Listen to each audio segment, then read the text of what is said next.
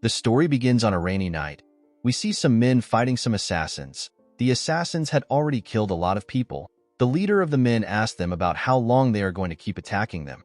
The assassins ignored the man and charged at them. The men raised their blades and fought to defend themselves. 3 assassins charged at the leader. They told him that he is going to die. The man easily tore them apart. Although he was able to take care of the assassins, the leader knew that they were still too much. He called the assassin bastards. He knew the people who sent the assassins to him. He could not believe that they would stab him in the back after he made a deal with them. He looked at the carriage behind him and promised to protect the person inside. The man asked his subordinates to hold on with everything they have. He assured them that help is on the way. The moment he said this, someone threw a person's head on the ground. He asked the leader if this is the help he is referring to. The leader was shocked to see this. He could not believe that their reinforcement has been wiped out. He wondered about how it happened. He did not know who killed them. The moment he raised his head up, he saw the Murim Alliance leader with the assassins. This man is known as the first heaven-piercing sword. His name is Dam Chunhak. Chunhak walked up to the leader. He said that the power of the Ice Pavilion is truly formidable. He told the leader that he never expected them to be able to put up a fight against them. The leader smiled when he heard this. He said that he never expected him to be cocky. He told the Alliance leader that he would have been in trouble if he met his master.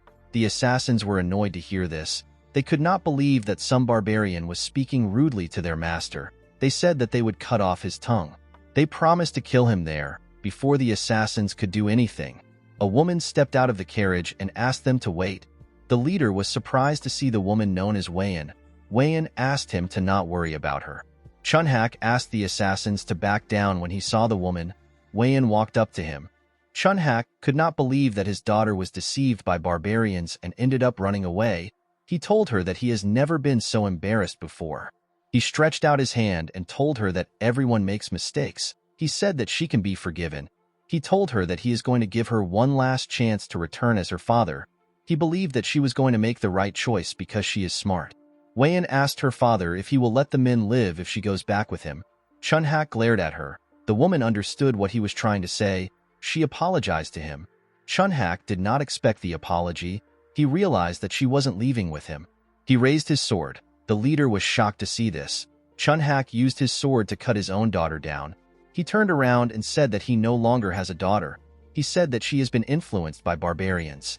He told the assassins that their sole mission is to recover the soul of the Central Plains. He asked them to clean up the mess.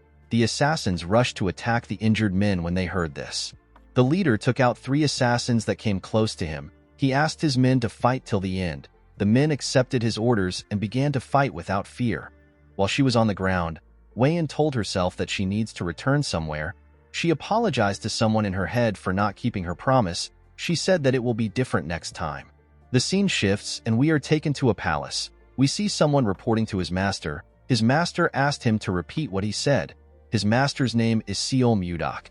He is the Northern Sea Palace Master and our protagonist. His subordinate revealed to him that Lord Bai Muyue, who went to the gathering as an envoy to conclude negotiations with the Murim Alliance, fought the alliance. He and his group were annihilated. The moment he heard this, Mudak released his terrifying cold energy in his palace. His subordinates did not flinch, they simply stood. With a look of anger on his face, Mudak said that he will never forgive the Murim Alliance. He promised to wipe them off the map. He asked his subordinates to get ready. The men quickly gathered outside. Mudak told them that they are going to the Central Plains. In the next scene, we are taken to a battlefield covered with snow. We see an injured Chunhak struggling to stay alive. Several blades were sticking out of his body. He looked around and saw countless dead bodies. He could not believe that his entire army was annihilated. He noticed that his inner energy was depleted. He realized that this might be the end for him. He asked the Northern Sea Palace Master to kill him now. Mudak glared at him when he heard this. He moved close to him. He asked Chunhak to tell him why he killed his daughter. Chunhak laughed when he heard this. He asked Mudak to stop asking a stupid question. With a deranged look on his face, he said that the daughter of the alliance leader cannot be playing love games with a barbarian like him. He said that it would have been a bigger mistake to let Wayan live. Mudak raised his hand and gathered his energy. With a creepy smile on his face, Chunhak told our boy that he won't get what he wants the most even though he took over the Central Plains. The moment he said this, Mudok pierced his heart with his sword which he fired at him. Chunhak could not believe that this is how he is going to die after everything. Memories of his daughter flashed in his head. He remembered how he raised her. He wondered why she betrayed him and associated with a bastard. He remembered how he cut Weiyan down. The man said that he is infuriated and resentful. With the death of the Murim Alliance leader, the 6-year-long Great Blood Battle came to an end. The living legend of the Northern Sea Palace became the uncontested ruler of the Central Plains that day. However, Mudok showed no emotion. He simply gazed at the moon. The scene shifts and we are taken to Mudok's room. We see a flower that seems to have lost its nutrient. Our boy realized that this flower is the only thing he has left. He thought about how he got the flower. In the past, Weiyan barged into his room while he was writing. She referred to him as Gaga. He asked her about what happened. The woman asked him to take a look at the flower. She said that the lotus of love has finally bloomed. Mudok was surprised to hear this. He remembered that the lotus of love is a flower that blooms when lovers truly love each other. With tears in her eyes, Weiyan told our boy that she never doubted his feelings. She explained to him that she was actually upset that the lotus wouldn't bloom. She said she is fine now that it has bloomed beautifully. She was happy to see that her love was not one-sided. She said that Mudok really loves her. Our boy hugged her. He told her that he cannot love anyone else apart from her. Mudok was grateful to the flower for making Weiyan so happy. He decided to fill the garden with the lotus of love in order to remember Weiyan. He gently tapped the flower. He said that he cannot forget the woman no matter how much he tries. Immediately he said this. The flower bloomed again.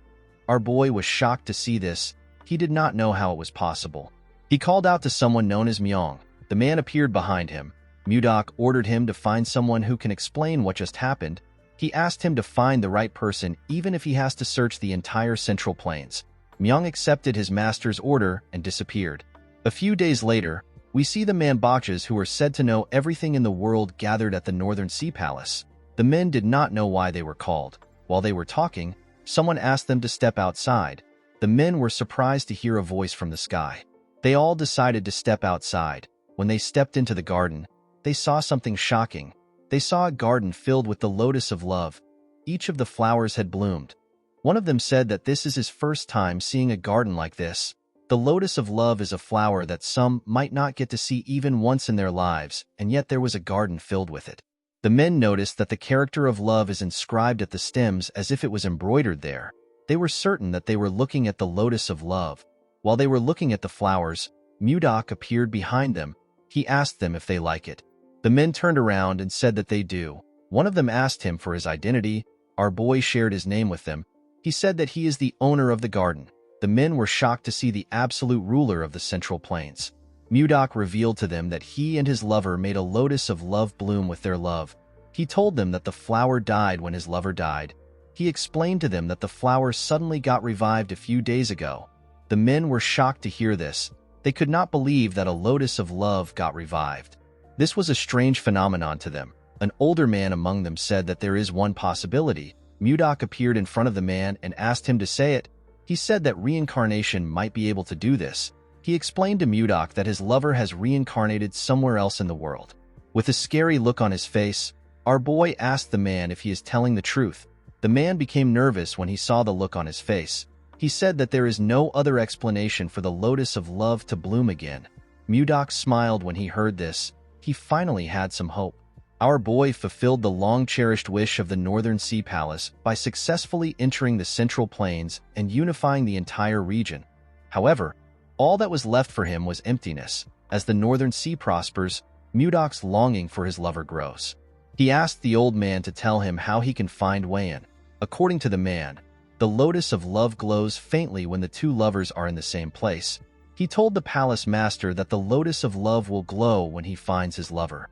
Upon hearing what he said, Mudok realized that the lotus of love Weiyan showed him was glowing. He didn't think much of it at the time. He never expected it to be hiding a secret. The wise man explained to Mudok that it will be difficult for him to carry a live flower around. He advised him to craft the lotus of love into a jewel to carry with him. Our boy asked him if it is possible to do this. The man told him that it is. Mudok turned around and told the man that he will entrust everything to him. He said that they will depart in 10 days. He asked him to make all the preparations by then. The man accepted his order. Mudok revealed to the Manboxes that they will each receive 100 niang of gold if things go well. The men were shocked to hear this. They asked him if he is serious. Mudok told them that he will be leaving now. The men bowed their heads and asked him to take care. Inside his room, our boy looked out his window. He could not believe that he has been given some hope again. He promised himself that he will not let go of this hope. He said that he will find Wei-in no matter where she is. He asked his lover to wait for him. In the next scene, we are taken to a ship. The ship was sailing somewhere. We see Mudok inside the ship. He was looking at a map. He noticed that he had been to most places. He realized that the last place left is Hainan. It has been 3 years and 5 months since our boy started searching for Wei-in. He did not find her anywhere in the Central Plains during this time. Mudok advanced from the transformation realm to the profound realm and experienced complete metamorphosis twice. Our boy believed that his lover must be in Hainan. He touched his jewel and remembered what he said to her. The scene shifts and we are taken to the past. We see Mudok bang the table. He told Wei-in that she doesn't need to go. He asked her about why she wants to leave. Wei-in explained to him that her father has personally decided to attend this negotiation. She said that her father will understand his intentions if his daughter attends the negotiation. Mudok told her that the negotiation might be a trap. Wei-in explained to him that she wants to trust her father for once. She begged him to let her attend the negotiation. After thinking about it, our boy gave in to her request. He asked her to return immediately if anything seems off. Wei-in was happy to hear this. She put her hand into her cloth. She told Mudok that she wants to give him something. Our boy asked her about what it is. She took out a necklace and said that it is a keepsake from her late mother. She said that her mother told her that the necklace has the power to return to the person who gave it out. She gave Mudok the necklace and told him that it will always bring him back to her. With a smile on her face, Wei-in asked her lover to not worry. She promised to never leave his side. Mudok realized that he should have stopped her back then. While sleeping, our boy hears people yelling above him. They said that a storm is coming. When he went to the deck, he saw everyone desperately trying to hold on to the ship. Mudok never expected a storm to suddenly appear. He noticed that he was under the shadow of something. When he turned to the side, he saw a huge wave that was ready to swallow the ship. Mudok covered his body with protective chi. He held himself down with a technique known as the 1,000-pound hammer. This technique protected him when the water pushed some people on the ship. People were pushed into the sea. They screamed out for help. A little girl and her father called out to the mother in the water. Mudok quickly raised some planks next to him with a technique known as telekinetic grasp. He fired the planks into the water and used it to grab the people inside the water. He wanted to drag them back to the ship. Before he could do anything, a man next to him said that the wave is coming again. Immediately the man said this. Mudok turned around to see the ridiculously large wave. The people on board began to lose hope. They held on to anything they could. Our boy knew that the ship couldn't take another wave. He realized that there was only one option left. He placed his hand on his sword and slowly pulled it out. His sword released a cold energy as it was taken out. The people did not understand why everywhere was so cold. Mudok decided to freeze the wave. He wanted to use a technique called freezing ice wind. Before he could use the technique, the jewel began to glow. Mudok was shocked to see this. A bright light from the sky pierced through the wave and shined on him. Our boy used his hand to cover his face from the blinding light. Mudok began to float. He suddenly disappeared while he was in the air. After he disappeared, something incredible happened. The storm disappeared and the cloud cleared up. The people did not understand what was happening. When Mudok opened his eyes, he found himself in a cramped space. He realized that he was in a carriage. Our boy did not know how he got here. He was certain that he was just fighting a storm in the middle of the sea. While he was trying to think, he hears someone scream. He realized that someone was close by, outside the carriage. We see different men running away from giant mosquitoes. The mosquitoes caught some of the men and injured them. 2 girls hid next to a tree and watched as the men ran. A man holding a knife referred to the girls as Savina and Annie. A boy next to him told them that they will save them. Mudok destroyed the carriage with his energy and crushed some mosquitoes next to it. The boy and the man turned around when they heard the loud sound. The leader of the group was shocked to see that the first-class carriage was destroyed. When the dust cleared up, they saw Mudok standing next to the carriage. Our boy assumed that he was in a forest somewhere in the Central Plains. When he looked around, he saw the merchants. He noticed that they looked different and had different clothes. He assumed that they were foreigners. He believed that he was in a different part of the Central Plains. When Mudok looked up, he saw giant flies. Our boy was shocked to see them. He had never seen flies this big. The fact that they were foreigners and huge flies in front of him, Mudok began to wonder about the place he is in. One of the flies rushed to attack him. Our boy easily dodged the attack. He used a technique known as Divine White Ice Palm to attack the fly. The fly froze and broke apart. Mudok could not believe that a mere beast would attack a human just because it grew a little bigger. He said that this is unforgivable. He gathered his energy and charged at the monsters. He froze all of them in an instant. The flies immediately exploded and turned into tiny ice shards. Our boy believed that this is enough for some pathetic bugs. The merchants were shocked to see what he did. The leader walked up to Mudok and tried to talk to him. He said that his name is Edmund Roll. He said that he is the leader of the Roll Merchant Association. Edmund bowed his head and thanked Mudok for saving their association. He referred to our boy as a magic swordsman and asked him if he can tell him his name. Unfortunately for Edmund, Mudok did not understand a single word he said. Our boy was still able to tell that the man was thanking him due to his gestures. He told Edmund that he does not understand foreign languages. He asked him if there is anyone who can speak the language of the Central Plains. The merchants did not understand what he was saying. Edmund turned to the man with glasses and said something to him. Mudok tried to ask the man if there is truly no one who understands the language of the Central Plains. He wondered about how he was going to explain things to them. While he was thinking, one of the men ran to Edmund and said something. He opened his hand and showed him a ring. Mudok wondered about what he wants to use the ring for. Edmund took the ring and cast a spell. He wore the ring and made a weird pose to finish the spell. Mudok was shocked to see the odd pose. After he was done, Edmund asked him if he can understand him now. Our boy was surprised to see this. He could not believe that he is now able to speak the language of the Central Plains fluently. He asked him if this is the power of the ring. Edmund was surprised to hear about the language of the Central Plains. He introduced himself again and thanked Mudok for saving them. He referred to him as Sir Magic Swordsman and asked him for his name. Our boy told the man his name. He told him that he does not know what a magic swordsman is. Edmund was surprised to hear this. He explained to Mudok that a magic swordsman is someone who uses both magic and swords like him. Our boy asked the man to tell him what magic is.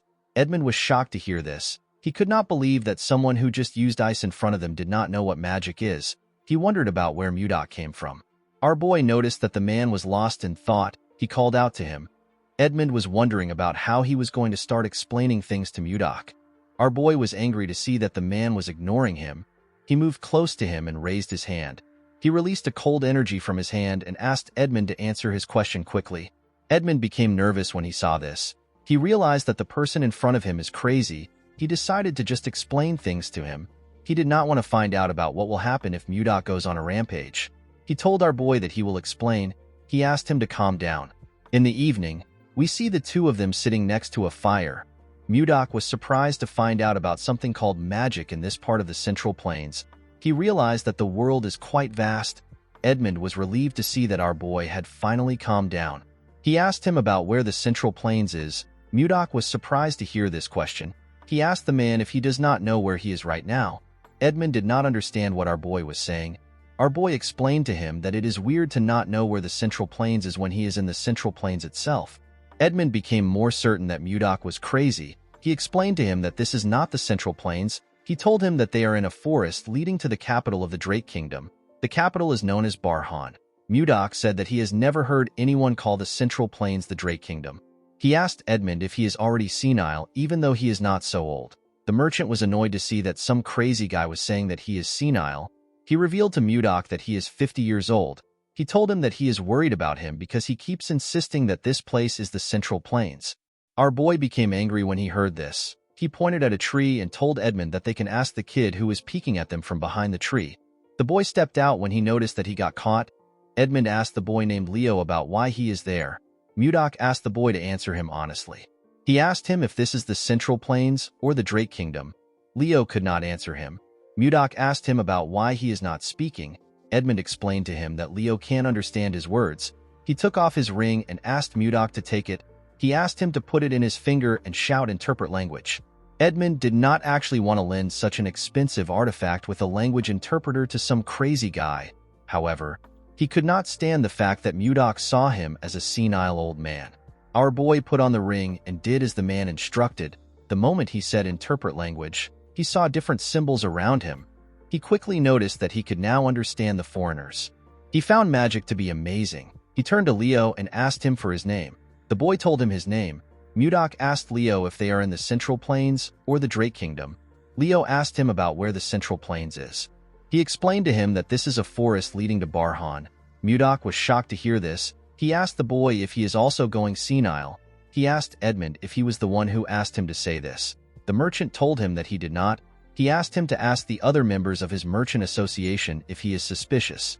Due to his reaction, Mudok was able to tell that the man is not lying. He remembered something weird. He recalled that he was fighting a storm on a ship. When he opened his eyes, he was already inside a carriage. Mudok realized that he got teleported somewhere else. The moment he realized this, he felt some pain in his chest. The pain quickly went away. He wondered about the strange feeling he got in his dantian. Edmund asked him if he now believes him. Mudok noticed that the energy here is much different from anything he has ever experienced. He realized that something is not right. He stood up and walked into the woods. He decided to check things out by himself. Edmund was surprised to see him stand up. He called out to him. As he walked deeper into the forest, Mudok noticed that this place has pure energy. He became certain that this place is not the Central Plains. Our boy jumped out of the woods. While he was in the air, he gathered and compressed his energy. After compressing his energy, Mudok released it into his body. He noticed that the amount of chi accumulated in his dantian has doubled. He turned around and moved back down. He wondered about why he got teleported here instead of a place in the Central Plains. He was still focused on finding Wayan. Before he landed on the ground, his necklace came out of his clothes. Mudok wondered if he got sent here because of the light emitted by the necklace earlier. He remembered that his lover told him that the necklace has the power to return to the person who gave it out. Our boy believed that he has been sent here to look for Wayan. He smiled when he landed. He told himself that Wayan must be here. At the camp, Edmund's subordinate asked him about where his new guest went. Edmund said that he does not know. He told him that our boy is unpredictable. The moment he said this, Mudok appeared. He explained to Edmund that he had some business to attend to. He told him that he has a question for him. Edmund noticed that our boy was smiling. He found it creepy. He asked Mudok to tell him his question. Mudok asked him if Leo was being truthful when he said that they are in the Drake Kingdom. The man told him that Leo was telling the truth. He assured him that they will reach Barhan if they travel a bit further. Mudok asked him to tell him where Barhan is. A little boy next to Edmund asked our boy if he does not know anything about this place. He asked him if he spent all his time training in the mountains. The boy said that he has heard stories about eccentric people like him. He said that this is his first time seeing an eccentric person in flesh. Mudok decided to take the boy's explanation. He told them that he has been training in the mountains, and he only just came out today to experience the world. He said that this is why he does not know anything. Mudok had never heard of places like the Drake Kingdom and Barhan. He decided to get more information about the place from the kid. Due to the fact that some of them had different colored eyes, our boy assumed that he was in the land of the Western barbarians, which he had only heard of. The boy was happy to hear what Mudok said. He was happy to see that he was right. He referred to our boy as Sir Magic Swordsman and offered to teach him a few things. Mudok accepted his offer. The boy walked forward and asked him to follow him. Mudok asked the boy for his name. The little boy introduced himself as Luffy. Edmund found it creepy that the crazy man was acting friendly. He could not understand what was going through our boy's head. Mudok began to learn about this place and the language the people use from Luffy. Our boy realized that this place wasn't a foreign land. It was actually an entirely different world. The land was oddly shaped and the writings differ from anything he had seen before. In this world, there are other species apart from humans. Elves and dwarves exist. Apart from them, beings known as beastmen also exist on the continent. Of all the species, the strongest are creatures known as dragons. Mudok believed that they were lizards with wings. There are also things known as warp magic and magic circles. According to Luffy, warp magic can be used by 5th circle mages and above. They draw a round magic circle on the ground and chant a spell. This allows one to travel to wherever they wish. The better the mage's ability, the further they can warp. To Mudok, magic was an inexplicable sorcery. He looked up to the sky and wondered about the other amazing things that this world could hold. Immediately he raised his head up. He noticed something strange. There were 3 moons in the sky. This was something he could not even imagine in the Central Plains. He wondered if Wayan was really the one who summoned him to this place. While he was thinking, someone screams at the girl known as Savina. He begged her not to do something. Mudok quickly turned around. He noticed that something was happening around the camp. Savina asked the man to tell her why she can't do something. The girl held a knife and grabbed Annie. She asked everyone to not come close to her unless they want to die. The merchants begged Savina to not do anything. Mudok wondered about what is happening. The man with glasses assured Savina that they will be able to heal both of them when they arrive in the capital. He told her that the capital has a lot of mages. He told her that he will even ask Edmund for a favor. He begged her to let go of Annie because she is scared. Savina asked the man whose name is Charles if he thinks that she is stupid. She reminded him that healers are rare even in the capital. She asked him if he knows how much it costs to heal one person. The girl told him that the assassin bug's egg is lodged in her heart. She said that it can hatch into a larva at any moment. She asked him if anyone can heal this. Charles did not know what to say to the girl. With tears in her eyes, Savina told him that the egg will tear she and Annie apart when it hatches into a larva. She raised the knife and said that it will be better for them to die while they are still in one piece. Before she could kill Annie, Mudok asked her to wait. He told her that he has roughly understood the situation. He raised his hand and used his energy to drag the knife from her hand. He assured her that he will treat her. He asked her to not do anything stupid. Savina did not know when he took the knife away. Mudok moved close to them. He asked them to sit down. He said that the treatment must start now. Edmund asked our boy if he also knows healing magic. Mudok explained to him that he does not know any magic. He said that he only knows a few healing techniques that were passed down to him. He told them that they can relax. Edmund and Charles were happy to hear this. Edmund moved close to our boy and begged him to save the girls. He assured him that he will repay him with all his heart even though he does not have much. Mudok told him that he was going to help the girls even if he didn't ask. He asked everyone to step back a bit. He said that he is going to start the treatment. Edmund asked his subordinates to step back.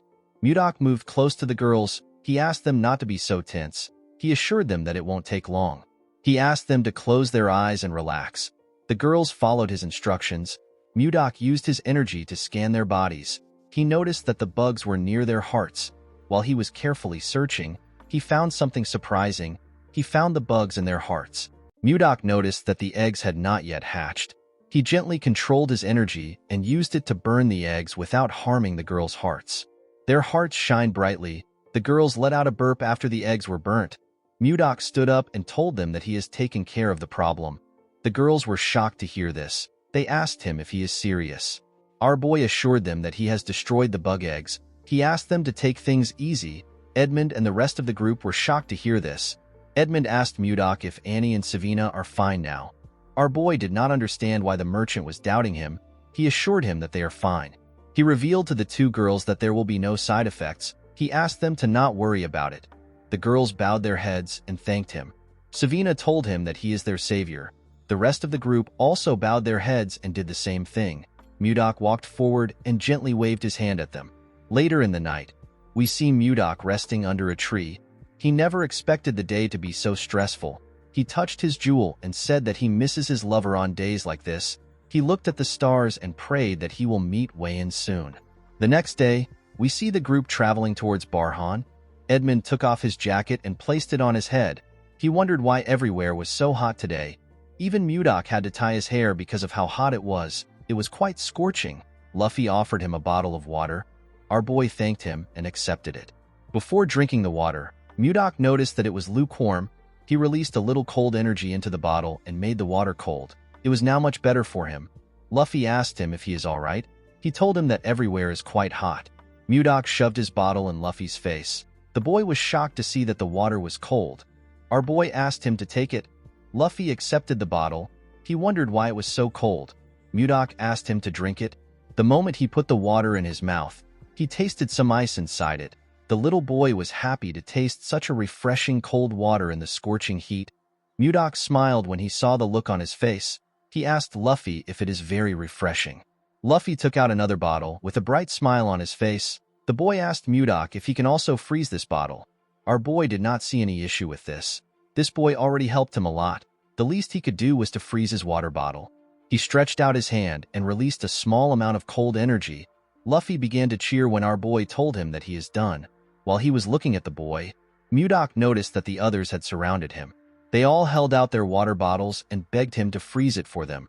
They wanted to taste the refreshing ice water that Luffy drank. Of course, this was not difficult for Mudok, but he knew that he might create more stress for himself if he grants their request.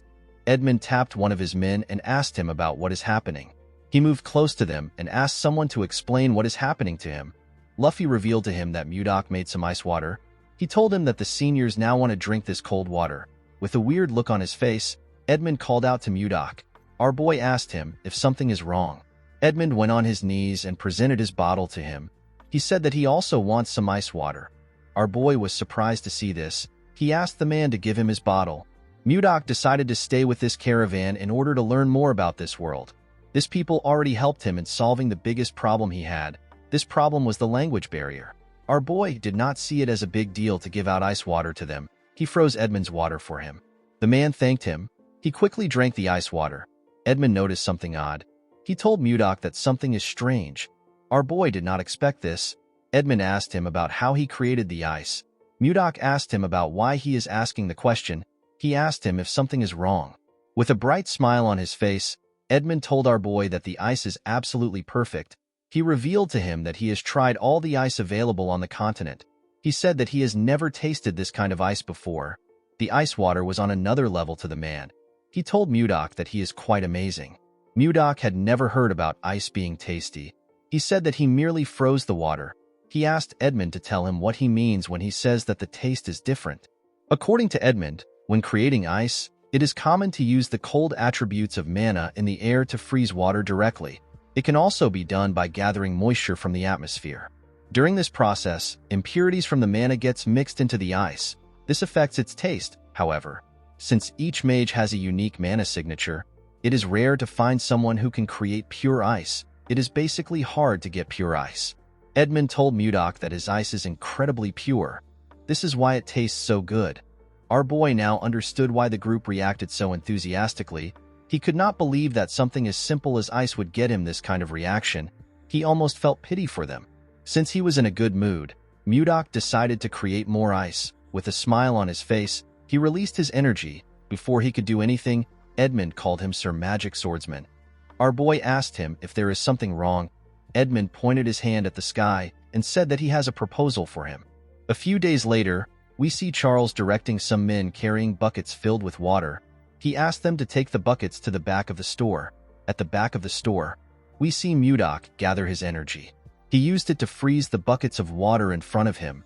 He turned the water into ice cubes. The merchants clapped for him when they saw this. They rushed to carry the buckets. While looking at them, Mudok thinks about what led him to this place. The scene shifts and we are taken to the past. We see Mudok shocked after hearing Edmund's proposal. The man explained to our boy that he wants to revive his merchant association by selling the ice that he makes. He became nervous when he said this. Mudok realized that Edmund had a hidden agenda when he kept going on about how refreshing the ice is. Edmund told our boy that fourth circle mages who can make ice are too arrogant and end up making subpar ice. He told him that they need to target this market. Mudok could tell that Edmund does not have any ill intentions. He actually wanted to revive his struggling merchant association. Our boy did not want to offer his service for free. He decided to negotiate. He told the merchant that it will be a 70-30 business. Edmund asked him to explain what he means. Mudok told him that he will take 70% of the profit because he is making the ice, while Edmund will take 30% for selling it. The merchant knew that this wasn't a bad offer because ice sells like hotcakes. He decided to try negotiating further. He explained to Mudok that he will need wagons for transport, workers that will pull this wagons and mages that will keep the ice from melting. He told him that the upfront cost is quite significant. He asked our boy if he can make some adjustments to the percentage. Mudok told him that he will reduce it to 60-40. The man was shocked to see that our boy easily accepted it. He took out a paper and told Mudok that they need to draft a contract. Mudok agreed to the negotiation because this place was a good place for him to learn about this world. The business was actually booming more than he expected. While they were trying to sort things out, Charles barged into the room. While breathing heavily, he told Edmund that he needs to come out for a moment. Edmund and Mudok were surprised to hear this. They wondered about what was happening. At the front of the store, we see a large amount of people shouting. They said that they wanted to buy the ice candy. someone begged the association to sell some of their ice to them. One man introduced himself as Arnold. He said that he came from Narrow City to do business with their merchant association. Edmund asked the people to form a line. They ignored him and continued shouting. The man did not know what to do. While they were shouting, someone asked them to keep quiet in their heads. Everyone was shocked to hear a person's voice in their heads. Edmund quickly turned around. He knew that only Mudok was capable of doing this. Our boy asked them to stay quiet. With a serious look on his face, he told them that they will all be sent away if it gets noisy again. He advised them to be careful. Everyone accepted his warning. Now that they were quiet, Edmund explained to them that his merchant association only sells in bulk. He apologized to those who came to purchase a small amount. He asked them to leave. He told them that they might have small-scale sales in the future. Some people begged the man. They told him that they came from far places. They asked him if he cannot just sell a small amount to them. Mudok glared at this people. They were terrified to see the scary look on his face. They decided to leave on their own. Edmund asked everyone else to line up. A merchant wearing an eye patch told Edmund that he is from the Meiji Merchant Association. The man next to him introduced himself as Benjamin. He said that he is the butler of the slave family. The brown man next to him said that he came from the Arista family. Edmund knew that the Meiji Merchant Association is one of the top 10 merchant association on the continent. He could not believe that someone from the prestigious slave family was in front of him. Edmund knew that he would make a lot of money, but he never expected to be this lucky. He turned to Mudok. He knew that this people were standing in front of him because of our boy.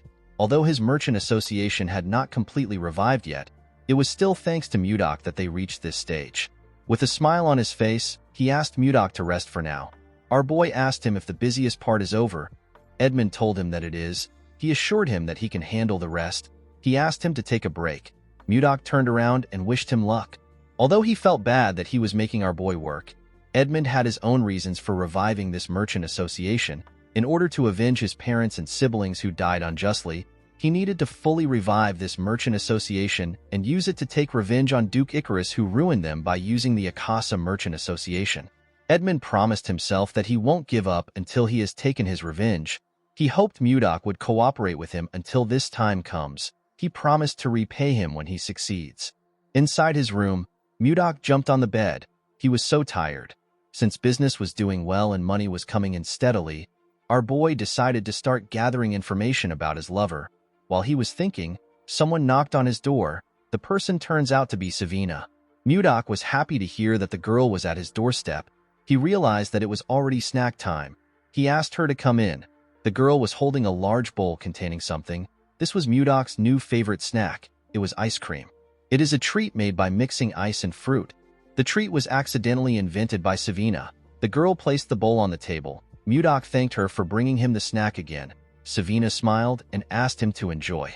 He took out his spoon and took his first bite. The ice cream had a cold, sweet, and luscious flavor. It was a taste that he could have never imagined in the Northern Sea Palace. Mudok heard that the Merchant Association was thriving because of ice cream. He fully understood why. While he was licking it, our boy noticed that the bowl was empty. He could not believe that he already finished it. He decided to get another one. He did not want to go by himself, but he had no choice since everyone was busy. When he got into the store, he could hear some noise outside. He wondered about what was causing this noise. At the front of the store, we see Savina asking someone to line up. The bastard smiled when he heard this. He asked Savina to tell him who gave her the power to order nobles around. Mudok wondered about who the young men were. The boy next to the chubby boy believed that Savina was asking them to line up because she did not know who they were. He asked her to shut up and bring out the ice cream. The chubby boy pointed at Savina and told her that they heard a rumor about the ice cream, so they came to try it. He told her that there will be consequences if the ice cream is not good. Savina told him that their merchant association does not sell ice cream to people who cut in line.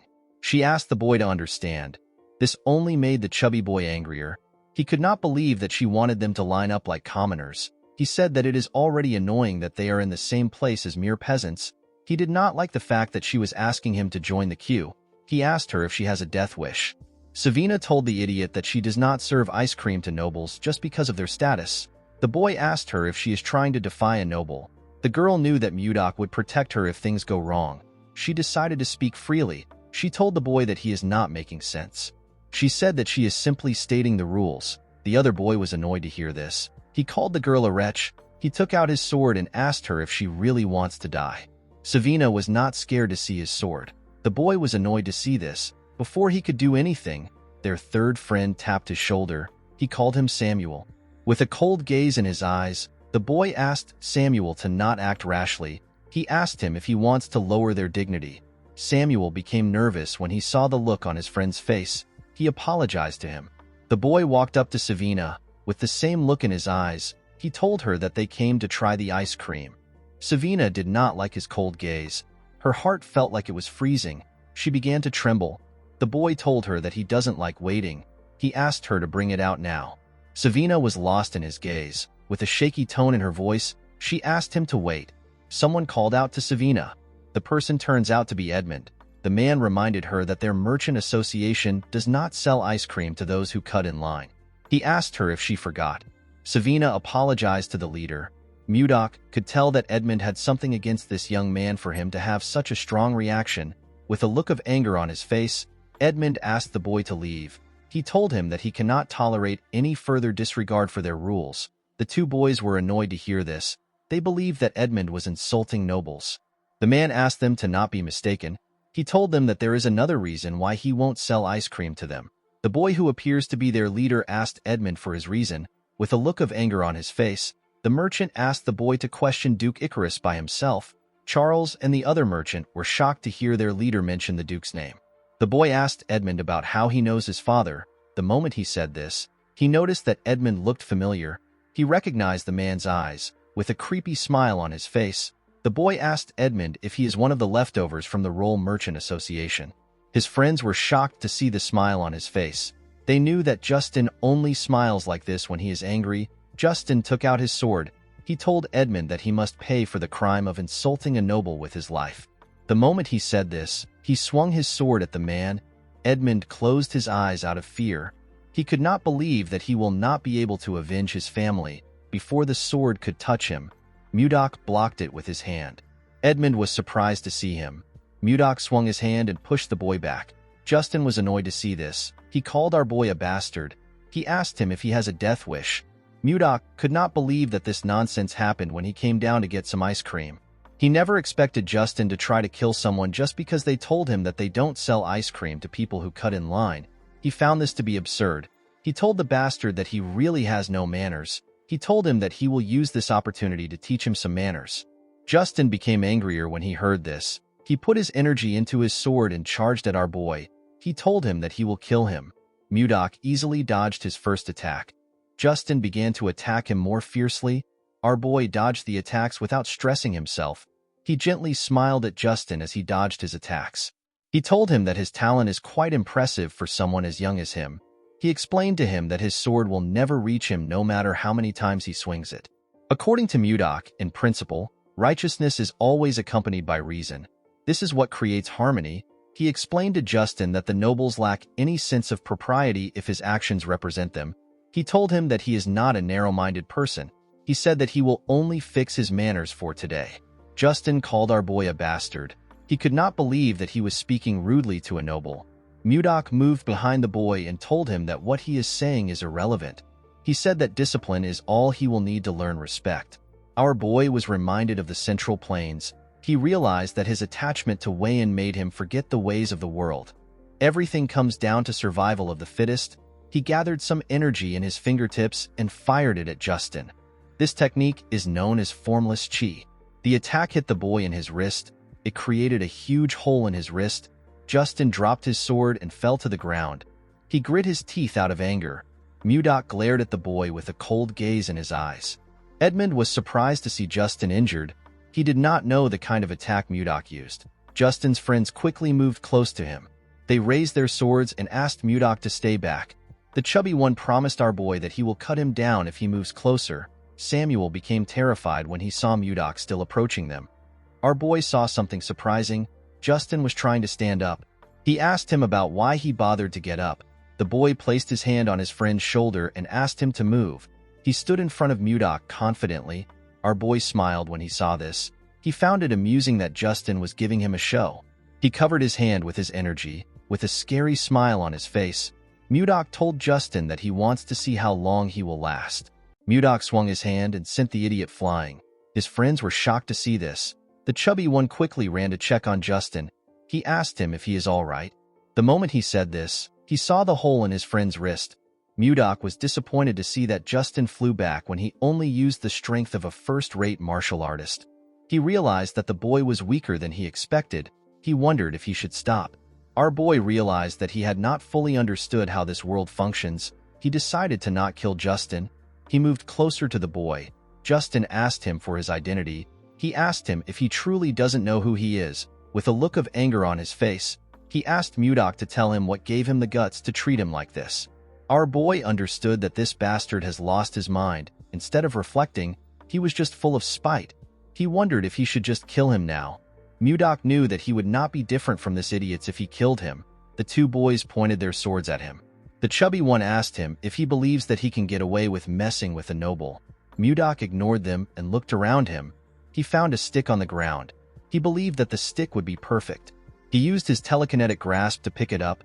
He smiled when he held the stick. Justin became nervous when he saw this. He quickly stood up. The other boys were surprised to see how Mudok got the stick. With a smile on his face, Mudok imbued his sword energy into the stick. Justin was surprised to see this. However, our boy was not done. He added his sword sphere into it. Justin begged him not to come closer.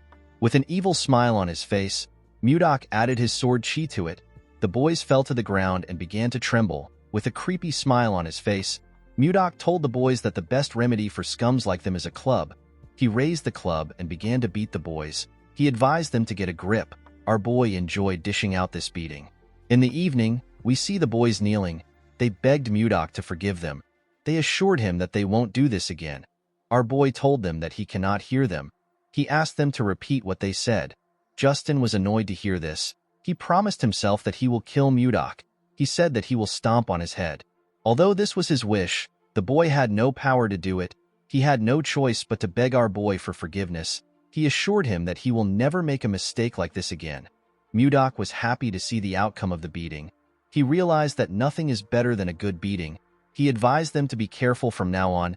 Edmund was touched to see what Mudok did. He thanked him in his head. The scene shifts and we are taken to a castle. We see a king and his subordinates seated. Count Slabe reports to the king that they received some information from an informant planted in the Serbia kingdom. King Tomalova III asked the count to speak. According to Slabe, the Serbia kingdom has succeeded in reclaiming the barren northern region of Blackstone. Additionally, the Hazen kingdom is trying to develop the land beyond the Sahara Desert. Duke Sergio von Icarus explained to Slabe that the land beyond the Sahara Desert is too dangerous for humans to live in because of the monsters. He asked the count if the Hazen kingdom has a way of taking care of things. Slabe revealed to him that they have received a report that they are not yet sure of. He told the duke that Anos has naturalized. The king was shocked to hear this. With a nervous look on his face, Count Crash asked him if it is really true. Slabe told him that it is. Baron Arista asked him if he is referring to one of the top 10 sword masters on the continent. He had heard that Anos turned down any amount of money offered to him. The king wondered why Anos ended up in Hazen instead of wandering the continent without belonging to any factions. Crash suggested that the sword master might have fallen in love with someone there. Slabe told him that he is correct. The men were surprised to hear this. The king asked his count about who the woman is. Slabe told him that it is someone they all know quite well. The person turns out to be Princess Daphrin. She is the younger sister of the current king. The king is known as Laird II of Hazen. The men were surprised to hear that Laird, who cherishes his younger sister as his most prized possession, gave her away to a man. Tomalova told his subordinates that the Hazen kingdom now has 2 sword masters. Slabe explained to his king that the Hazen kingdom will likely attempt to expand their land. This is a goal that they have repeatedly failed to achieve since the reign of Laird I. Tomalova became worried when he heard this. In the east, the Hazen kingdom is expanding its territory. In the south, the commercial Serbia kingdom is developing its land. Across the Western Sea, the Jeva Empire is also expanding its land. Tomalova knew that they could not stay idle. He asked his subordinates to share their opinions on what they should do. The duke suggested that it would be beneficial for them to also expand their territory. The king reminded him that they do not have any suitable land for expansion. He asked him if he is suggesting that they cross the Lazar Mountains to the north. Sergio stood up and told the king that they have no other choice. Everyone was surprised to hear this, Expanding into the north is difficult. Even if they succeed, the entire area is covered in ice. This will render their efforts useless. Heading to the north would ultimately mean that they were pushed out of the power struggle. This is why everyone is hesitant. Tomalova knew that someone will soon be sent to the north to address the issue of territorial expansion. He turned to his count. Slave nodded at him. He told his subordinates that the meeting will end for today. He told them that they will reconvene at another time. Slave walked out of the room with the king. The duke realized that the count and the king were hiding something. The scene shifts and we see the king and the count in a room together. Tomalova asked Slave if he has made any mistakes recently. The man said that he hasn't. Tomalova realized that the duke is up to his usual tricks again. Since 10 years ago, he has been sending anyone who opposes him to the north. Slave told his king that this is all because of his shortcomings. Tomalova asked him to not say this. He told him that he is the only one he trusts among his retainers. He told the count that he heard a rumor about some kind of ice being sold in the capital. He asked him if he knows anything about it. The count realized that the king was referring to the ice candy made by the Roll Merchant Association. Tomalova was surprised to hear the name. Slave explained to him that the ice is different from regular ice. He told him that it earned its name because it is so sweet. The king asked the man about how long the trading company stays open. The count said that they are open till night. He realized that the king wanted to taste the ice candy. He revealed to the king that he is planning on going on a secret outing soon. He told him that they can check the store together. Tomalova smiled when he heard this. He commended the count for being able to read his mind. Slave told him that it is his duty to understand his desires as his aide. Tomalova asked him about when he plans on going for this secret outing. The scene shifts and we are taken to Mudok's room. We see the kids begging our boy to teach them magic. Our boy was about to lick his ice cream. He was surprised to hear what the kids said. Savina apologized to him for barging in. She knew that it was improper. The girl also knew that not everyone can learn magic. She told him that they have no choice but to learn it. Annie explained to him that the company might face danger again like last time. She promised him that she will train hard. She begged him to teach them. Mudok found it nice to see the kids determined. He placed his ice cream down and reminded them that he does not use magic. Luffy asked him if he uses martial arts like he mentioned before. Our boy told him that he remembered it correctly. He released some of his energy and revealed to them that he uses the Ice White Divine Palm. He told them that he cannot teach them magic because he also doesn't know how to use it. Leo asked him if he can teach them martial arts instead. Mudok was surprised to hear this. The kids agreed with Leo's idea. They believed that it would be amazing to learn martial arts. They begged Mudok to teach them martial arts. Our boy did not know what to say. He noticed that they had earnest eyes and a strong resolve to see their goals through. They reminded him of his childhood. He remembered how his younger self asked someone to teach him martial arts. The person glared at him. Due to the fact that he was urgently searching for his lover, Mudok felt like it would be wrong for him to accept some students. However, these children also wanted to protect someone, and more than anything, they have been helping Mudok out in many ways even though they don't know him well. According to the rules, our boy was not allowed to teach the martial arts of the Northern Sea Palace carelessly. Mudok wondered if this rule still applied in a different world. Savina begged him to teach them. Our boy asked the children to let him think about it. He asked them to come back by this time tomorrow. He told them that he will give them his answer then. The children were happy to hear this. They believed that Mudok was going to teach them. Leo told him that they will never forget his kindness even in death. Our boy realized that the children misunderstood him. Before he could explain himself, the children turned around and left the room. They were excited to be learning martial arts. They closed the door and asked him to sleep well. Mudok decided to figure things out later.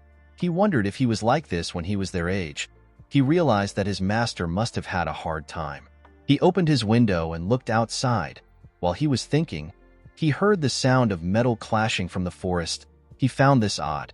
Inside the forest, we see Count Slave kill someone in front of him.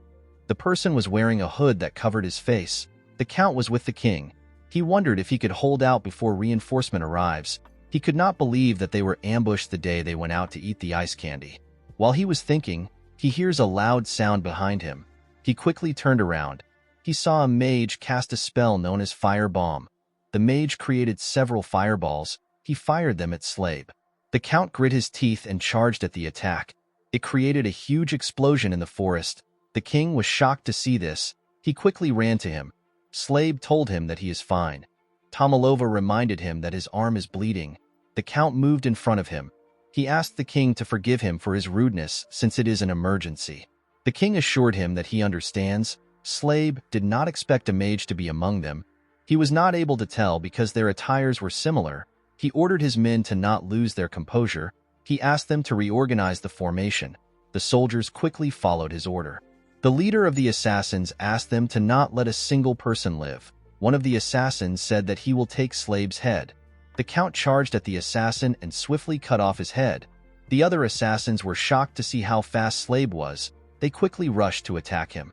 Slabe blocked their attacks. He moved close to one of them and asked him about who sent them. The man told him that he does not need to know since he will soon die. Slabe realized that the magic attack took out a lot of his men. He could tell that this people had no intentions of letting them live. Although he did not like the situation, the Count knew that he had to protect the king at all cost.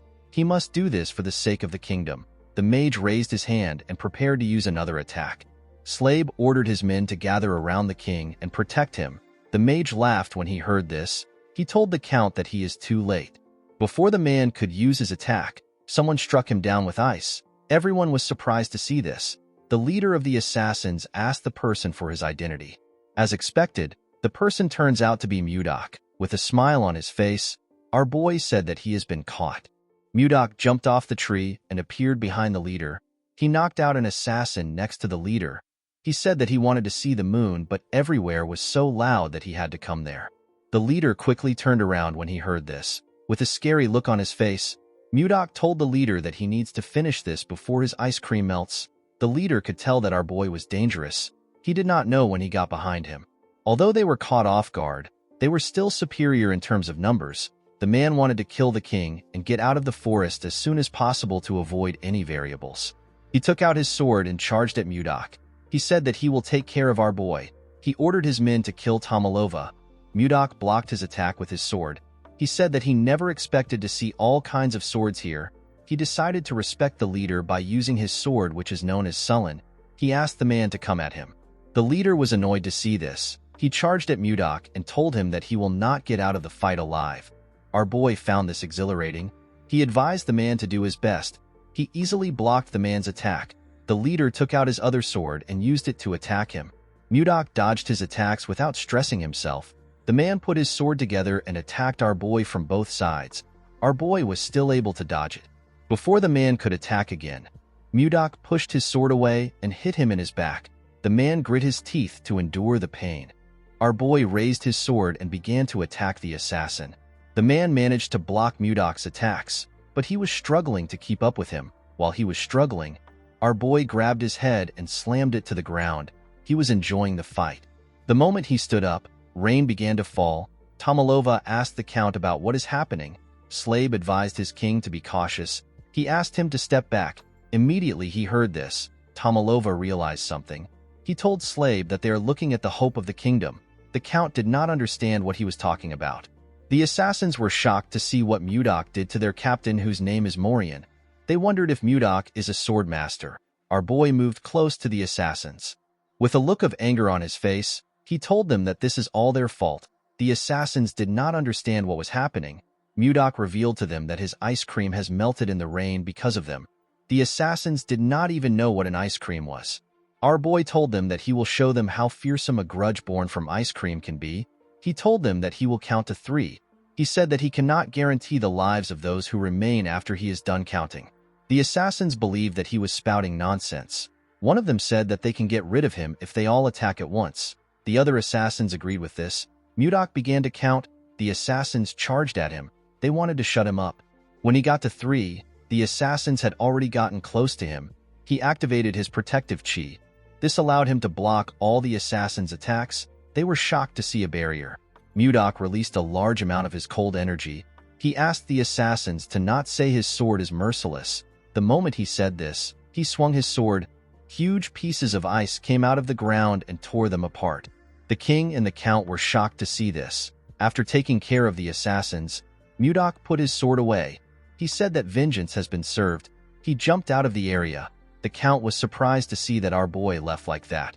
Tomalova turned to him. He told him that they cannot waste any time.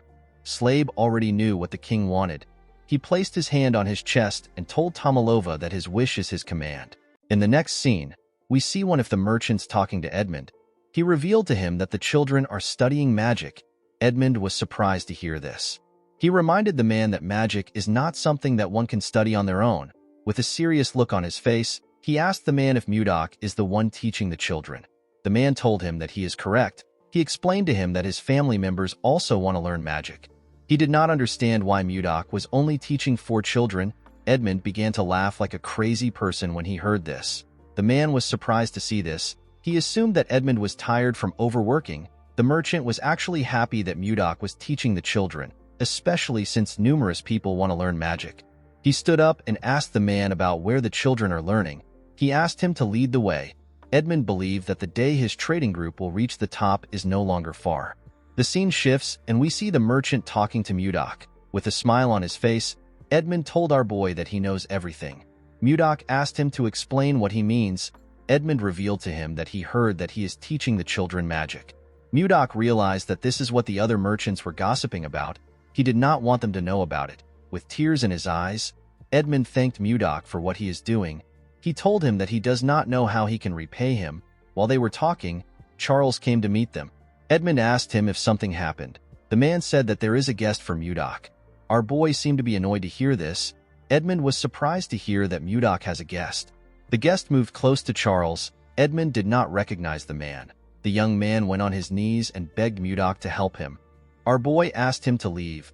The man grabbed his leg and revealed to him that the king said that he will come by himself if he is not able to bring him to the castle. Mudok told the man that he has no reason to trust him. Edmund was surprised to hear about the king. Our boy used his leg to hit the man's face. The servant begged him not to decline the king's invitation. Mudok gently moved his leg out of the man's hand. He asked him about why he always comes to this place to harass others every day. He walked forward and advised the man to stop wasting his time. He asked him to leave. Mudok did not want to get involved with things like this because he did not think that it would give him a clue about Wayan. As he walked forward, our boy took a look at his necklace. He remembered the conversation he had with someone. The scene shifts and we are taken to the past. We see a man begging Mudok. Our boy told the man that he has no interest. He explained to him that he has gotten the entire gangbuk in 3 years. He said that the people of the Central Plains will soon come looking for them. He asked the man to tell him why they need to negotiate with the slimy bastards. Muyua explained to him that there are situations where a person shows their strength, and there are times when a person does not do anything. He told Mudok that this is the time to show others that the Northern Sea Palace is not just about brute force. He assured our boy that they can show their power again if this method doesn't work. He told him that he will take charge of the negotiation. Mudok smiled when he heard this. He told him that he will leave everything to him. He took a sip of his tea and told Muyua that they will attack the Central Plains if the negotiations fail. Muyua laughed when he heard this. He believed that it was impossible for the negotiations to fail. On his way to the negotiations, Mudok met Wayan for the first time. The two of them immediately locked eyes. They could feel their hearts beating. Mudok knew that this was the woman of his destiny. That day was the best day of his life. In the present, Mudok smiled when he remembered the day he met his lover. He decided to only think about her. He did not want to focus on any stupid thing. While he was thinking, Luffy waved at him. He and the other children seemed to be meditating. Mudok smiled when he saw him. He realized that there are many things for him to do. He knew that he had to act with caution. Later in the day, we are taken to the castle. Tomalova was annoyed to hear that Mudok refused his invitation again. The servant bowed his head and begged the king to forgive him. Tomalova began to dislike our boy the more he heard about him. He simply wanted to thank him for saving his life. The young man said that he will go again tomorrow. He assured the king that he will get a different response. Tomalova asked him not to bother himself. He believed that the man has already done enough. While they were talking, someone knocked on the door. The person turns out to be the princess. Her name is Ishilda. Tomalova quickly took a look at himself in the mirror. He asked the servant to get out. The man felt bad that he wasn't able to complete his mission. As she walked into the room, the princess noticed that the man looked sad. The beautiful red-haired princess greeted her father in an elegant manner. She told him that the chamberlain looked sad.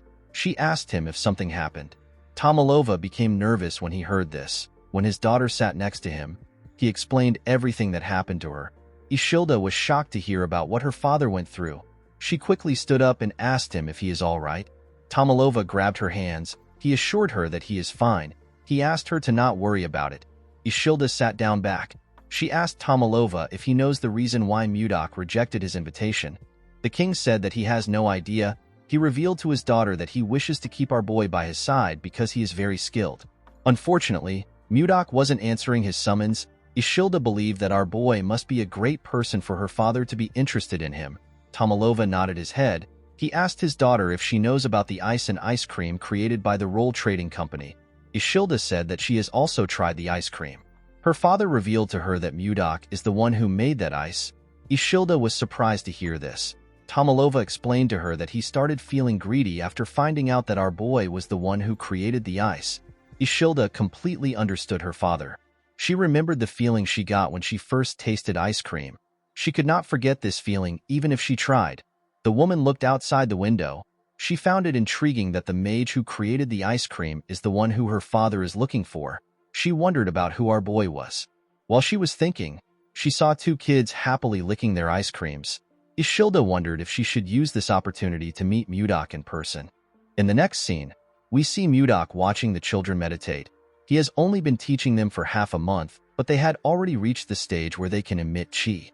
Our boy was not surprised to see this. The concentration of chi is much denser here than in the Central Plains. He put his hands together and asked the children to stop. He told them that they can properly control mana. He told them that they will be moving to the next stage. The children said that they understand. The moment they said this, the Chamberlain appeared and greeted him. Mudok was annoyed to hear his voice. He already knew who it was without turning around. He wondered if time was repeating itself. When our boy turned around, he saw a woman wearing a hood move close to them.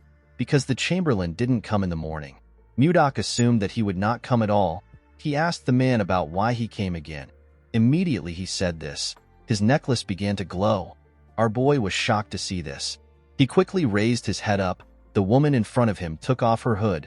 She turned out to be the princess. With a smile on her face, the woman greeted him and introduced herself as the princess of the Drake Kingdom. Mudok immediately knew that he had found her. He was certain that he was looking at Wayan's reincarnated body. The scene shifts and we are taken to the store. Ishilda told our boy that she heard about how he saved her father's life. Mudok said that it just happened. The princess was surprised to hear the rude reply. She forcefully made herself smile. She told Mudok that her father has invited him to the palace to show his gratitude. She referred to him as Sir Magic Swordsman and asked him about why he refused the invitation. She said that he has rejected the invitation more than 2 times. She heard that he rejected it in a cold manner every time. Mudok only saw Wayan's face while she was talking. Even Ishilda's angry expression and her tone were exactly like Wayan's. Our boy was certain that he was looking at his lover. The princess noticed that Mudok wasn't saying anything. She called out to him. Mudok came back to reality when he heard her voice. He told her that he will come to the palace. He asked her to tell him the day he should come. The princess was actually about to argue with our boy. She was shocked to hear that he accepted the invitation. She stood up from the chair. Mudok placed his cup down. He reminded her that she came to invite him. The princess realized that he was right. She sat down back and told him that he is correct. Mudok asked her to tell him when he should come to the palace. Ishilda asked him to be there by 11 in the morning. The woman actually felt annoyed that Mudok easily accepted the invitation. She assumed that she was going to have to convince him. She stood up and told him that she has to leave. Mudok clenched his fist and told himself that he will see her when he goes to the palace tomorrow. The only problem our boy had was that Ishilda is a princess. She has the highest status in the country. Mudok wondered about how he was going to get close to her and marry her. He remembered that her father in her past life killed her because she was in love with him. In order to avoid this problem, Mudok realized that he needed to plan everything meticulously. To create the perfect plan, Mudok knew that he will need Edmund's help. The scene shifts and we see Edmund shocked when he hears Mudok mention marriage. Our boy revealed to him that he plans on getting married to the princess. Edmund asked him if he is insane. With a scary tone in his voice, Mudok asked him to repeat what he said. The merchant became terrified. Our boy decided to stay calm. He asked Edmund to tell him why he thinks it is a bad idea. The man revealed to him that Ishilda is the only child of Queen Swan. Unfortunately, the queen is dead. Ishilda is the sole legitimate heir and first in line to the throne. He told our boy that it makes no sense for someone like him who has no proper status to think about marrying the princess. Mudok was annoyed to hear this. Edmund explained to him that he needs to be a prince from another country in order to become the princess's suitor. Even if he is not a prince, he should at least come from a high-ranking noble family. Mudok understood that he needs to attain a status equal to that of the princess or gain great prestige. He needed to do this to aid his plan for marriage. Edmund told him that he might have a shot if he achieves something significant. Mudok stood up. He decided to give it a shot. The merchant stopped him before he could leave. He asked him if he knows the rules that he must follow in the palace. Our boy was surprised to hear that there are rules to follow. Edmund could tell that he did not know. He moved close to his shelf and took out some books. He placed the books talking about proper etiquette on his table. Mudok was shocked to see the amount of books in front of him. Edmund knew that our boy might make a mistake if he lets him go like this. This mistake can affect their business. With a smile on his face, the man assured Mudok that he will thoroughly educate him. Our boy did not understand why the man seemed excited. He picked up a book and asked Edmund to take care of him. Mudok was forced to listen to Edmund's lecture all night long. The next day, we see Mudok dressing in front of the mirror. He stepped out of the store in really nice clothes. He decided to head to the palace. The scene shifts and we see our boy arrive at the palace. He greeted the king in an elegant manner. The king welcomed him with a bright smile. Mudok looked around. He noticed something odd. The officials were in the room. Our boy assumed that he was going to have a private meeting with the king. He did not understand why there were so many people. Ishilda gently whispered to our boy. She apologized to him. She did not intend on scheduling the appointment on a day like this. Due to how flustered she was, Mudok could tell that she wasn't lying. Next to the Duke was his son. Justin asked the princess about why our boy was there. Mudok remembered the boy as the little idiot he beat up. Our boy smiled and glared at Justin. The boy was infuriated. He wanted to curse Mudok. His father asked him to cease his behavior. He asked him if he plans on making a fool out of himself in front of the king. Justin calmed himself and told his father that he understands. Tomalova told Count Slave that Justin must have been through a lot. The Count told him that he is right. Tomalova cleared his throat and asked Mudok to tell him why he suddenly accepted his invitation. He told him that he has been disappointed for some time. Mudok told him that there is a reason for his actions. The king asked him to share his reason. Our boy explained to him that the Roll Merchant Association is currently very busy due to a shortage of manpower. He said that he is the busiest among everyone because he constantly has to produce ice. He told Tomalova that he wanted to get the ice done before meeting him. However, due to the constant barrage of daily orders, the ice he produces keeps running out. Mudok told the king that he kept postponing the invitation until today. Tomalova smiled when he heard this. He told Mudok that he never knew that he had a lot to do. He was not surprised to hear that our boy was busy because ice and ice cream are selling like hot cakes. Mudok thanked the king for his understanding. Our boy was happy to see that the king was not a difficult man. Compared to Chunhak, Tomalova seemed like an angel. The king asked our boy for his name. Mudok told him that he does not use his name. He asked the king to simply call him Magic Swordsman. Tomalova was not comfortable calling our boy with a title. He wondered about what he should do. Mudok felt like the king should just give him a name if he is not comfortable using a title. Ishilda actually told her father that he can personally give Mudok a name. Tomalova was surprised to hear this. Ishilda explained to him that he can bestow our boy with a title. The Duke was surprised to hear this. Tomalova was also surprised to hear this. The princess told him that a title is a perfect reward for someone who saved his life. Duke Icarus smiled when he heard this. He told the princess that she is right. He said that it is a brilliant idea. He believed that it was a fitting reward for the person who saved their king. He said that they need to honor this good deed for Mudok. He told the princess that her idea is really outstanding. Ishilda reluctantly thanked the Duke for his praise. She found it weird to see the Duke praising her. Tomalova told them that they are correct. He said that he cannot turn a blind eye to his benefactor. He stood up and told Mudok that he will give him a title. He grabbed a sword. He said that one word came to his mind when he saw our boy saving him. Tomalova asked Mudok to move closer to him. Our boy moved close to him and went on his knees. Although he did not like the fact that he was kneeling, it did not matter to him as long as he gets to marry the woman of his dreams. Tomalova took out the sword from its sheath. He referred to Mudok as the brave one who saved his life and the lives of his retainers without hesitation. He placed the sword on our boy's shoulder and gave him the title of Baronet along with the name Blizzard. Mudok remembered that blizzard means snowstorm in this world. Tomalova told Mudok that he has granted him permission for his name to be passed down to future generations as long as the Drake Kingdom exists. He referred to Mudok as Baronet Blizzard and asked him to rise. The king placed his hand on Mudok's shoulder.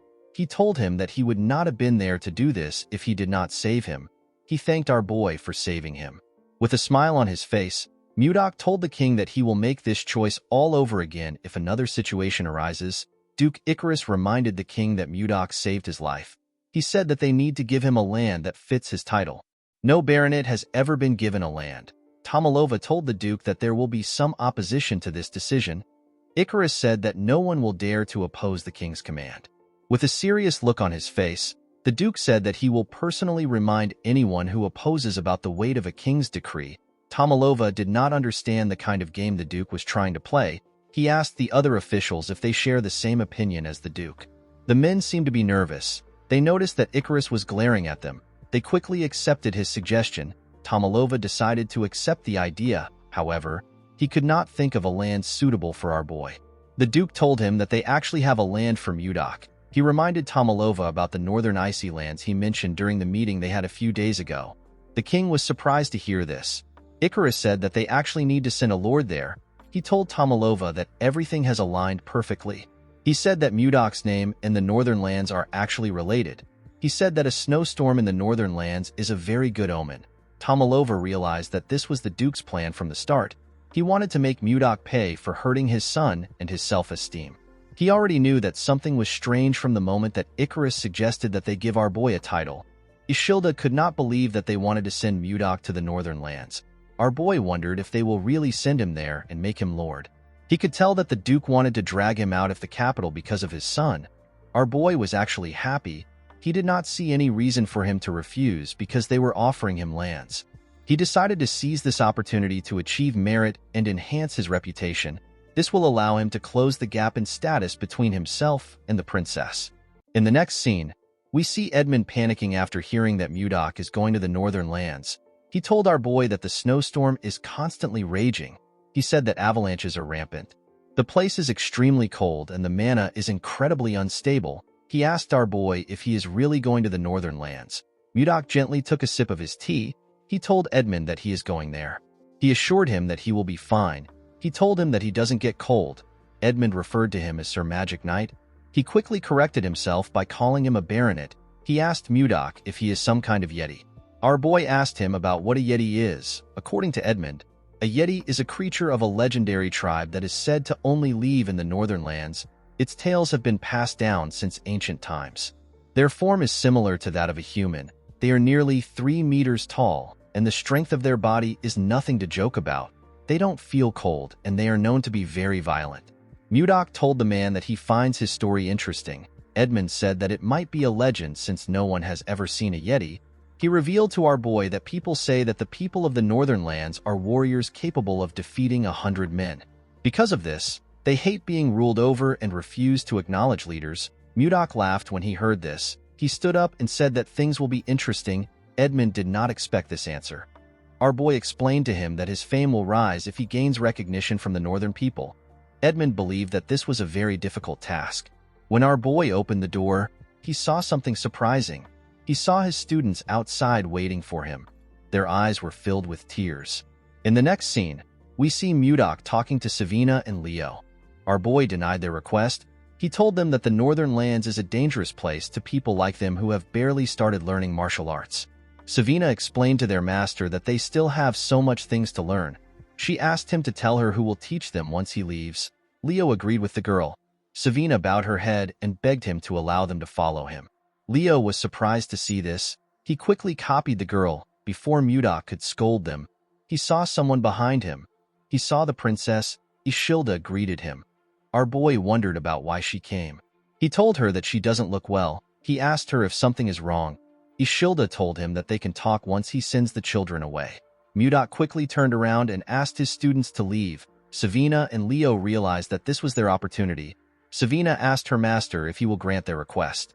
Mudok was startled when he heard this. Leo told him that they will leave once he gives them an answer. Mudok decided to accept his pesky student's request. The children were very happy to hear that they were going to follow him. They began to cheer. Savina bowed her head and thanked her master. Our boy asked her to go. Ishilda told Mudok that his disciples are very lively. Our boy said that it is their rebellious spirits that is lively. The princess laughed when she heard this. Our boy was happy to see this. He asked her if she is feeling better now. With a sad look on her face, Ishilda apologized to Mudok.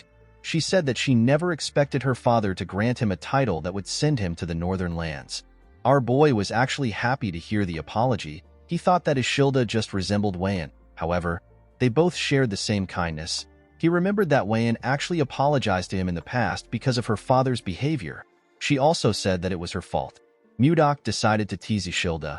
He said that he wouldn't have had to go to the northern lands if he did not receive a title. Ishilda was surprised to hear this. With a sad look on her face, the girl said that it is her fault. Mudok found it adorable that she was taking responsibility. He told her that an apology will not change the fact that he still has to go to the northern lands. Ishilda started feeling bad. She asked him if there is anything that she can do to ease his mind. Our boy said that it will be good if he receives a lucky charm or a talisman. The princess asked him about what a lucky charm is. Mudok moved close to her and grabbed her. He told her that a lucky charm is a kiss filled with genuine concern for the other person. Ishilda screamed when she saw our boy close to her. Mudok realized that he teased her too much.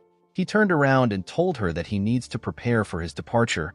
He asked her to forget what he said. Ishilda was annoyed to see that he was going to leave after saying what he wanted. She believed that he was being rude. When she laid eyes on Mudok's back, she saw him in different clothes. They were the clothes he wore in his former world. The princess felt something wonderful in her heart. She asked Mudok to wait. Our boy turned around and asked her if something is wrong. Ishilda walked up to him and took a closer look at him. She wondered if she was imagining things. Something about Mudok's actions felt familiar to her. She told our boy that she will do it. He was shocked to hear this. He wasn't very serious when he said this. He never expected her to respond this way. He assured her that he is fine.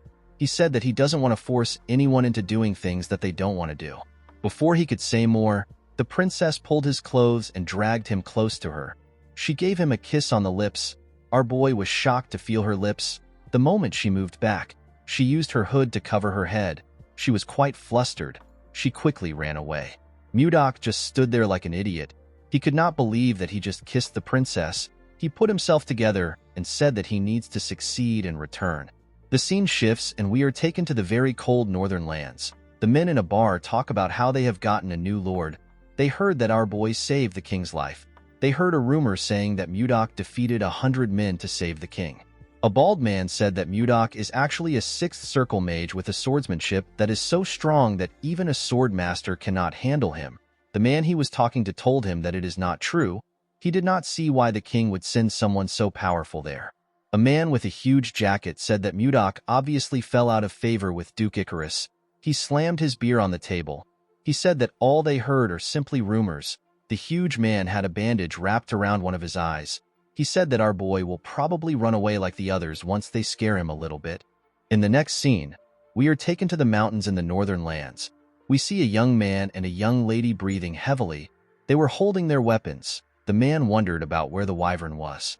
The moment he said this, a huge shadow covered the girl. It was the wyvern. The huge monster attacked the girl. She managed to block the attack with her axe. The man called out to the girl known as Luia. He quickly ran to her. He asked her if she is all right. The two of them were simply trying to grab some of the wyvern's eggs. They did not know that the monster would chase after them. While she was breathing heavily, she saw something shocking. She saw the wyvern behind Jake. She asked him to look behind him. When the boy turned around, he saw the monster's mouth open. It was about to tear him apart. Jake could tell that it was over for him before the monster could eat him. Someone arrived there. The person turns out to be Mudok. Our boy used his sword to send an attack to the wyvern. The attack cut off its head. Luia and Jake were shocked to see the wyvern's head in front of them. Mudok stood in front of them in his new white clothes. He assured them that things are fine now. Luia helped Jake up. She thanked Mudok for his help. Our boy asked her to not worry about it. He said that he was just performing his responsibility as a lord. Luia did not know what he was talking about. Mudok turned around and told her that he will see her next time. Luia wanted to stop him, but our boy quickly left the area. Luia was shocked to see how fast he was. She did not even catch his movements. Jake noticed something shocking. He told Luia that the wyvern eggs are gone. In the next scene, we are taken to a castle. We see Mudok smiling as he sat on his throne. He did not expect the place to be empty. He asked the man in front of him if the people don't know that today is his inauguration. The man apologized to him. He said that he will send messengers to the village again. Mudok asked him not to do it. He said that it will not change anything. Our boy did not expect them to behave like this today. He now understood why the lords kept getting driven out. He smiled at the situation. He decided to use his own way to take care of things. A few days later, we see the huge man step into the bar. He was shocked to see what was in front of him. All of the men were covered with bruises. He asked them about what happened. He asked them if Mudok did this to them. An older man with a lot of beard said that it was actually our boy. He said that he has to acknowledge Mudok's skills even if he doesn't like him. The bald man said that our boy is quite fast. He said that he couldn't move the moment Mudok touched him. He revealed to the huge man that the pain from our boy's hand technique is indescribable. While they were talking, someone barged in. He said that the scoundrel has arrived. He told them that the scoundrel is in the village square right now. The huge man did not expect Mudok to come there. He said that he will take a look at our boy. The men were happy to see that the greatest warrior of Carolyn was going to step up. They asked the man known as Max to defeat Mudok. At the village square, our boy looked around. There were a lot more people there than he expected. While he was looking around, someone called out to him. The person turns out to be Luia. Our boy was surprised to see her. Before she could move close to him, someone tapped her on her shoulders. When Luia turned around, she saw her father. Her father turned out to be Max.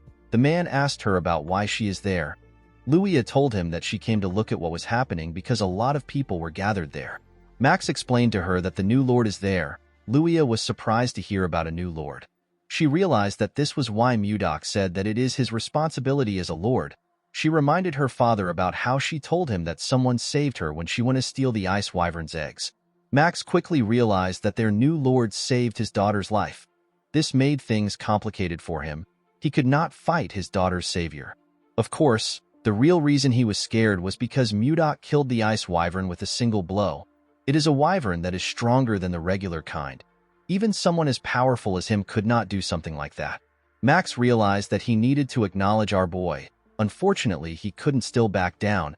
He stretched out his hand to Mudok and introduced himself as the greatest warrior of Carolyn. Mudok did not shake his hand. He introduced himself as Blizzard. He said that he is the newly appointed baronet of Carolyn.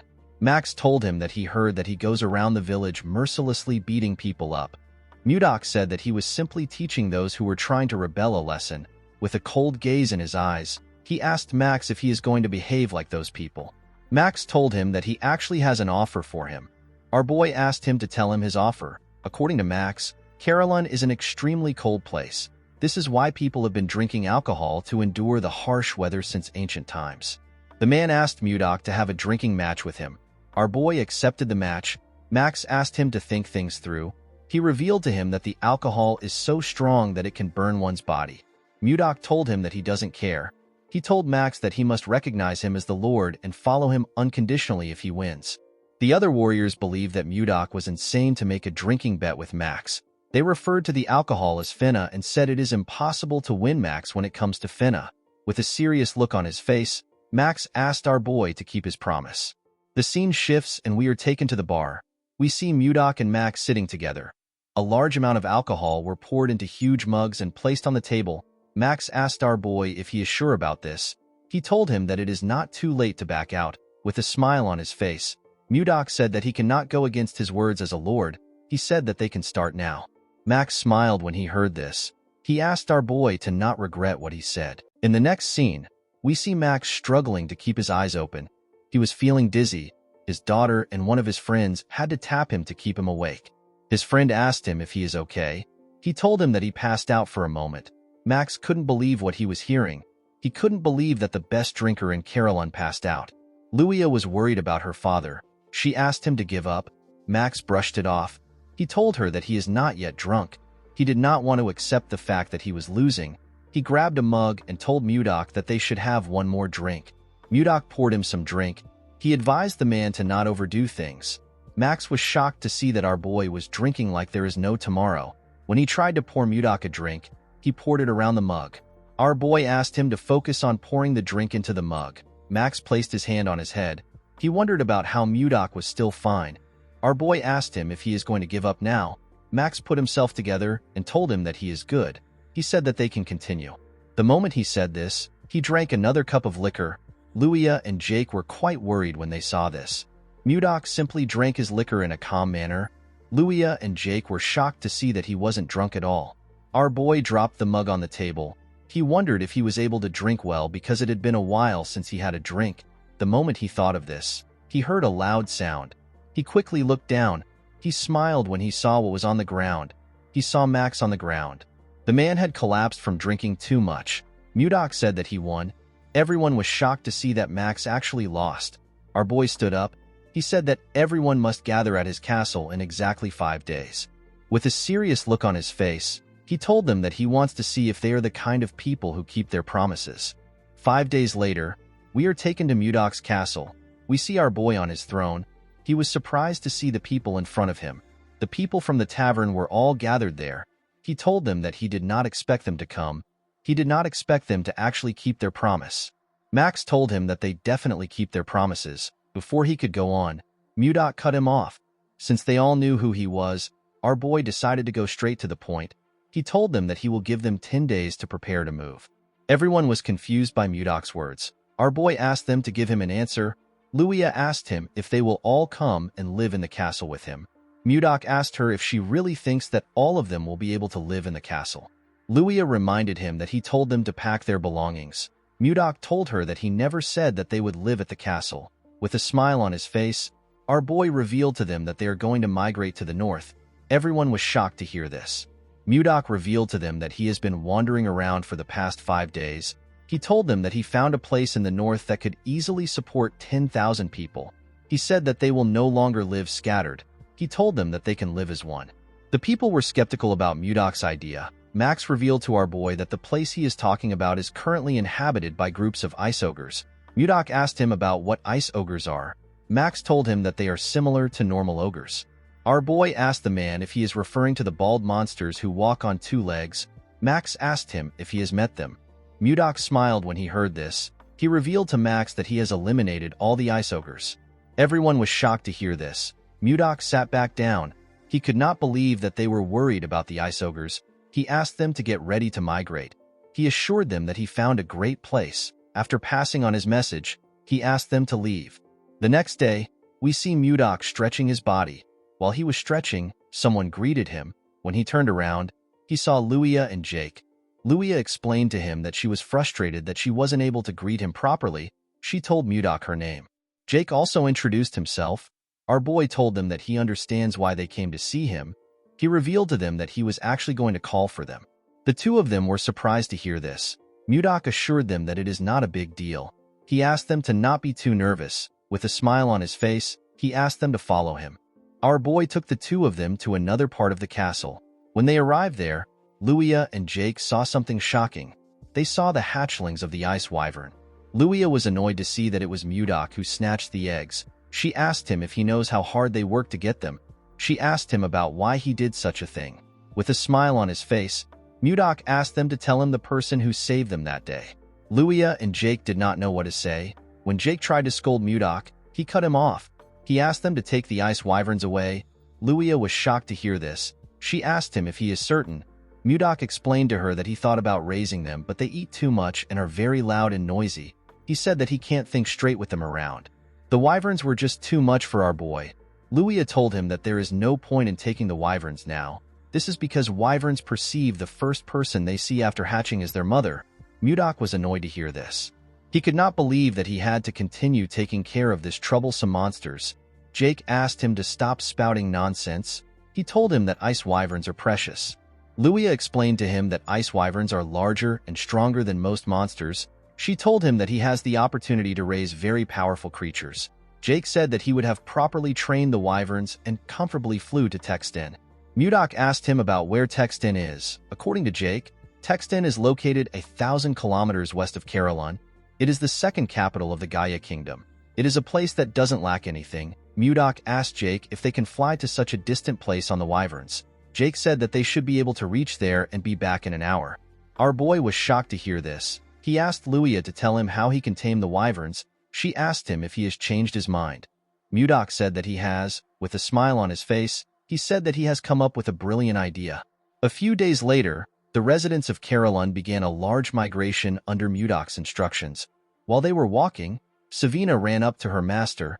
She called out to him. Mudok turned around. The girl informed him that people are having a hard time. Our boy was not surprised to hear this. This people have been migrating for 3 days straight. Mudok realized that there are still people who don't trust him and are still hesitating. He knew that this people will soon change their minds once they arrive at their destination. He called for everyone's attention. He asked them to hang in there even if it is hard. He assured them that they are almost there. The man with a lot of beards told Mudok that they don't even know where they are going. The bald man said that they are not completely certain that there are no ice ogres there. Mudok pushed his sword into the snow. He reminded them that he already defeated the ice ogres. He asked them to tell him how they can call themselves brave warriors of Carolyn when they are so scared. The moment he said this, he turned around. Savina called out to her master. Mudok told her that this is enough for them to understand. With a smile on his face, he told his student that she will understand everything once she sees the place by herself. In the next scene, we see Mudok and his students arrive at a huge cave with a large entrance. The cave was quite spacious and deep. Leo could tell that this was the place his master was talking about. Mudok told him that he had a hard time finding this place. He said that he liked it a bit. The people were shocked to see how big the cave was. Luia was surprised to see that there was warm water in the cave. While they were looking around, Mudok called for their attention. He told them that the place used to be the hideout for ice ogres. He told them that they will now live in this place. He said that they need to name the place since they will be living there. The people began to cheer when they heard this. Our boy wanted to give the place a name similar to the Northern Sea Palace. While he was thinking, he got an idea. He announced that this place will now be known as the White Castle. The people seemed to like the name. Mudok looked into the cave. He wondered about when the ice wyverns were going to return. The moment he thought of this, he heard a loud sound. He recognized this sound. Inside the cave, we see a cube fire lightning bolts at the wyverns. The monsters were electrocuted. They fainted on the ground. The person who was controlling the cube wondered about why wyverns were inside the cave. Immediately he asked this question. Mudok appeared behind him. He asked him about why a mage is inside the cave. The man was startled when he heard our boy's voice. He quickly turned around. Before he could attack, Mudok appeared in front of him. He used his finger to strike his acupoints. The mage lost control of his body. Our boy grabbed his neck and slammed his body to the ground. With a scary look on his face, he promised the mage that he will not show him mercy a second time. He asked him for his identity. Mudok asked the man to tell him why he attacked his wyverns. The mage noticed that he couldn't move his body. He wondered if he was paralyzed. With a scary look on his face, Mudok told him that his mouth is not paralyzed. He asked him to start talking. The man was scared to see the look on his face. He said that he will talk. He introduced himself as Count Jerome von Karauen. Mudok did not expect the man to be a count. He revealed to him that he is a baronet. The moment he heard this, Jerome realized that our boy is the man known as Blizzard, the person who saved the king's life and received a title and a land. Mudok did not expect him to know him. Our boy realized that something was off. He asked Jerome if he is the former lord who was appointed here and got kicked out by the people. The count told him that he has his circumstances. Mudok told him that it is none of his business. He moved Jerome closer and told him that he has been talking to him freely for a while. The mage told him that he is now aware of his identity, and he knows that they are on the same side. Mudok did not respond to him. Jerome asked him if he said something wrong. Our boy grabbed his head and told him that he is wrong. The man screamed out in pain. Mudok told him that he does not care about equality. He reminded him that he failed to fulfill his responsibility. He told him that he should have turned down the title. Mudok told him that equality doesn't matter to him. The count begged our boy to spare him. Mudok told him that he will give him special treatment for once. He advised him not to think about fighting him again. The moment he said this, Mudok released the pressure on his acupoints. He told Jerome that he can now move his body. The man quickly went on his knees. He was breathing heavily. With a terrifying look on his face, Mudok told him that he will seriously kill him if he says anything stupid. Jerome assured him that he won't do anything like that. Our boy pointed at his wyverns and asked Jerome to heal them. He told him that he can come out after healing them. Jerome was surprised to hear that he had to heal them. Mudok told him that he is excellent in judging people. He told Jerome that he has a lot of guts to use magic in front of the Lord. He asked him to do his best. The moment he said this, he turned around. Jerome tried to stop him, but our boy simply left him there. The Count fell to the ground. He realized that something was seriously wrong. In the next scene, we see Mudok and Jerome in a tent. Our boy told the man that he wants him to send a letter to the king. Jerome was surprised to hear this. Mudok asked him about why he is so surprised. He asked him if it is really difficult to send a letter to the king. Jerome told him that the letter isn't the problem. He reminded Mudok that he asked him to send a letter asking for tax exemption. Our boy explained to him that he needs it because the people are doing their best to make a living and they don't have a lot to spare. Jerome revealed to Mudok that the other nobles will be against it. Our boy asked him about why they will be against it. Jerome said that it will seem unfair from the nobles' perspective. If this bill is passed, the nobles will threaten the king by telling him that they won't pay tax either because their circumstances are also as bad as Mudok's own. Jerome told our boy that the king will refuse his request no matter how much he favors him. Upon hearing this, Mudok became more certain that the nobles are the problem of the kingdom and Duke Icarus is the one controlling them. He asked Jerome to suspend the idea. The Count was relieved to hear this. Mudok moved close to him and shared another idea with him. Jerome was surprised to hear his idea. He asked Mudok if this is possible. Our boy told him that it is not impossible. Jerome said that it might work because it is the same case. Mudok told him that they need to get ready without delay. In the next scene, we see the citizens gather in another part of the cave. Jake asked someone if he knows why their lord suddenly gathered them. Before the person could reply, Mudok asked if everyone is already gathered there. Everyone quickly turned to him. Luia told him that she came armed as instructed. She asked Mudok about why they are gathered there. Our boy said that he will explain now. He ordered everyone to hunt down ice wyverns. He told them that their goal is to get the eggs of the ice wyverns. The warriors were surprised to hear this. They knew that it wasn't easy to get the egg of an ice wyvern. Mudok explained to them that they will create groups filled with 30 people for the sake of their safety. He asked them to focus on getting at least one egg in each group. Jerome gave the warriors papers to show them which team they belonged to. Mudok announced that the team that brings back the largest amount of wyvern eggs will receive 100 gold. The warriors were shocked to hear this. An elf said that he has never imagined getting this amount of money in his life. Jake asked Mudok if he will really give them this kind of reward for the eggs. Max asked Mudok if he will really pay them 100 gold for the eggs.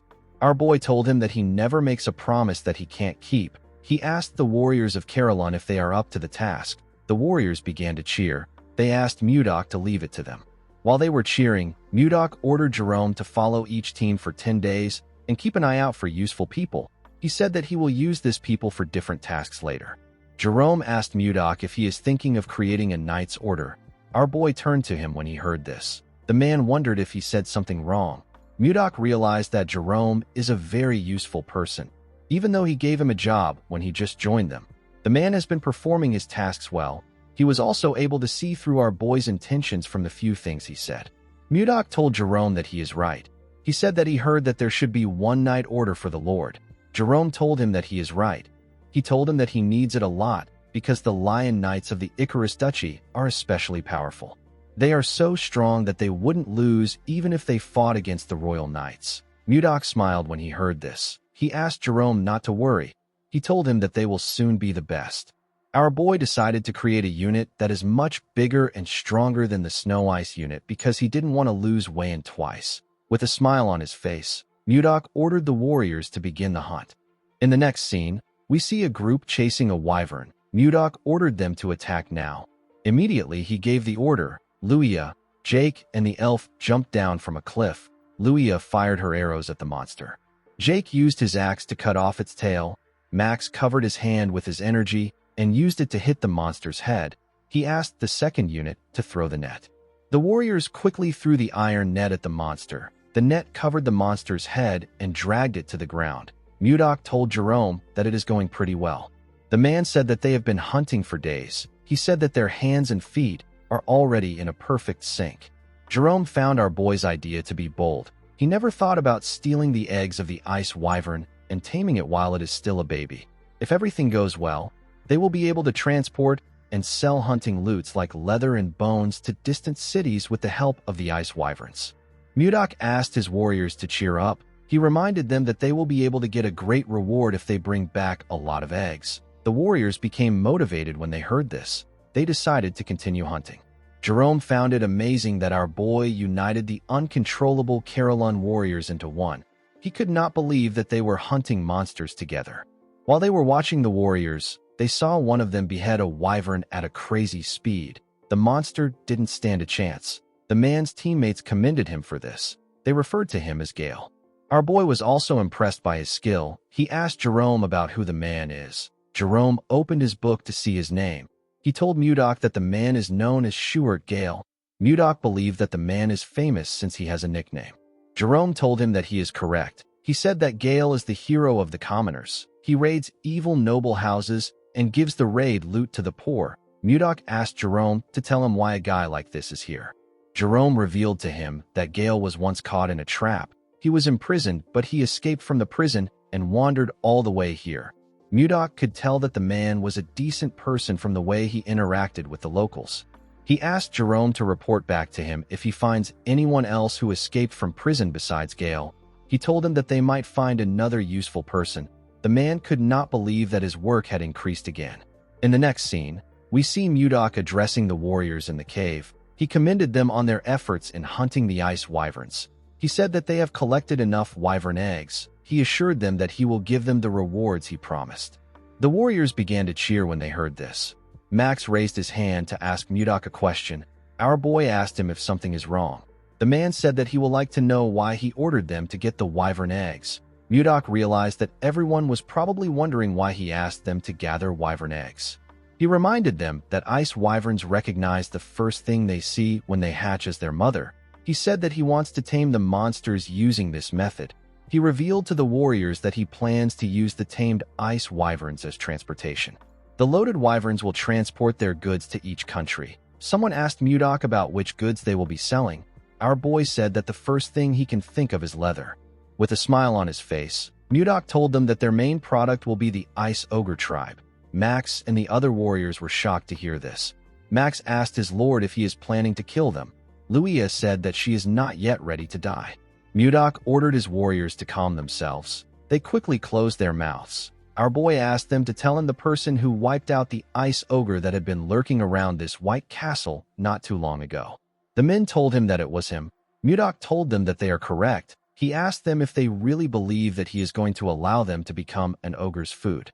The warriors realized that things are different from before. They believe that things will work out with their current lord. Mudok asked them if they are interested. The warriors shouted that they are. Our boy told them that he will give them the rewards like he promised. Before he could say anything else, one of his disciples ran to him. The boy called out to him. Mudok told Leo that he is still talking. He asked him about what is happening.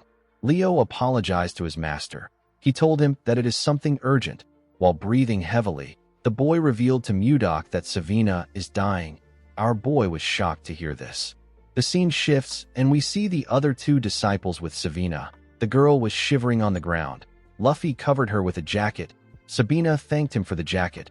Annie was sad to see that Savina was still shaking. Luffy asked her to hang on. He told her that their master will soon arrive. The moment he said this, Mudok asked them about what is going on. The children quickly turned around when they heard their master's voice. Mudok quickly checked the girl's body. He was shocked to see that her body was in such a terrible condition. Savina told her master that everywhere is so cold. Mudok asked his students to tell him how she became sick. He asked them to tell him in detail. The students explained to him that they were helping Osborne find a place to build a nest for the ice wyvern eggs. While they were looking around, they discovered a huge flower field full of glacial flowers that they had only seen in books. Savina wanted to show their master the flowers, so she took some from the ground. When they returned with the glacial flowers, Savina fell to the ground and began to tremble. The kids were shocked to see this. Leo asked their master about what they should do. He said that Savina might not wake up. Mudok patted him on the head and asked him to calm down. He told him that this won't happen. Our boy decided to take a look at the glacial flower. He was surprised to see the flower. He was certain that this was the snow ice flower. He could not believe that this was what they were calling the glacial flower. This flower is the one and only elixir of the North Sea and the Central Plains. Mudok wondered about how it was in this world. His students asked him to save Savina. Our boy decided to think about the flower later. He asked Leo to carry Savina and follow him. He said that they are going to the training ground. Leo quickly carried Savina to the training ground. Our boy asked him to put her down on a bed. The boy gently placed her down. Mudok commended him for this. He told his disciples that he is going to start treating her now. He asked them not to enter the room until he gives them the permission to step in. The students stepped out of the room. Before closing the door, Luffy begged his master to save Savina. Our boy assured him that he will. He looked at the snow ice flower in his hand. The glacial flower is known as a mysterious flower that endlessly emits cold air. However, in the northern sea palace where Mudok lived, the fruit of this flower was a priceless elixir. The extreme cold of the flower makes it difficult to obtain the fruit. However, it is a different story for someone like Mudok who has mastered ice chi. Our boy blew some cold air on the fruit to refine it. Savina collapsed because her ice chi wasn't strong enough to withstand the cold.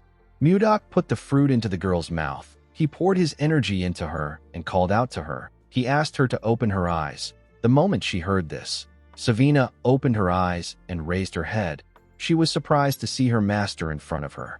As our boy poured his energy into his student, he spoke to her through telepathy. He asked her to sit up straight and try to circulate her chi. Savina accepted his order. She quickly began to circulate her energy. The cold energy went round her body. Mudok noticed that the cold chi in her body has completely stabilized thanks to the circulation of her internal energy. While she was circulating her energy, Savina suddenly fell on the bed with her eyes open. Mudok realized that she has fallen asleep. He believed that she should have closed her eyes. He noticed that her internal energy has significantly increased compared to before. The fruit worked better than he expected. Mudok realized that he can increase the intensity of her training if her energy continues to increase. Before starting the training again, our boy wanted the girl to take him to the flower field, where she found the snow ice flower when she woke up. He realized that he might be able to achieve his goal much sooner than expected. Later in the day, Savina woke up after sleeping for a while. After harvesting the ice wyvern's eggs, the White Castle underwent a major reorganization. Mudok checked the list Jerome gave him and organized his own elite knight order known as the Blizzard Knight Order. He promised to raise the warriors as powerful men that belonged to the Blizzard Knight Order. Schuart was appointed as the captain of the order. Mudok created a school and a hospital in this new place. He also created restaurants, bars, and clothing stores. Everything was going according to our boy's plan. The training facility was adjusted according to people's abilities. In the next scene, we see Mudok and Jerome talking. Our boy told the mage that he has to align people with the organization if he wants to improve it. The mage told him that he is right. Osborne was placed in the White Castle security forces and Jerome was appointed as our boy's assistant. Jerome reminded Mudok that he still has to teach people magic. Our boy asked him if he doesn't want the position. The man said that he doesn't. Mudok called him a bastard and asked him to repeat his answer. He threw some paper at him. Jerome could not say anything. He felt like he should be given 1,000,000 gold for his work. Mudok said that he wants to create a patrol unit. The patrol unit is in charge of guarding the exterior of the White Castle. It is also responsible for scouting Carolyn and bringing in scattered residents. Mudok said that he will be the captain of this unit. He decided to create another armed group called the Wyvern Knights. Jake begged Mudok to allow him join this group. Our boy did not know if he was making the right decision. For now, there weren't any wyverns big enough to carry adults, so the group was put on hold. Once the number of Wyvern Knights is finalized, the remaining eggs will be used by the Carolyn merchants. Mudok told Luia that it is a secret that he is the chief of the merchants. He told the girl that she will act as his proxy. Luia accepted his offer. A few days later, we see Jerome running somewhere. He was carrying a briefcase. He remembered that Mudok told him that he will reduce his workload. He wondered about how troublesome things will be today. While thinking, he stepped into a room. He apologized for being late. Max asked him not to worry. He said that the meeting just started. When Jerome looked around, he noticed something odd. Savina was also in the room. He remembered that the girl was unwell recently. He wondered why she was there. Mudok asked him to sit down. He asked Osborne to continue his report. Osborne said that the security unit hasn't been around for a long time, and yet they have already locked up 20 people in prison. The problem is that more than half of these people are fugitives who came from outside. Max stood up and told his lord that these people are criminals. He asked Mudok to keep them locked up so that they don't cause any trouble. Mudok asked him if they should start by locking him up. He reminded the man that he is the main culprit of the rebellion that drove out the former leaders like Jerome. Max said that this is different. He said that it was self-defense to protect Caroline from the central nobles. Mudok asked him if he considers his actions as a noble struggle and Schuert's actions as petty theft. Max realized that he was being irrational. He apologized to Schuert for his actions. The man asked Max to not forget what causes the suffering of the commoners. He told him that they will discuss this later since they are in a meeting. Mudok did not expect Max to be so narrow-minded. He asked the others if they have another opinion to share. Savina asked him if she can share her opinion. Our boy asked her to go ahead. Savina told Mudok that the villagers must have a terrible view of fugitives for Max to react like this. Our boy agreed with her. The girl reminded him that they have to start ogre hunting tomorrow. Mudok asked her about what this has to do with anything. Savina suggested that they put the prisoners at the forefront of the hunt. Everyone was shocked to hear this. Mudok actually liked the idea. He asked Savina to keep talking. In the next scene, we see an ogre screaming in the forest. A man with some bandages on his face informed Schuert that they could have lost the ogre. This man is Lenin. He is a grade 1 escapee. There was a huge man holding an axe behind Schuert. This man is Gregor. He is also a grade 1 escapee. Schuert ordered the men to attack the ogre once they get far enough. He asked them to erase the monster's tracks and attack it. The men accepted his order. While the ogre was looking around, Lenin and Gregor charged at it from behind. They landed their attacks on the monster's back. The ogre screamed out in pain.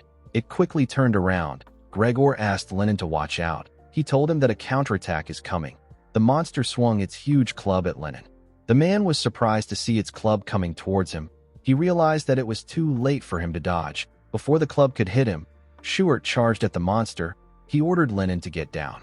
Lenin quickly bent his head to dodge the attack. Schuert used the opportunity to land multiple attacks on the ogre. The monster screamed out in pain.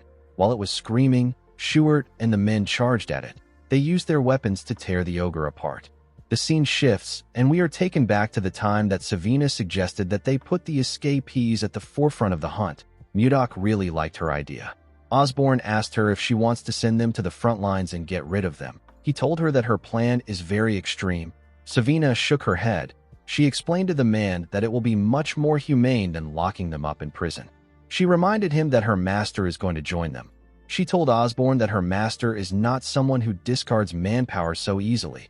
With a smile on her face, Savina told the men that people's perceptions of the escapees will start to change once they fight with them. The scene shifts, and we are taken back to the present. We see the rest of the group arrive to the hunt. They were all looking at the ogre that Schuert caught with the men. Schuert asked Lenin if he is okay. The man said that he can still manage even though it was close. With a smile on his face, a man told the captain that Lenin is bluffing again. Lenin told the man that he barely dodged the attack. He told him that it was like the time he threw his pickaxe at the prison staff and got slammed. The man asked him to stop joking around. Gregor placed his hand on his friend's shoulder and told him that they got a hefty reward. He told him that they need to celebrate with a round of drinks. Lenin told his friend that they need to take this chance to make a fresh start.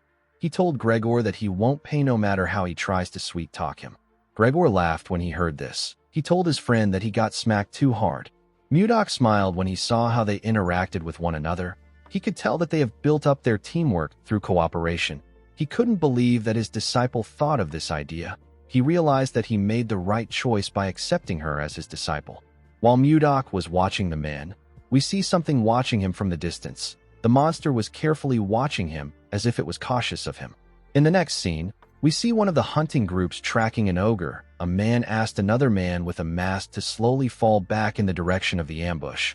One of them heard a sound coming from the woods. He asked the masked man if he heard it too. The man raised his bow. He said that he will fire a few shots. He asked his teammates to get ready.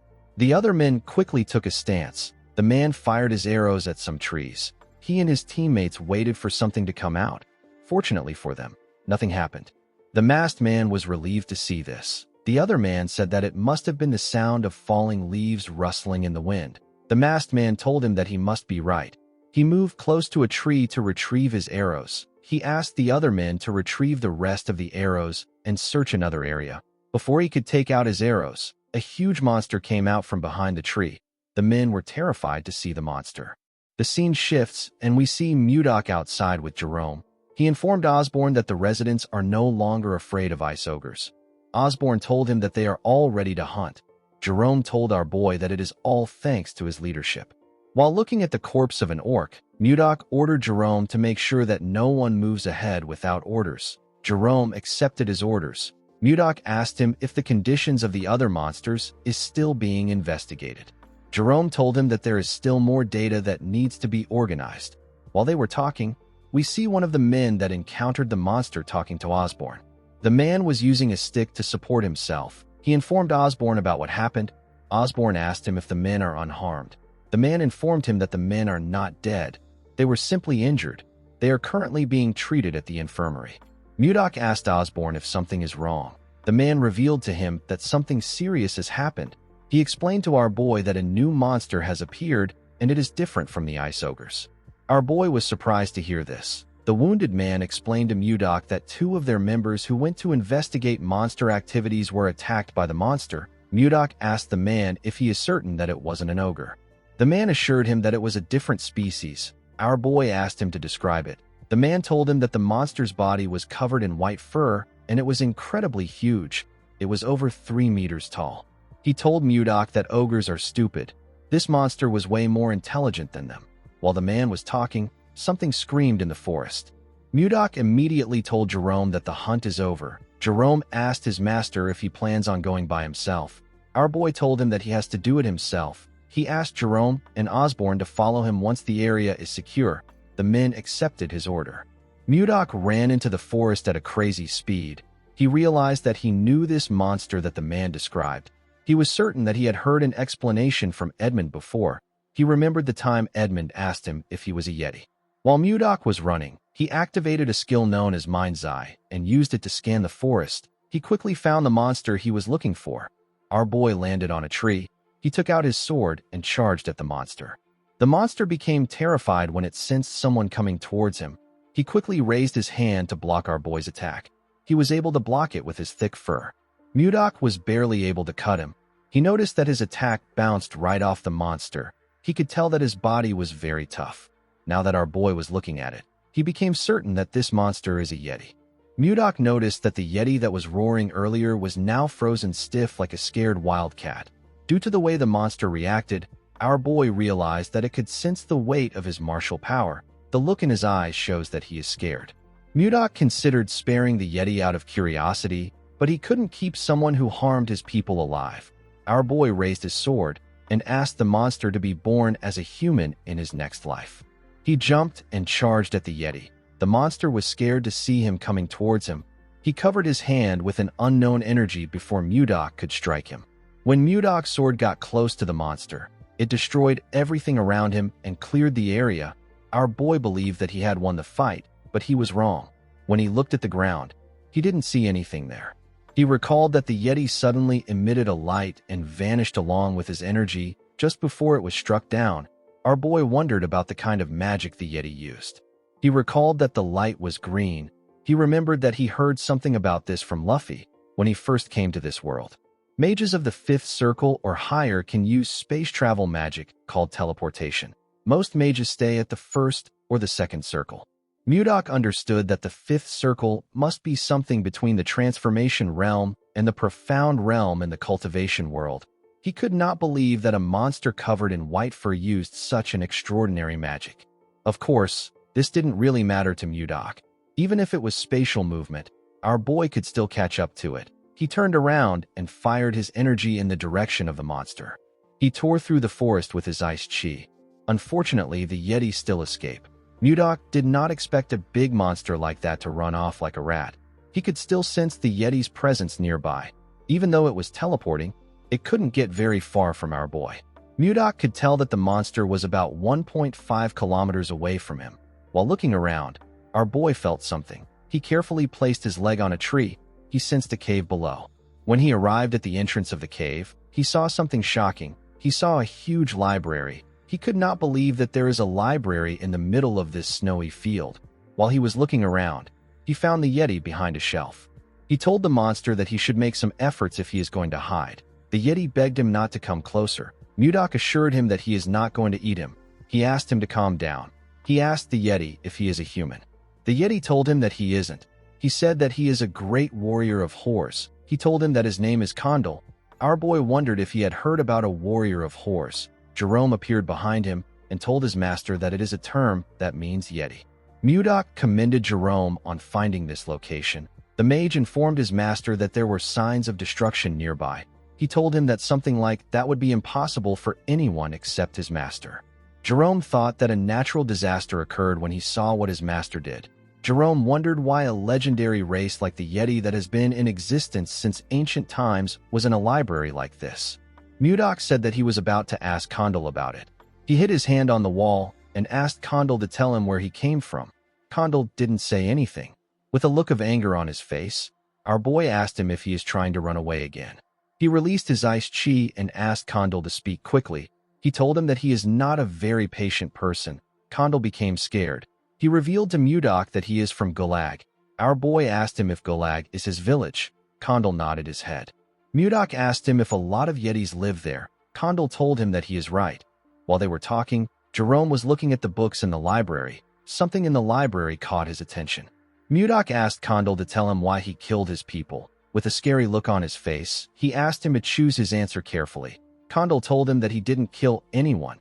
He used his hand to beat his chest and told our boy that he is a great warrior of horse. He said that people don't die after getting hit by his bat. With a serious look on his face, Mudok asked him if he is telling the truth. Condal looked into his eyes and told him that he is. While looking through the books, Jerome told his master that Condal is telling them the truth. He said that the two men only sustained injuries. There were no deaths. Mudok recalled that the man said that the men were in the infirmary. He realized that no one actually said that someone died. Condal told him that he drove the humans out because they entered the sanctuary first. He said that he would never attack first. Mudok told Jerome that the men must have trespassed into the Yeti's territory while they were hunting the ice ogres. The man told him that he is right. Our boy realized that Edmund gave him the wrong information about Yetis. He called Condal Kongdao and asked Jerome to heal his injuries. Jerome corrected his master on his pronunciation of the Yeti's name. While Jerome was healing him, Mudok called out to Condal. With a smile on his face, he asked Condal to tell him where his sanctuary is. He told him that he will firmly warn his people so that they don't trespass again. Condal was very happy to hear this. With a scary look on his face, Mudok told Condal that he has been speaking informally to him the whole time. He asked him if he doesn't know how to use honorifics. The Yeti did not know what honorifics meant. Mudok asked him to forget about it. He didn't see the point in taking it serious with someone who couldn't speak properly. Jerome informed his master that the treatment is complete. Our boy told him that they need to return now. Jerome called out to his master. Mudok asked him if something is wrong. Jerome told him that he has a request to make. The scene shifts, and we are taken to Barhan. We see Edmund ask Charles to tell him the amount of time that has passed since the promise date. The man told him that it has been 3 months. Edmund called out to his assistant again. The man turned to him. Edmund fell to his knees and said that their merchant association is finished. Edmund told his assistant that Mudok made him a promise. In his very stupid imagination, Mudok held his beard and asked him to hold on for 3 months. He told him that he will send someone. Henry wondered if there was such a romantic mood in the air when Mudok was speaking to his leader. Edmund began to cry. He told Henry that he has not received any word from our boy. Henry asked him to calm down. He told him that Mudok isn't someone who would break his promise. While he was talking, he noticed that a huge shadow covered him and his leader. Edmund and Henry quickly looked up. They were shocked to see a wyvern coming close to them. The two of them quickly moved back. When the wyvern landed, Edmund heard a voice call out to him. Edmund immediately recognized this voice. When he looked at the wyvern's back, he saw Savina. With a smile on her face, the girl told the man that the ice has arrived. Edmund was extremely happy to see a huge bag containing ice. He said that he knew that Mudok would come through. Henry was shocked to see Savina getting off the ice wyvern. It is a monster whose strength rivals an entire night squad. He couldn't believe that they were using this powerful monster for ice delivery. He wondered about what our boy was doing in the north to be able to control an ice wyvern. While looking around, Savina remembered something. She stretched out her hand to give Edmund a letter. She told him that her master asked him to give the letter to a certain person. Edmund smiled when he heard this. He knew who Mudok was talking about. The scene shifts, and we are taken to the palace. We see Princess Ishilda drinking tea outside. She was drinking it with someone. The boy thanked her for accepting his invitation. He told her that she grows more beautiful with each passing day. Ishilda thanked Justin for his compliment. He took a sip of his wine. He realized that the princess is still as cold as ever. She wasn't even giving him a fake smile for formalities. Justin believed that it wouldn't be fun if the princess gave in too easily. He was certain that he could change her indifferent behavior. While he was thinking, a maid rushed to meet the princess. She told her about something. Ishilda screamed out when she heard that she received a letter from Mudok. Justin stood up and spat out his drink when he heard this. The maid informed Ishilda that the letter is in the study. Ishilda quickly stood up and asked the maid to follow her. Justin asked the princess if she is already leaving. He reminded her that he rushed here in the morning to see her. With a cold look on her face, Ishilda told him that she heard that he trained so much that even a day isn't enough. She asked him not to waste his time. She asked him to head back to his house. She turned around and asked the maid, whose name is Lenshia, to follow her. Justin grit his teeth when he saw this. When he saw how beautiful Ishilda's hair was, he became enraged. He slammed his hand on the table and called Mudok a bastard. The scene shifts, and we are taken to Ishilda's study. We see her reading the letter. Our boy asked her about how she has been. He told her that he has been doing well thanks to her lucky charm. Ishilda blushed when she remembered the kiss. Mudok told her that the northern lands is a nice place to live in. He said that there are sparkling crystal caves and warm hot springs. He revealed to her that they built a city called the White Castle inside a warm cave. He told Ishilda that it is a very beautiful place, but it has one big flaw. The flaw is that she is not there with him. He said that this makes the place feel really empty. Mudok told her that he wants to give her a small gift to show her how he is feeling. When Ishilda looked down, she saw something shocking. She saw a flower made from ice. She held the flower close to her chest. She wondered why she was always thinking about our boy. She took a look at the flower again and made a decision. She decided to meet Mudok directly. The scene shifts, and we are taken to the White Castle. We see Mudok making an ice flower. He was wearing a white fur coat. The flower broke in his hand. He found it odd that he was good at smashing things, but it was difficult for him to make delicate items like this. While he was thinking, Jerome ran to him. He called out to his master. Mudok asked the mage to tell him why he is making such a fuss. He asked him to tell him what happened.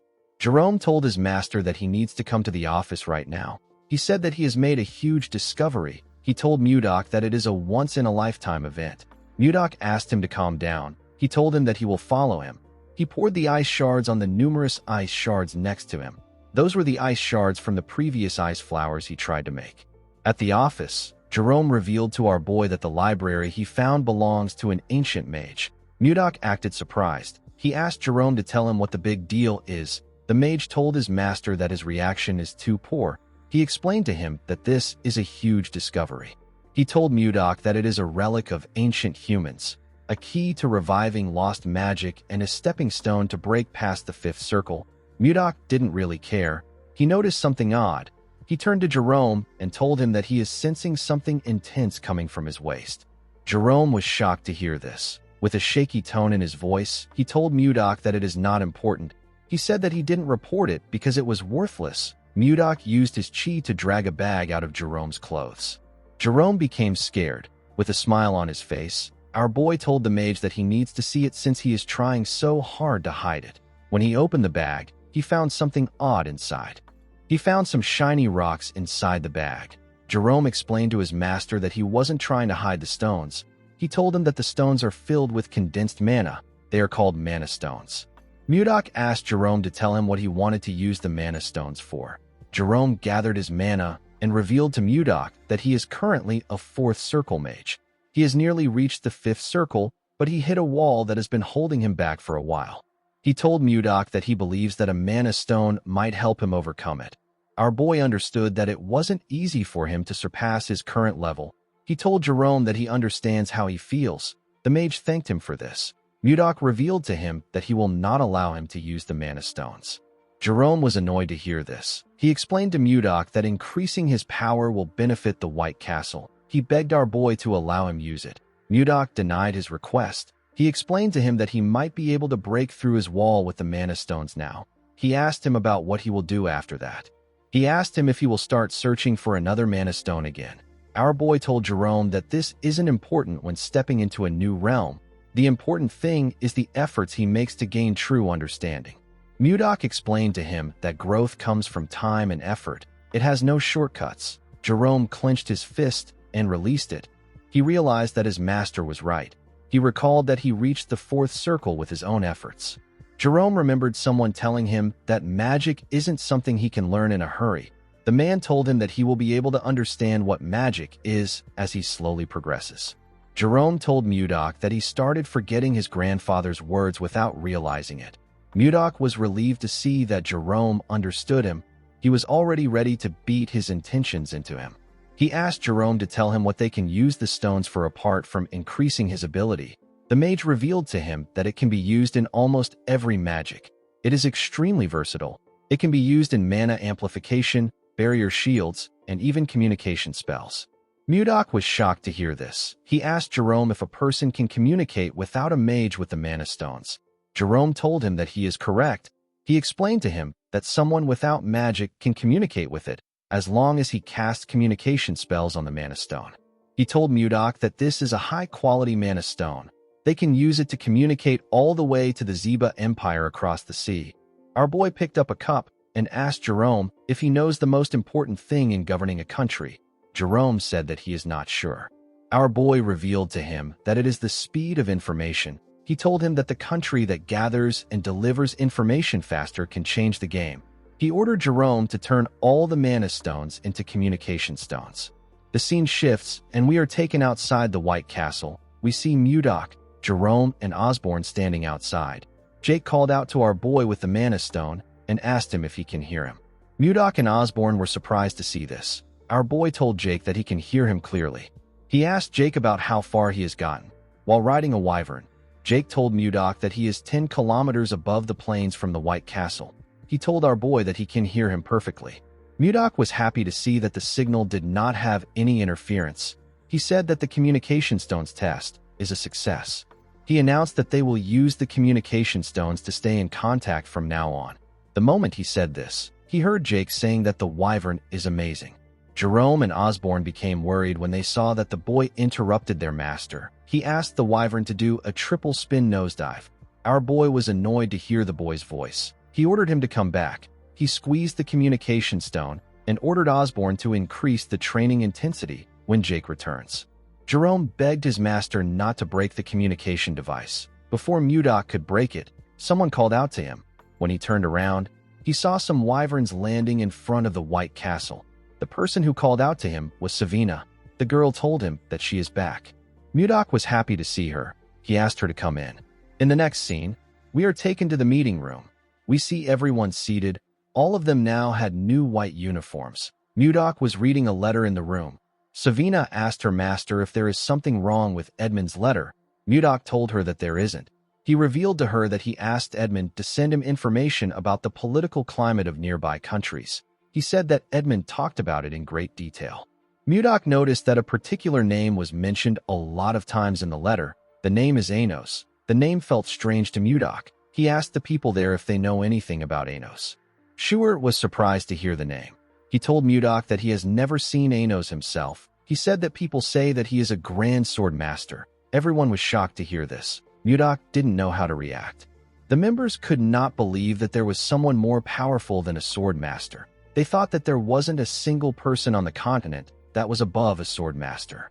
With a terrifying tone in his voice, Mudok ordered his men to keep quiet.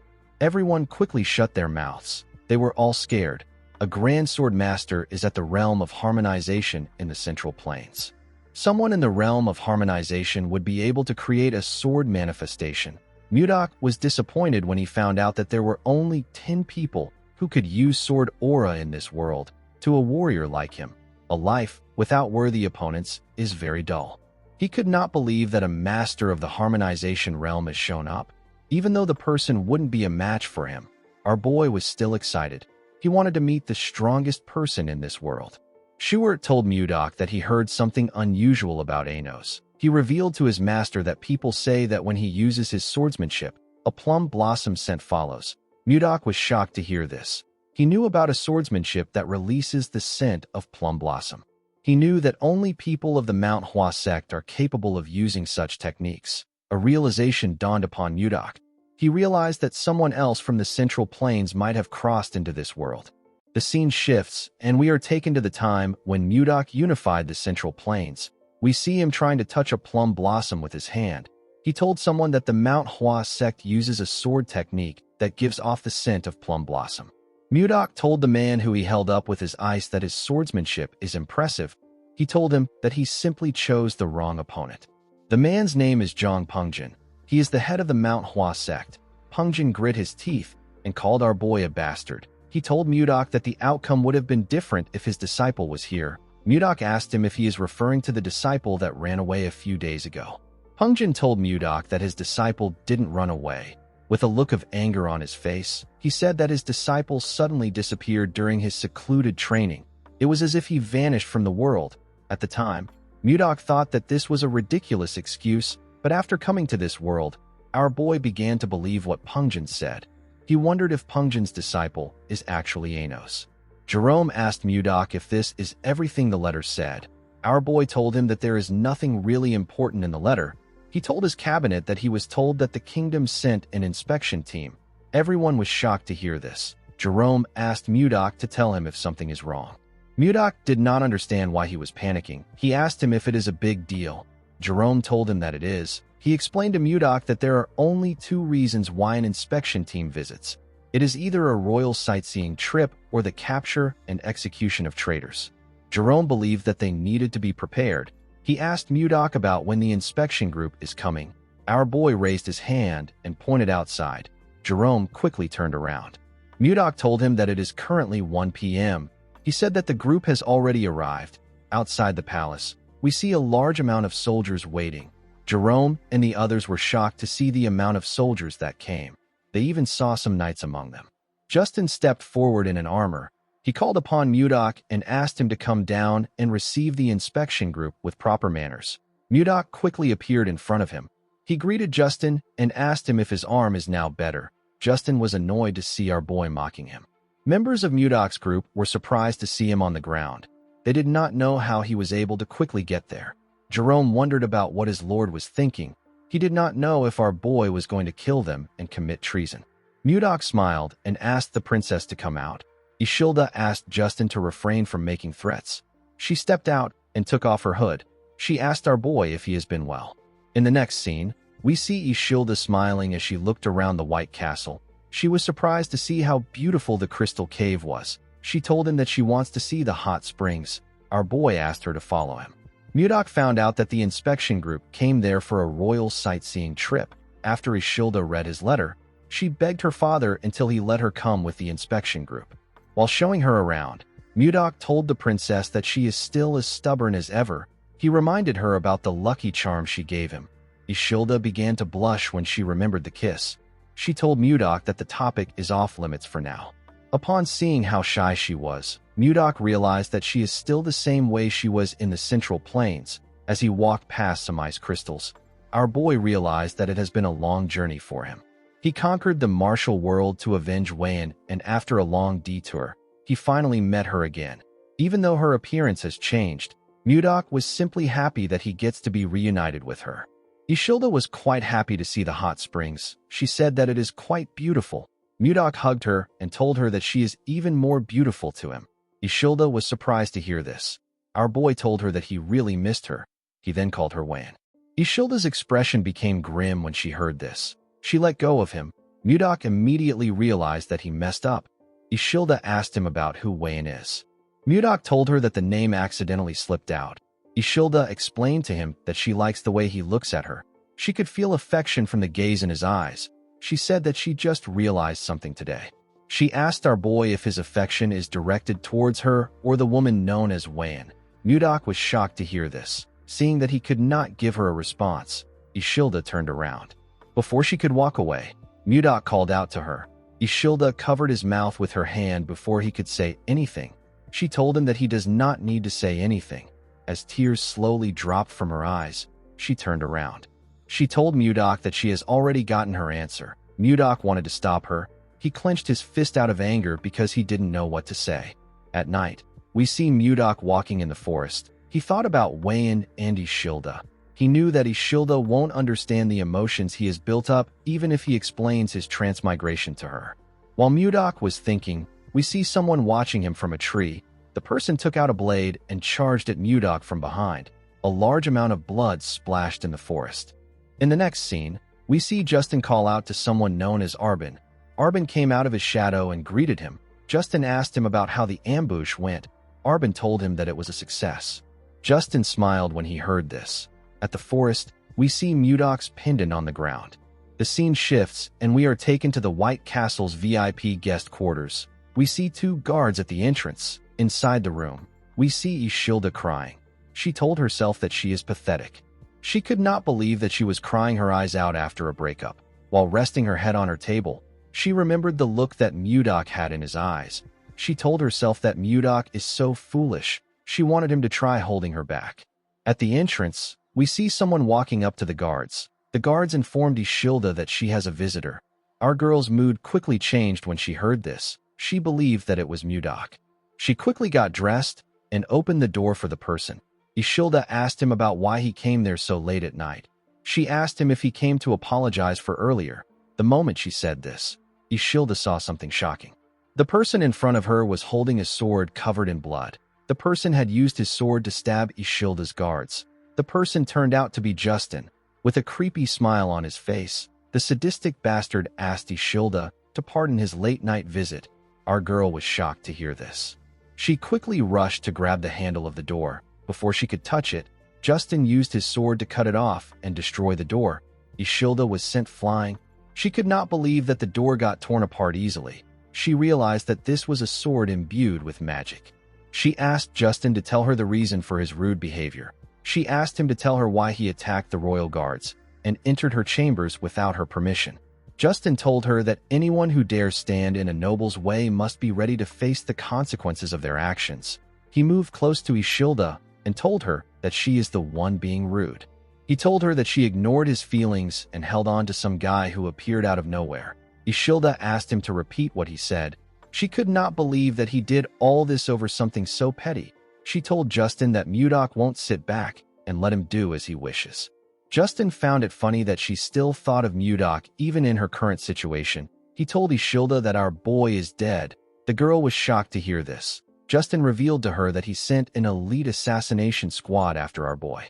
He told Ishilda that the ambush was successful. He said that she won't even find Mudok's corpse. He raised his hand when he said this. As his hand slowly got close to her, Ishilda called out to Mudok. Outside the castle, we see Mudok raise his hand and release his energy. His cold energy got released in the room. Justin was shocked to feel something moving his body. Ishilda was also shocked to see this. Our boy clenched his fist and used his energy to slam Justin's body on the wall. He dragged Justin out of the room. The boy immediately knew that it was Mudok that was doing this. He called him Baron Blizzard. Our boy threw Justin to the ground and ran into the room. He covered Ishilda with his jacket and asked her if she is okay. He gently smiled at her. Ishilda was quite happy to see him. She told him that she is fine. She asked him if he is okay. While they were talking, we see Justin's sword releasing a dark energy in the room. Our boy was able to sense this energy. He quickly raised his hand and used it to block the attack of the sword. He realized that the sword was being controlled with chi. The sword moved past him and went outside. We see someone grab the sword outside. Mudok pulled Ishilda up and called Justin a bastard. He saw the boy wearing an armor that released an ominous energy. Our boy realized that Justin has planned this entire thing thoroughly. The scene shifts, and we are taken to the past. We see Justin telling his father that he wants to take Mudok down. The armor he is wearing was in his father's room. Justin asked his father to lend him his personal assassination squad. He knew that the assassination squad was strong enough to kill anyone. Duke Icarus grabbed the sword which was on the armor. He told his son that his personal assassination squad won't be enough. The armor disappeared and went into the sword when he said this. The Duke told his son that he will need to prepare thoroughly if he wants to kill Mudok. The scene shifts, and we are taken back to the present. We see Justin holding the magic sword that moved freely with the user's mana and creates a magic armor. Justin swung his sword and released a huge attack at Mudok. Our boy quickly pushed Ishilda away to protect her. The attack destroyed the building. Justin believed that he could defeat a grand sword master with this sword. He laughed like a madman when he saw the damage he caused with his attack. He called Mudok a bastard and asked him if things are different from last time. He said that it is good that the assassins failed. When the dust cleared up, we see Mudok's arms covered with bruises. He put his hands down. Justin said that he wants to rip our boy apart with his own hands. Ishilda told Mudok that he is bleeding from his arm. Our boy asked her to stay back. He told her that she needs to stay in a secure place. Ishilda knew that he was right. She asked him if he will come back. Mudok turned around and gently smiled at her. He asked her to hide well and stay put. The moment he said this, he jumped down. He told Justin that he looks different from last time. The boy laughed when he heard this. His helmet slowly covered his face as he laughed. Mudok told him that he doesn't still see any reason in him. Justin raised his sword and asked our boy not to give him more of his useless lectures. Immediately he said this. He threw his sword at our boy. Mudok pushed it aside with a simple swing of his hand. Justin appeared in front of him the moment he did this. He swung his sword at Mudok. Our boy covered his arm with his energy and used it to block the attack. Due to the clash of their energies, they both got pushed back. Justin appeared in front of Mudok and asked him to stop his nonsense. He smiled when he saw that he was in front of our boy. He believed that he got him on the ropes. He believed that Mudok was already worn out from fighting the assassination squad. He was certain that this was the perfect time to kill Mudok. He raised his sword and told our boy that this is the end. The moment he said this, Mudok fired his energy at him and used it to knock his sword out of his hand. Justin was shocked to see that our boy fired at the same hand which he injured before. He fell on his knees and held his wrist, which had turned red. Mudok moved close to him and told him that they are at a good range. He told him that his attacks won't be able to reach the princess at their current range. Justin was surprised to see that Mudok pretended to be hit just to create some distance between them and Ishilda. Our boy explained to him that a cornered rat will bite a cat if it is desperate. He told him that a rat bastard like him could harm Ishilda. Justin grit his teeth out of anger when he heard this. He stood up and quickly put the armor together. He told Mudok that he has underestimated him. Immediately he said this. Mudok placed his hand on his breastplate. He told Justin that he was actually just being cautious. He told the boy that he does not want to lose Ishilda again. The moment he said this, Mudok released his attack on Justin. His attack froze the entire cold forest. It touched everything around them. Justin fell on his knees. His armor began to fall apart. Justin did not understand what was happening. While shivering, the boy realized that something was wrong with his mana. He could not gather his mana. Mudok advised him not to waste his time trying to gather mana. He revealed to him that he destroyed his Dantian, which is also known as Energy Core. With a cold gaze in his eyes, he revealed to Justin that he will no longer be able to gather and use mana for the rest of his life. Justin was horrified when he heard this. He clenched his fist. He wanted to punch Mudok. Our boy gave him a hard slap on his face. Justin fell to the ground. Mudok asked him to live the rest of his life atoning for his mistakes. He told him that he has finally become one of the weak, even though he tormented other weak people. While he was talking, Mudok noticed that the sun was rising. He used his hand to cover his face. He seemed to be happy to see the sunrise. He said that he has wasted too much time. Mudok locked Justin and his men in prison. The boy was still traumatized by the fact that he couldn't use his mana. Since he had taken care of Justin, Mudok planned to have a date with Ishilda. Unfortunately, our boy's mood got ruined by what he saw. He saw Ishilda holding someone's hand outside. She was holding Jerome's hand. The girl smiled as she spoke to the mage. Mudok could not comprehend what was happening. 15 minutes earlier, we see Mudok asking his men to look around. He said that something will be around there. He asked them to find it. He announced that the person who finds it will get a big reward. Jerome asked his master if he lost his pendant when he was ambushed by an assassin. Mudok told him that he is correct. Jerome revealed to him that he looked into the assassins. He said that they are actually quite skilled. He asked Mudok about how he was able to come out unharmed after he was attacked by them. Our boy could not believe that Jerome called the weak losers skilled. He said that the assassins only knew how to move silently. They were just a bunch of weaklings to Mudok. Our boy said that he wouldn't have even noticed them if he was in a good shape. Jerome told him that he is amazing. While he was talking, someone walked up to them. The person told Mudok that he lost the pendant because of her. Jerome used his hood to cover his head when he heard the person's voice. Our boy turned around when he heard her voice. The person turned out to be Ishilda. The princess had a maid with her. Jerome seemed to be quite nervous to see the princess. With tears in her eyes, Ishilda told Mudok that he could have found the pendant if he searched for it when he lost it. Mudok told the princess that this is not true. He pointed to Jerome and told him that they should blame Justin for this. Ishilda was surprised to see Jerome. She moved close to him and grabbed his hand. She asked him if he is Count Jerome Karyuin. Ishilda did not know why the count was there. She told him that she heard he was missing. Jerome simply smiled nervously when he heard this. Mudok was annoyed to see Ishilda holding Jerome's hand. The mage quickly let go of Ishilda. He told her that this kind of enthusiastic welcome is a bit troubling for him. The moment he said this, Mudok placed his hand on his shoulder.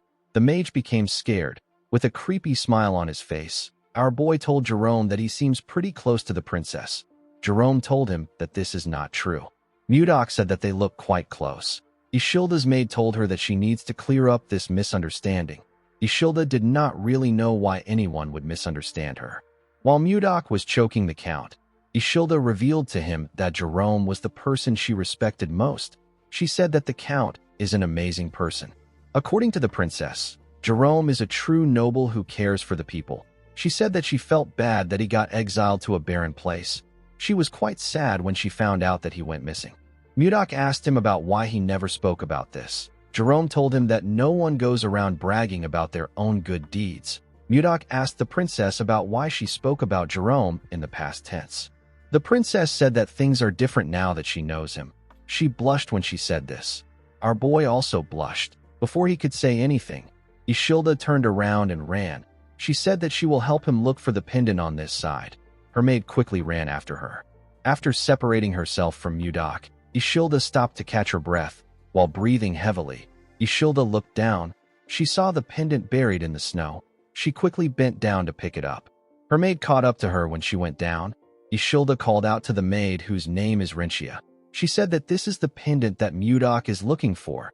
The maid did not expect her to find it. She said that she will tell Mudok immediately. While looking at the pendant, the princess remembered the look on our boy's face when he mentioned Wayan. She was certain that this pendant had something to do with Wayan. Renchia called out to the princess. She told her that she has the same expression as Mudok. Ishilda was quite angry when she remembered how Mudok reacted. She asked her maid if she really looked like him. The woman nodded her head at her. She told Ishilda that there is no need for her to rush. She assured her that Mudok is thinking about her the same way she is thinking about him. Ishilda stared at the pendant when she heard this. At first she was jealous, but now she is curious about the situation. She wondered about the woman who could win the heart of someone like Mudok. Ishilda gave our boy back his pendant. She was quite curious about who Wayan is. The scene shifts, and we see someone break a glass containing the Lotus of Love. The person turned out to be Wayan's father.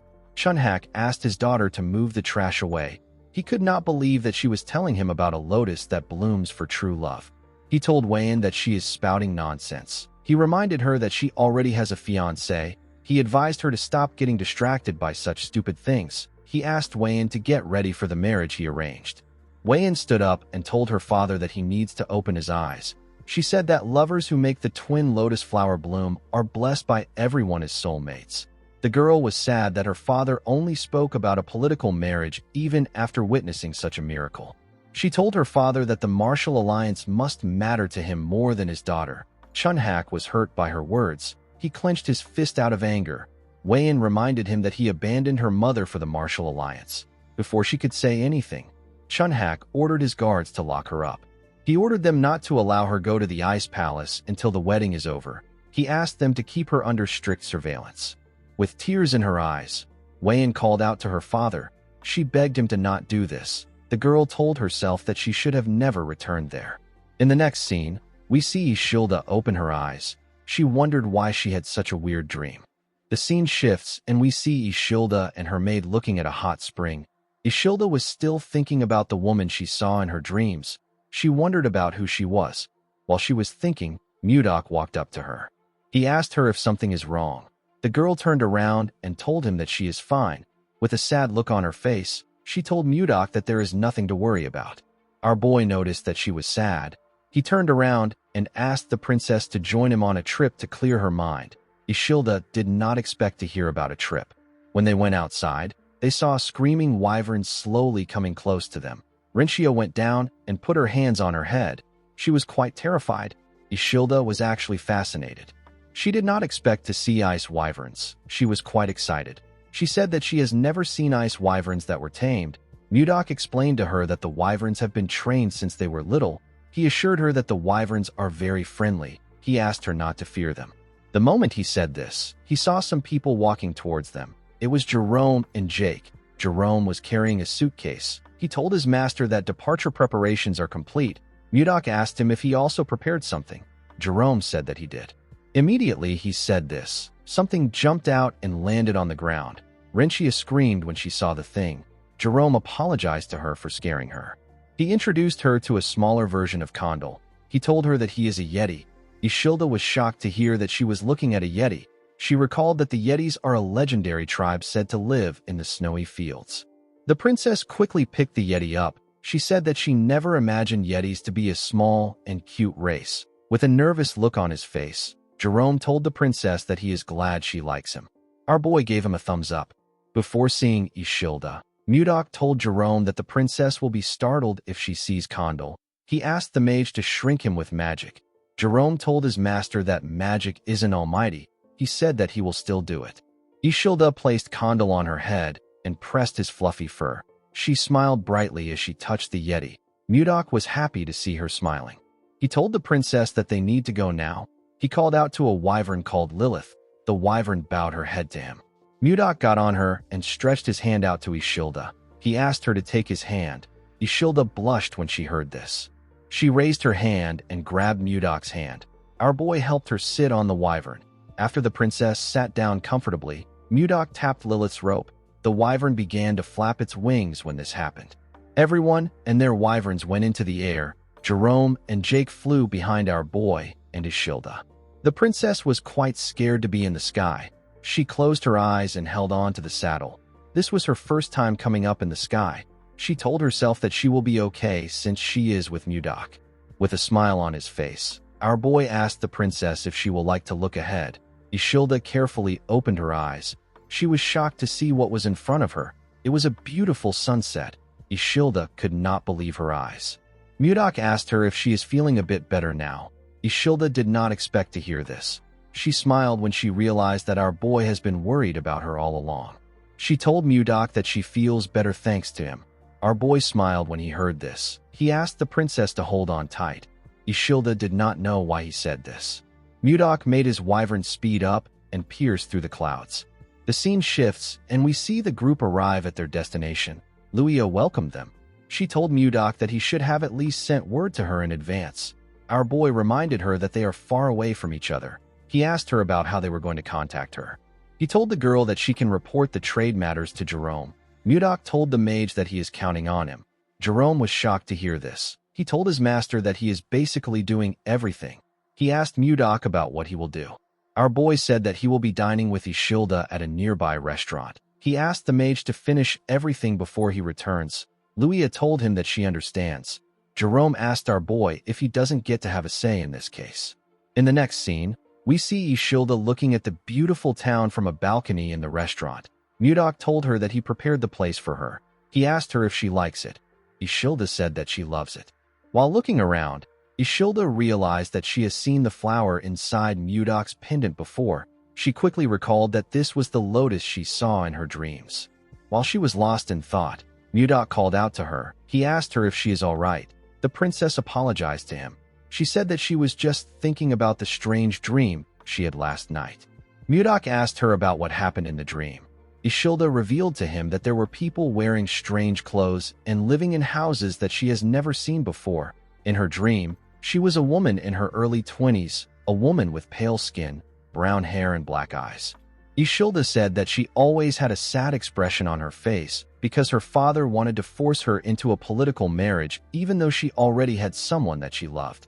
The princess laughed. and said that it was such a strange dream. Mudok grabbed his pendant and laughed with her. Ishilda revealed to him that she desperately called out to someone in her dream. She called out to someone known as Gaga.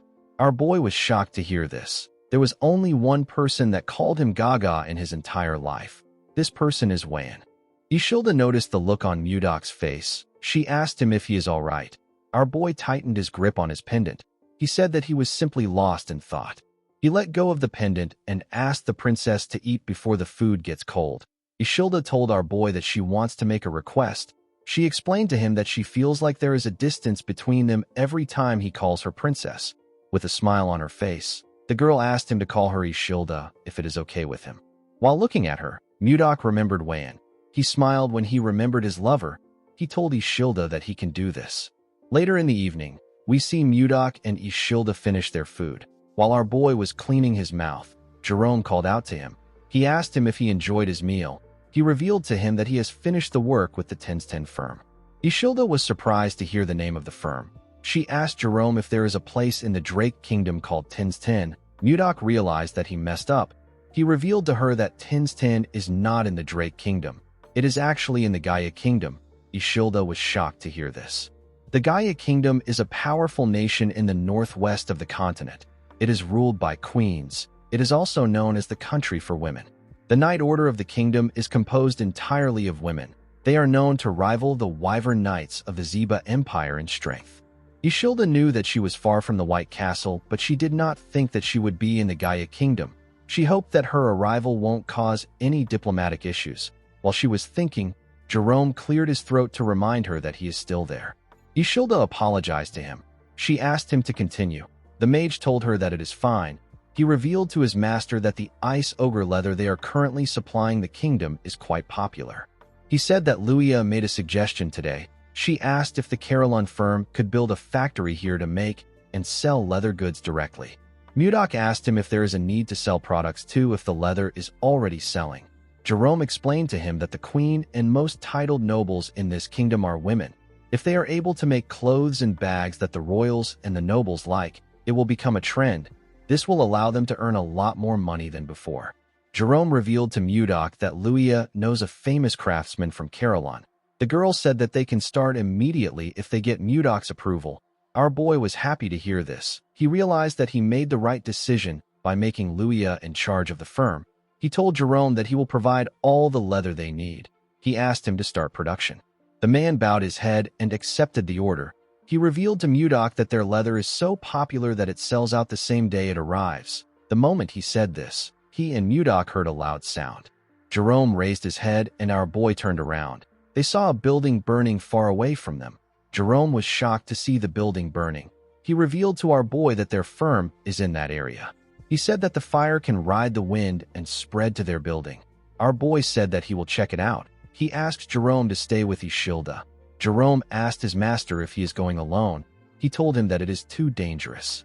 Ishilda told our boy that she will follow him. Mudok told her that it will only take a moment. He assured her that he will be back soon. Immediately he said this, he jumped down from the balcony. After Mudok left, Ishilda told Jerome that they need to go. The mage was surprised to hear this. Ishilda said that they can't just sit around like this. She said that they need to follow Mudok. Jerome could not believe what he was hearing. Outside the burning building, we see a woman crying about her shop. She could not believe that the shop she devoted her life to was on fire. Other vendors were also crying.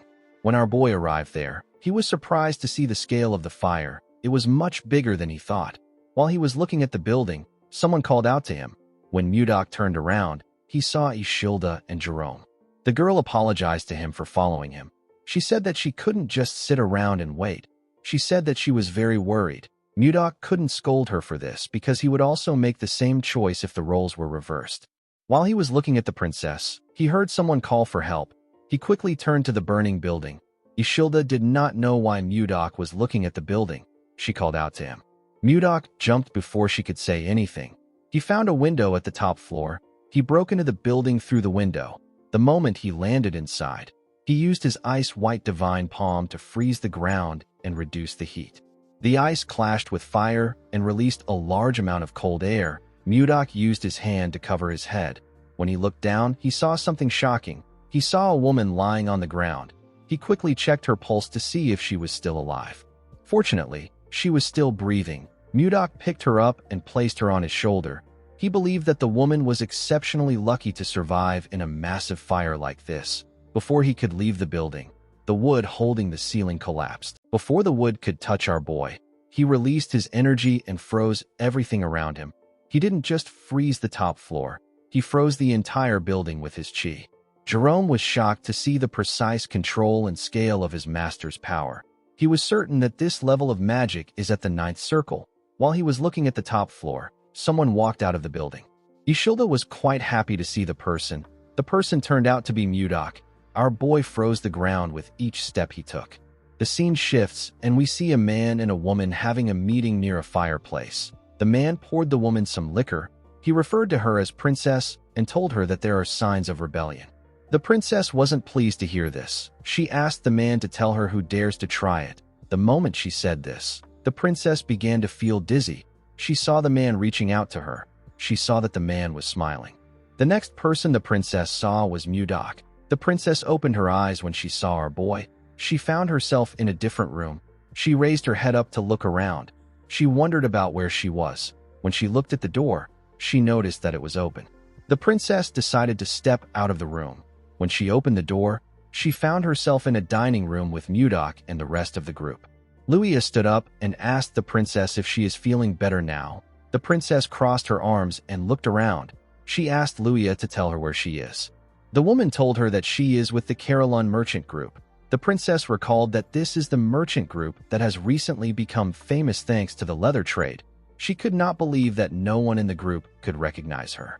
She asked Luia if there is no one from the Gaia Kingdom in their group. The woman revealed to her that they are from Carillon Village, a place in the northern part of the Drake Kingdom. She told the princess that this is why they are known as Carillon merchants. The princess asked Luia to tell her the person who saved her.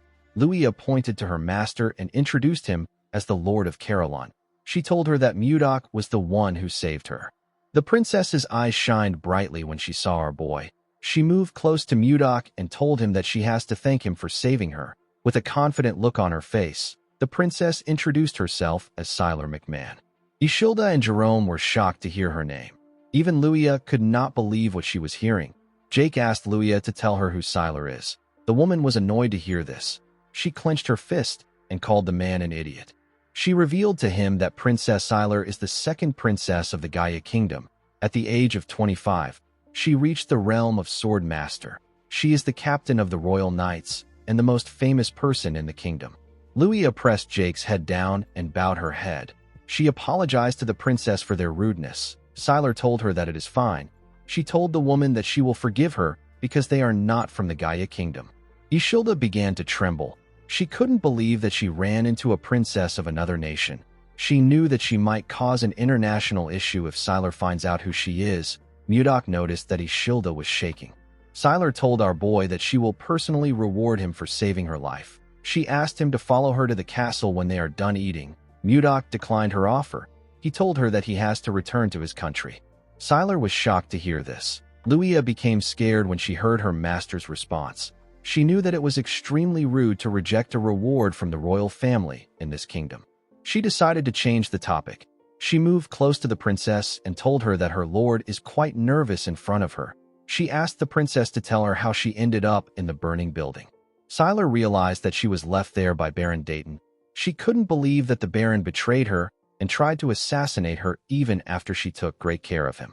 Siler told Luia that it is nothing serious. She said that a pathetic man with no confidence tried to assassinate her with poison.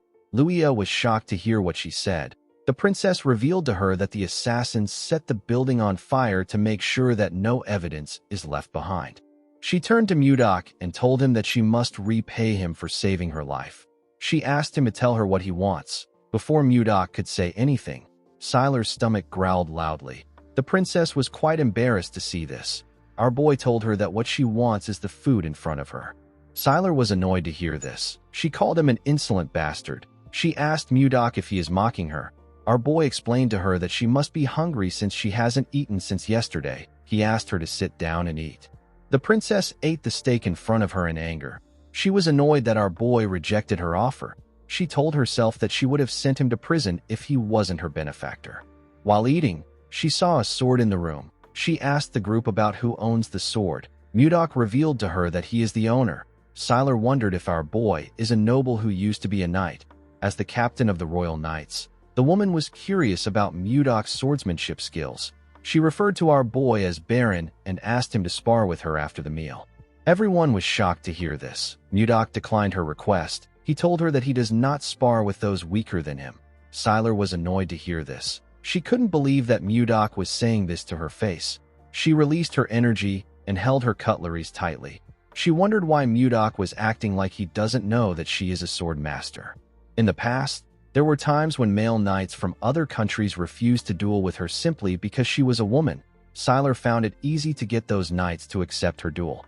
She laughed and asked Mudok if he is afraid of losing. Everyone was shocked to hear this. They couldn't believe that she was provoking our boy. Mudok stood up and grabbed his sword. He asked the princess to come out. With a look of anger on his face, Mudok told her that he wants to show her a technique. The scene shifts, and we see the group outside. Siler and Mudok were standing in a grass field. Siler told our boy that they will be following the knight's rules. She said that their mana will be restricted. The first to subdue the other wins. Mudok accepted her condition. Jerome reminded his master that Siler is a princess of the Gaia Kingdom. He told him that they can have diplomatic issues if Siler gets a scratch. Our boy told him that he understands. He asked him to stop talking. Siler asked Mudok if he is ready. The woman believed that she has met plenty men like our boy. She told herself that every single man ends up kneeling in front of her. Siler smiled like a lunatic when she thought about how our boy will kneel in front of her. She turned her blade and made the sun reflect on it. She directed the reflection at Mudok's eyes. Our boy seemed annoyed by her cheap trick. Siler charged at him because she believed that she had seen an opportunity. Mudok easily blocked her attack by raising his sword. Siler did not expect him to block her surprise attack. She realized that our boy was skilled. She charged at him again from behind. She thrust her rapier at him at a crazy speed. Mudok was able to dodge the attack by moving his head. He smiled when he dodged the attack. Siler wasn't done with him. She made her attacks faster and stronger. She attacked him multiple times. Our boy blocked her attacks, but he was getting pushed back.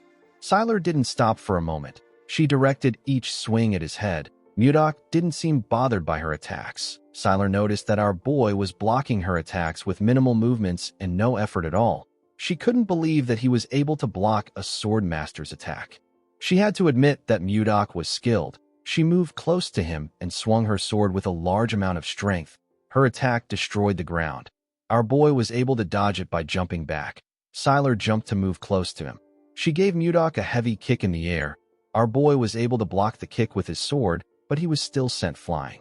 He pushed his sword into the ground in order to hold himself down. He raised his head and glared at Siler.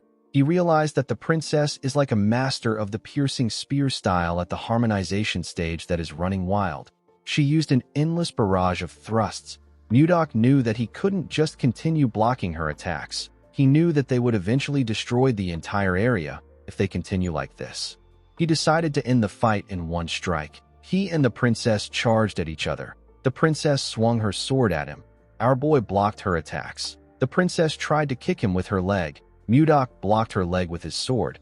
He moved to the side and gave her a heavy blow in her stomach. The punch made her lose her balance. Mudok grabbed her neck and slammed her body into the ground. Siler quickly tried to get up, but our boy pointed his sword at her neck. He asked the princess to admit her defeat. Siler rejected this offer. She asked Mudok to fight with her again. Jerome clapped for them and said that they both displayed wonderful swordsmanship skills. He suggested that everyone should head back inside to finish their meal. With a serious look on her face, Siler told Mudok that she will officially challenge the Drake Kingdom if he doesn't accept the rematch. Everyone was shocked to hear this. This was their biggest fear. They hoped that she wouldn't do this. Mudok moved away from her and told her that admitting defeat is also a virtue of a warrior. He told her that her actions are that of a child because she is the princess of the kingdom. Siler stood up and asked him to repeat what he said. She grit her teeth out of anger. She covered her hand with her energy and charged at our boy out of anger. She asked him to tell her what he knows about her for him to speak like that. Before she could reach him, Mudok pointed his sword at her face. The princess quickly stopped moving. She fell to her knees. She realized that she lost. She couldn't even see our boy raise his sword. Mudok asked the princess if this is how they treat their saviors in this country. He asked her if her tiny brain didn't help her realize that he was holding back because she is the princess. He advised her to carefully think about who is wrong in this situation. The princess wondered why she couldn't win. She remembered showing her mother her medal for winning first place in the swordsmanship tournament again when she was younger. The queen told her daughter that she is amazing. She told Sylar that she will be able to protect her and her sister if she becomes stronger. The queen asked her daughter to become the Sword of Gaia. Sylar followed her mother's words. She lived as the Sword of Gaia. She spent her whole life trying to become someone who protects the kingdom, someone who no one can ignore. Sylar wondered about who Mudok was. While our boy was looking at the princess, Ishilda moved close to him and called out to him. Mudok advised the princess to choose her opponents wisely next time. He turned to Ishilda and put his hand around her waist. He smiled at her. He told her that they are returning to Carolyn tomorrow. He said that they need to finish sightseeing. Ishilda nervously walked away with Mudok. Our boy tapped Jerome on the shoulder and asked him to tell Jake to buy a few swords for him. The mage told his master that the swords will be ready before he returns. After Mudok left, the princess called out to Jerome and Luia. The two of them became nervous. The princess moved close to them and asked them if Ishilda is Mudok's wife. Jerome told her that she isn't. He told her that Ishilda is a noblewoman from a respected family. Sylar seemed to be relieved to hear that they weren't married yet. She turned to Luia and asked her to fetch a carriage. She said that she is returning to the palace. Luia accepted her order.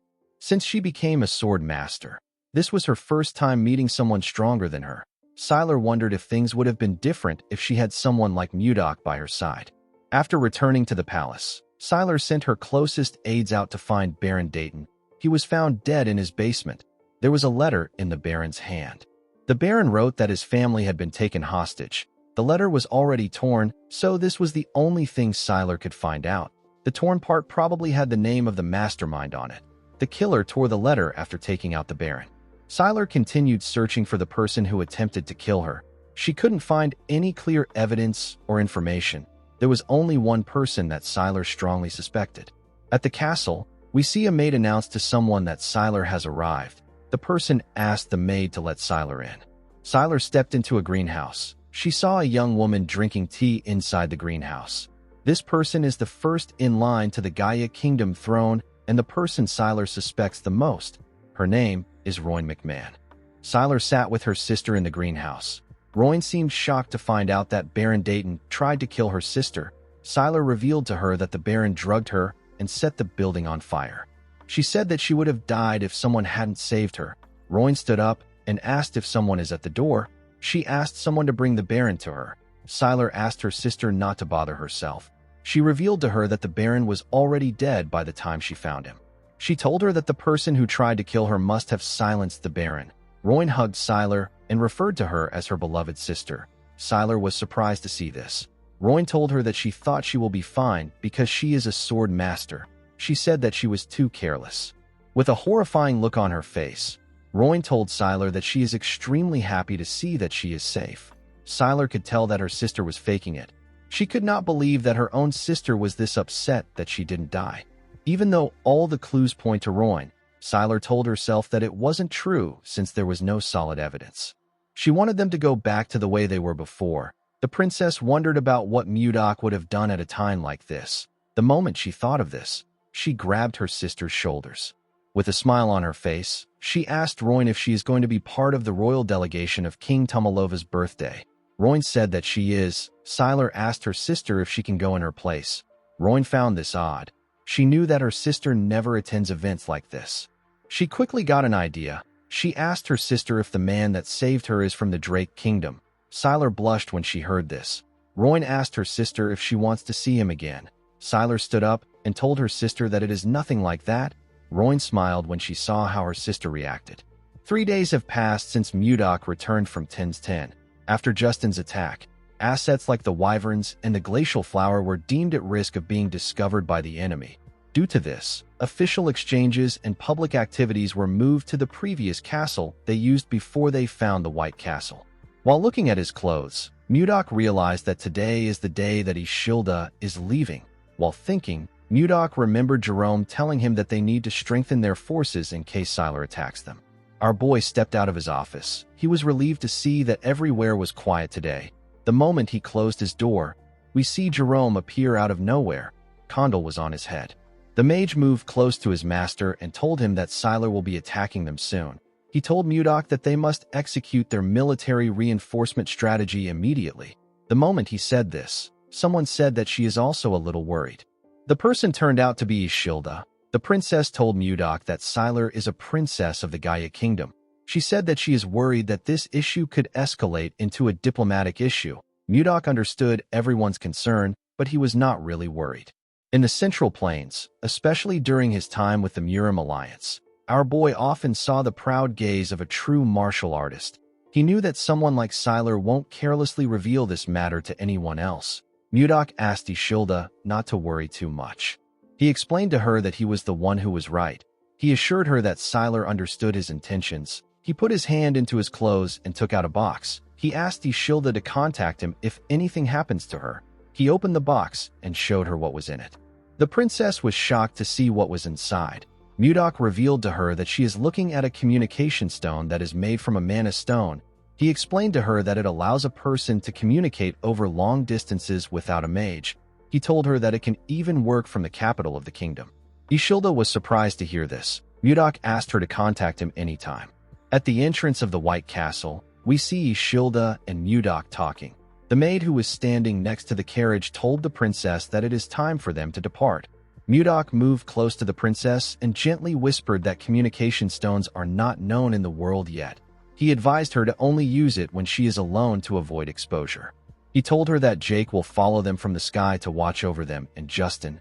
Ishilda smiled when she heard this. She could feel what Mudok felt for her from his actions and words. She moved close to her carriage and turned around. With a smile on her face, Ishilda thanked Mudok. Our boy watched the carriage as it rode off. He realized that his current status is too low. There was a vast difference between him and the princess. It was like heaven and earth. To become a man worthy of her, Mudok needed to raise his status. Our boy said that it is time for him to visit a certain place. Jerome followed his lord to the place he wanted to visit. He was shocked to see what was inside this place. He saw different unconscious bodies on the ground. He asked his master about what happened there. He asked him to tell him who these people are. Mudok revealed to him that they are the ones who tried to kill him. Jerome asked him if they are the assassins that Justin brought. Our boy told him that he is correct. Mudok and Jerome walked past the assassins lying on the ground. The mage asked his master if Justin knows about them. Our boy told him that Justin probably thinks they are dead. Mudok seemed dissatisfied when he looked at the assassins. He locked them up without food to test how long they would last. He could not believe that they were already in this state after only 10 days. Compared to the assassins in the Central Plains, these people lack skills and survival abilities. While thinking, our boy saw something. He saw two assassins who he considered decent. He ordered Jerome to bring food for them with Shuart. The mage accepted his order. Mudok let out a sigh when he realized that it is going to take a while to make these guys useful. In the next scene, we see the assassins shoving food down their throats. Shuart advised them to slow down. Jerome decided to question his lord. He asked him about why he kept these people alive.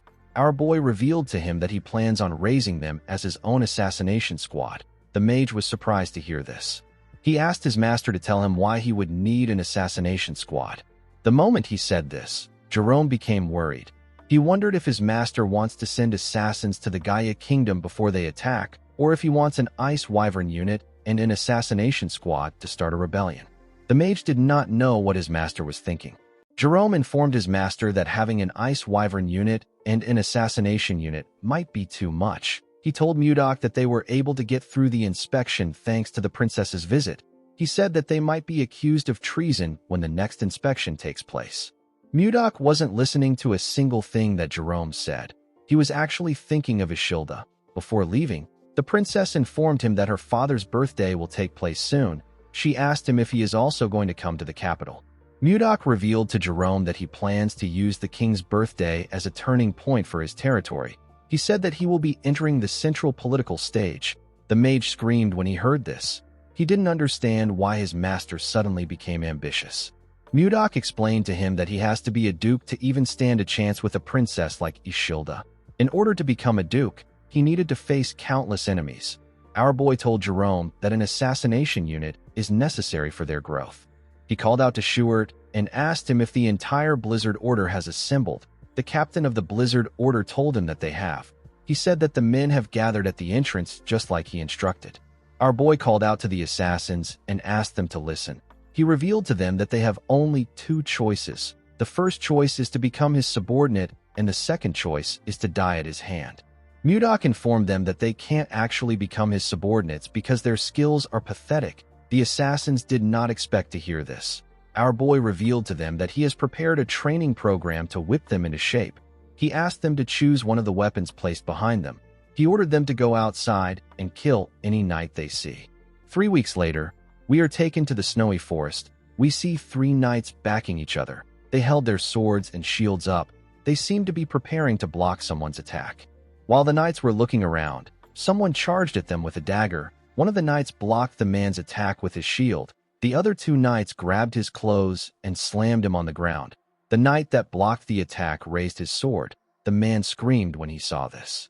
The knight took a badge off the man. Immediately he did this. The other 2 let the man go. The knight was very happy to see the token. He said that he killed the man. His comrades were also quite happy to see the token. One of them said that he won't have to skip dinner today. The knights asked the man to sit somewhere. The man forcefully stood up. Mudok watched everything from the top of a tree. He held a cane in his hand.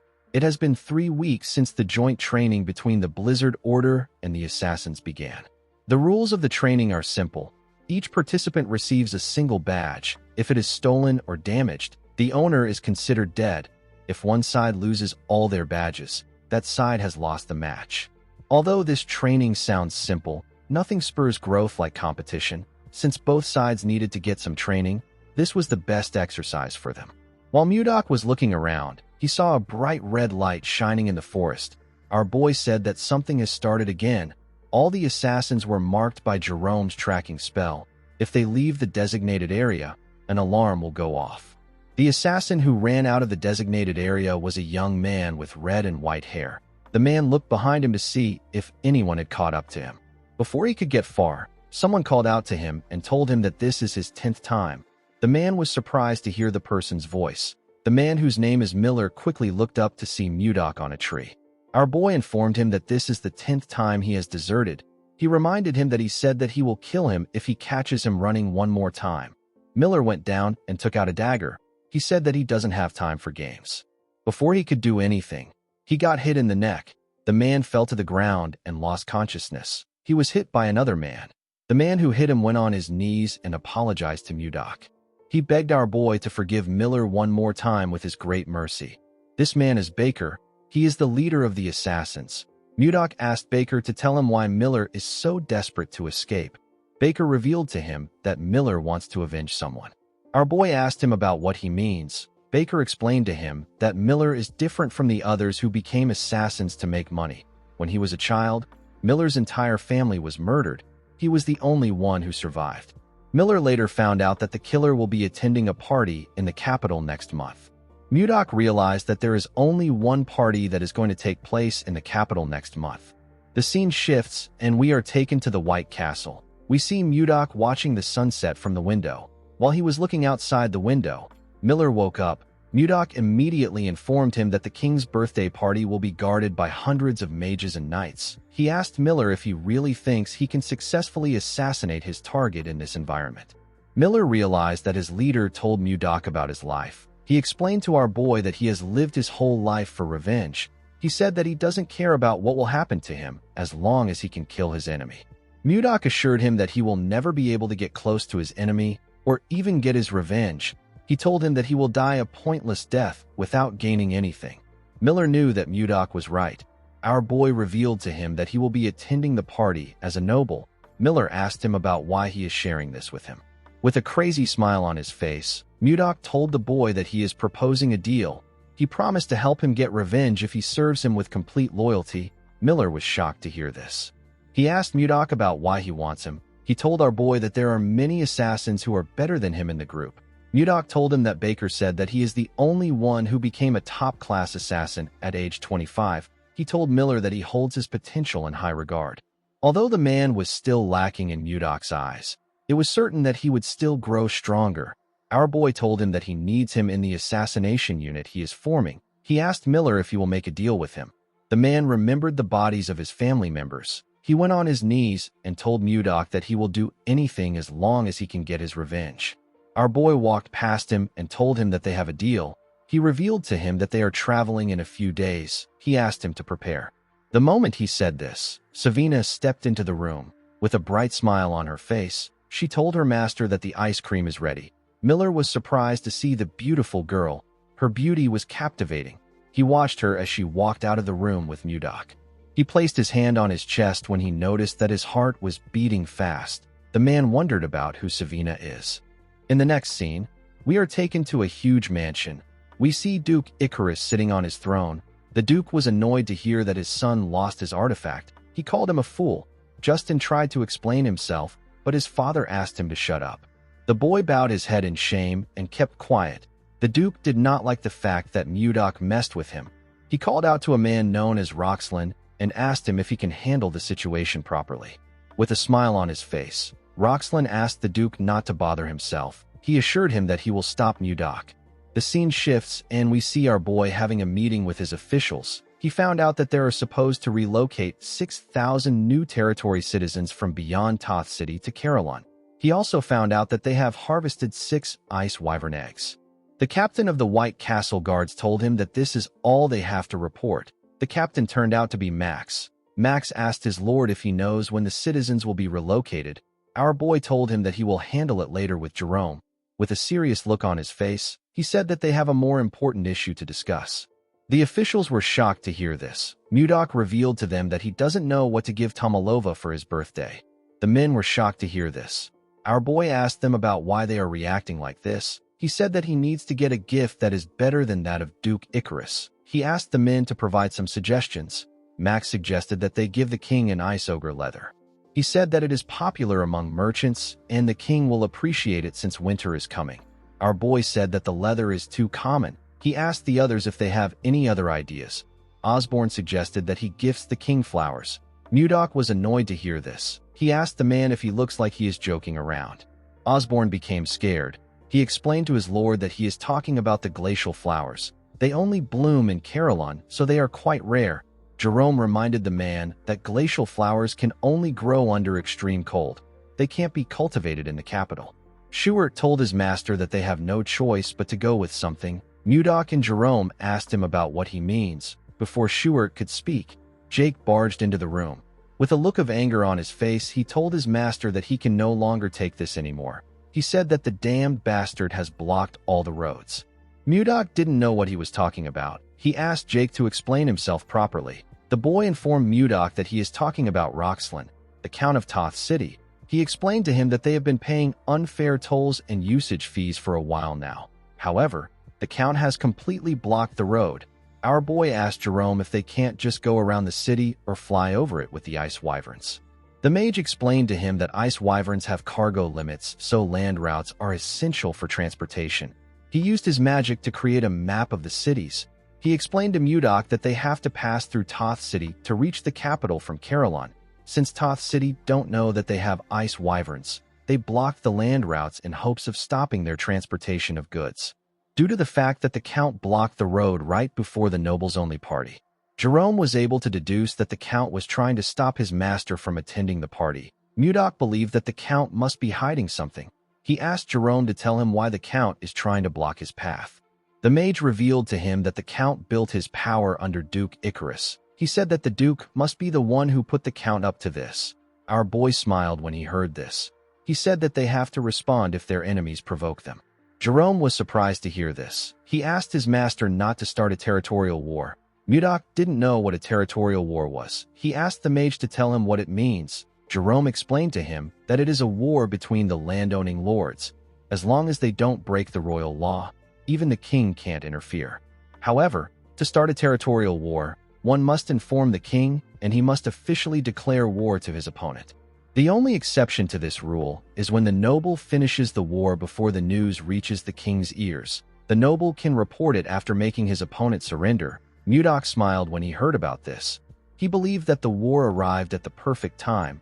It was the perfect time for them to test what they have been preparing. Our boy turned to Schuart and asked him to leave a small force in the territory. He ordered him to prepare for deployment. Schuart accepted the order. Mudok asked Max to put the assassination unit on standby for now. He ordered him to send Miller to scout Toth City. The man accepted the order. Mudok turned to Jake and asked him to prepare his Wyvern unit for deployment. The man was shocked to hear this. He reminded his lord that his unit only has 20 people. He asked if they are not too small for a territorial war.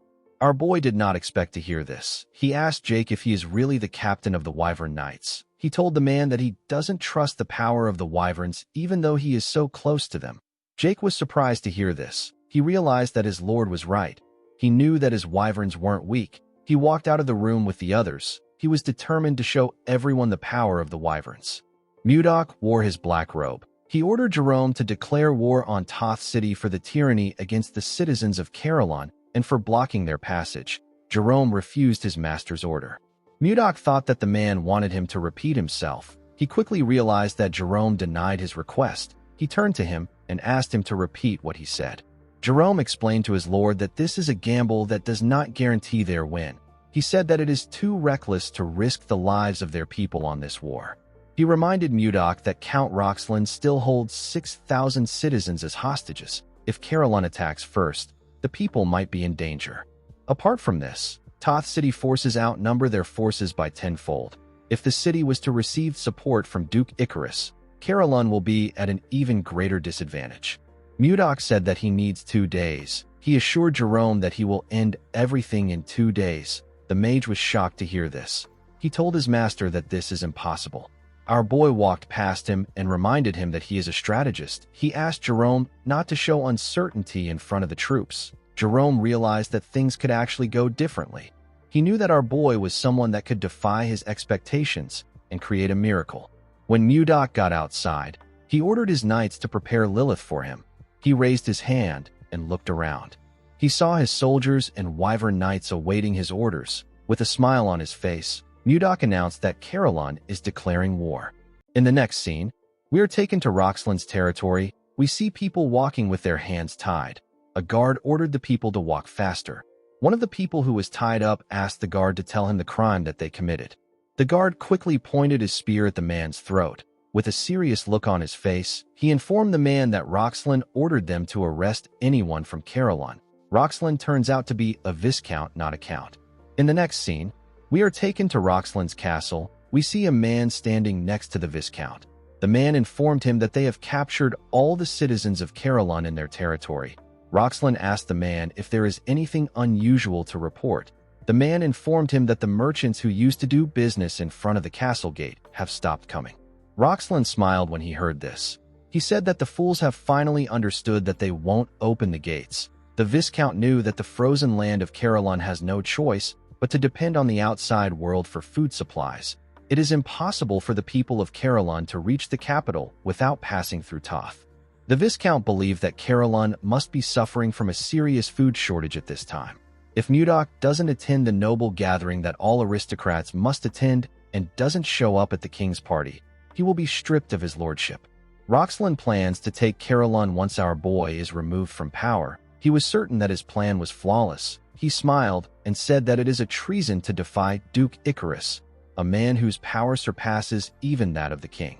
He told himself that he can become a marquis if he handles the situation well. While he was thinking, he noticed that a shadow covered his window.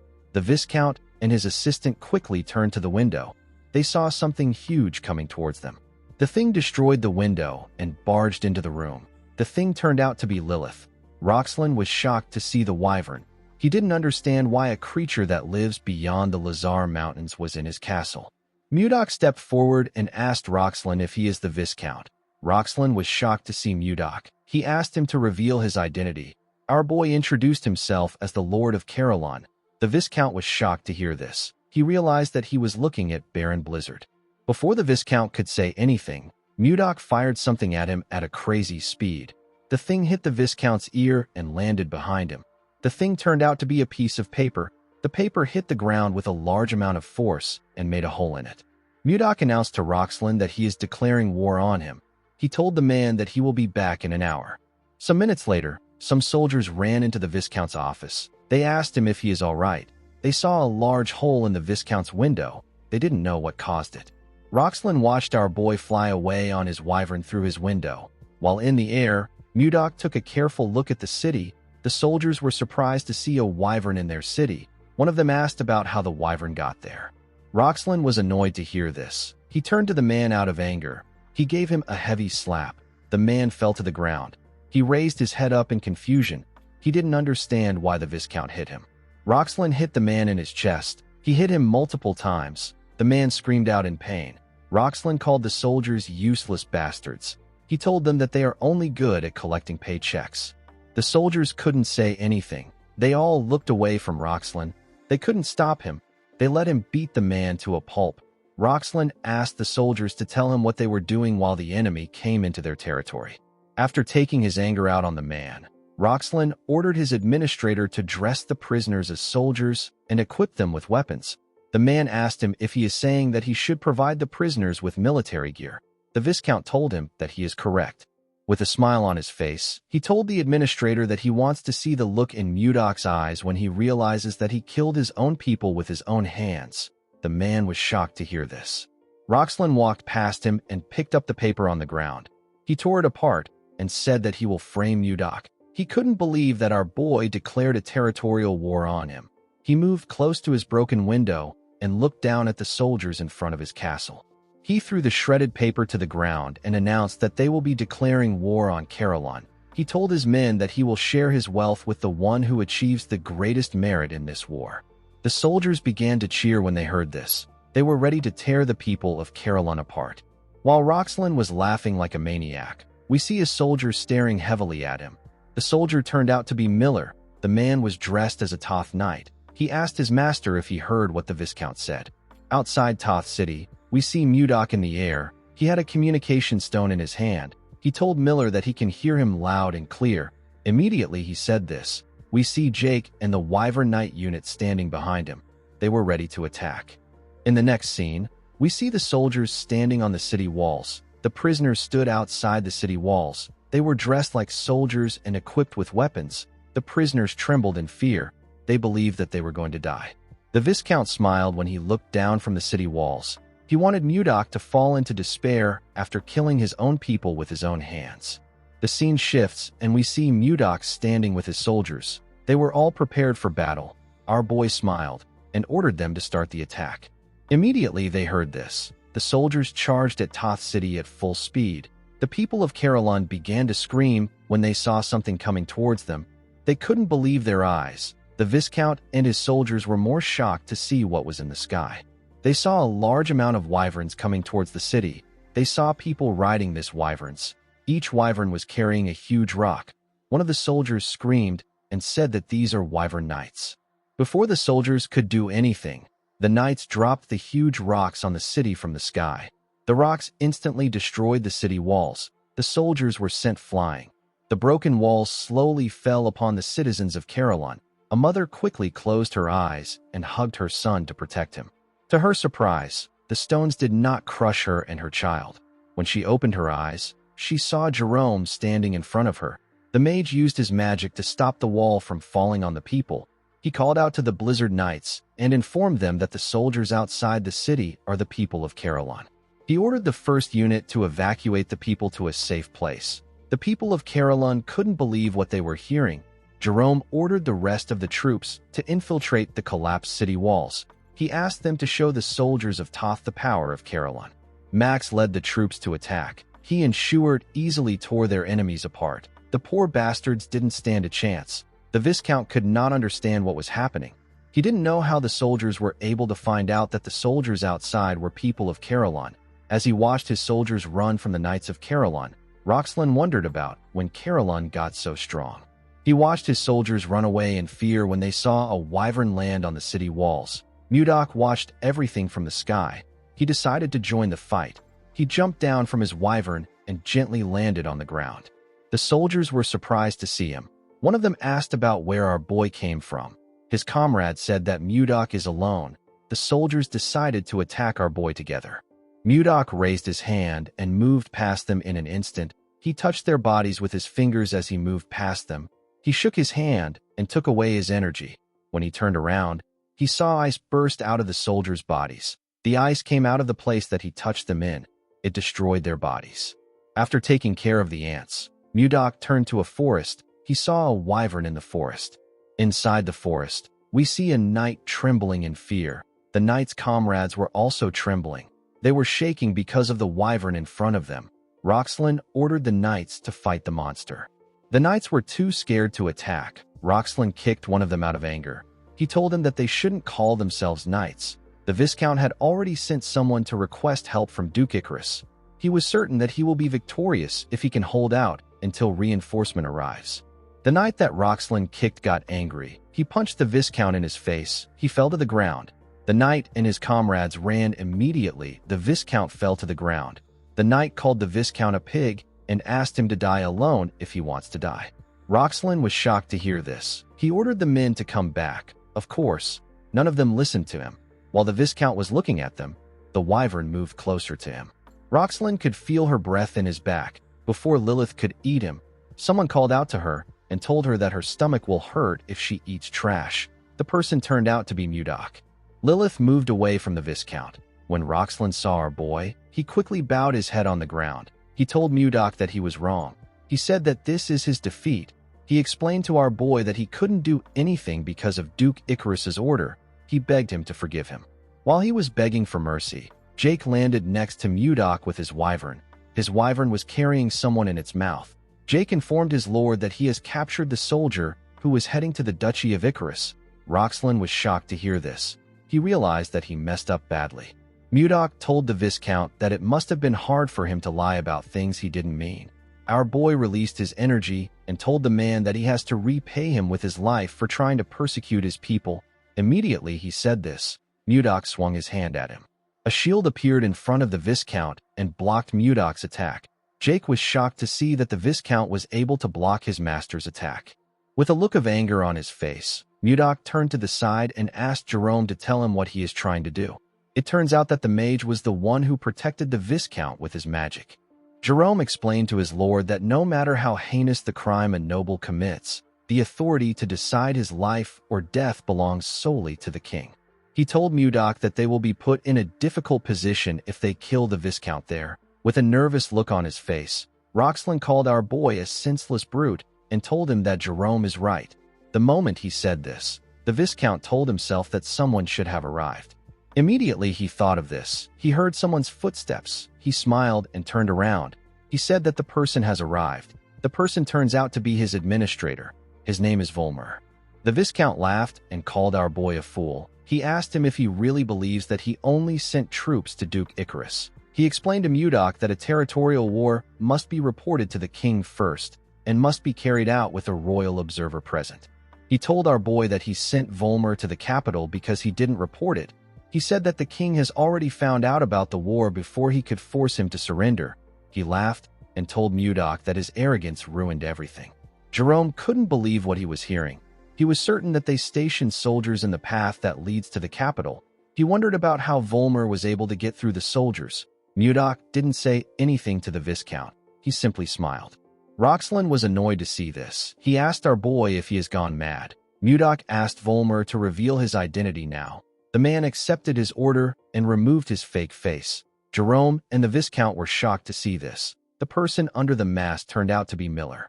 The Viscount could not comprehend what was happening. He asked Miller about when he took his administrator's place. Miller told his master that the mission is accomplished.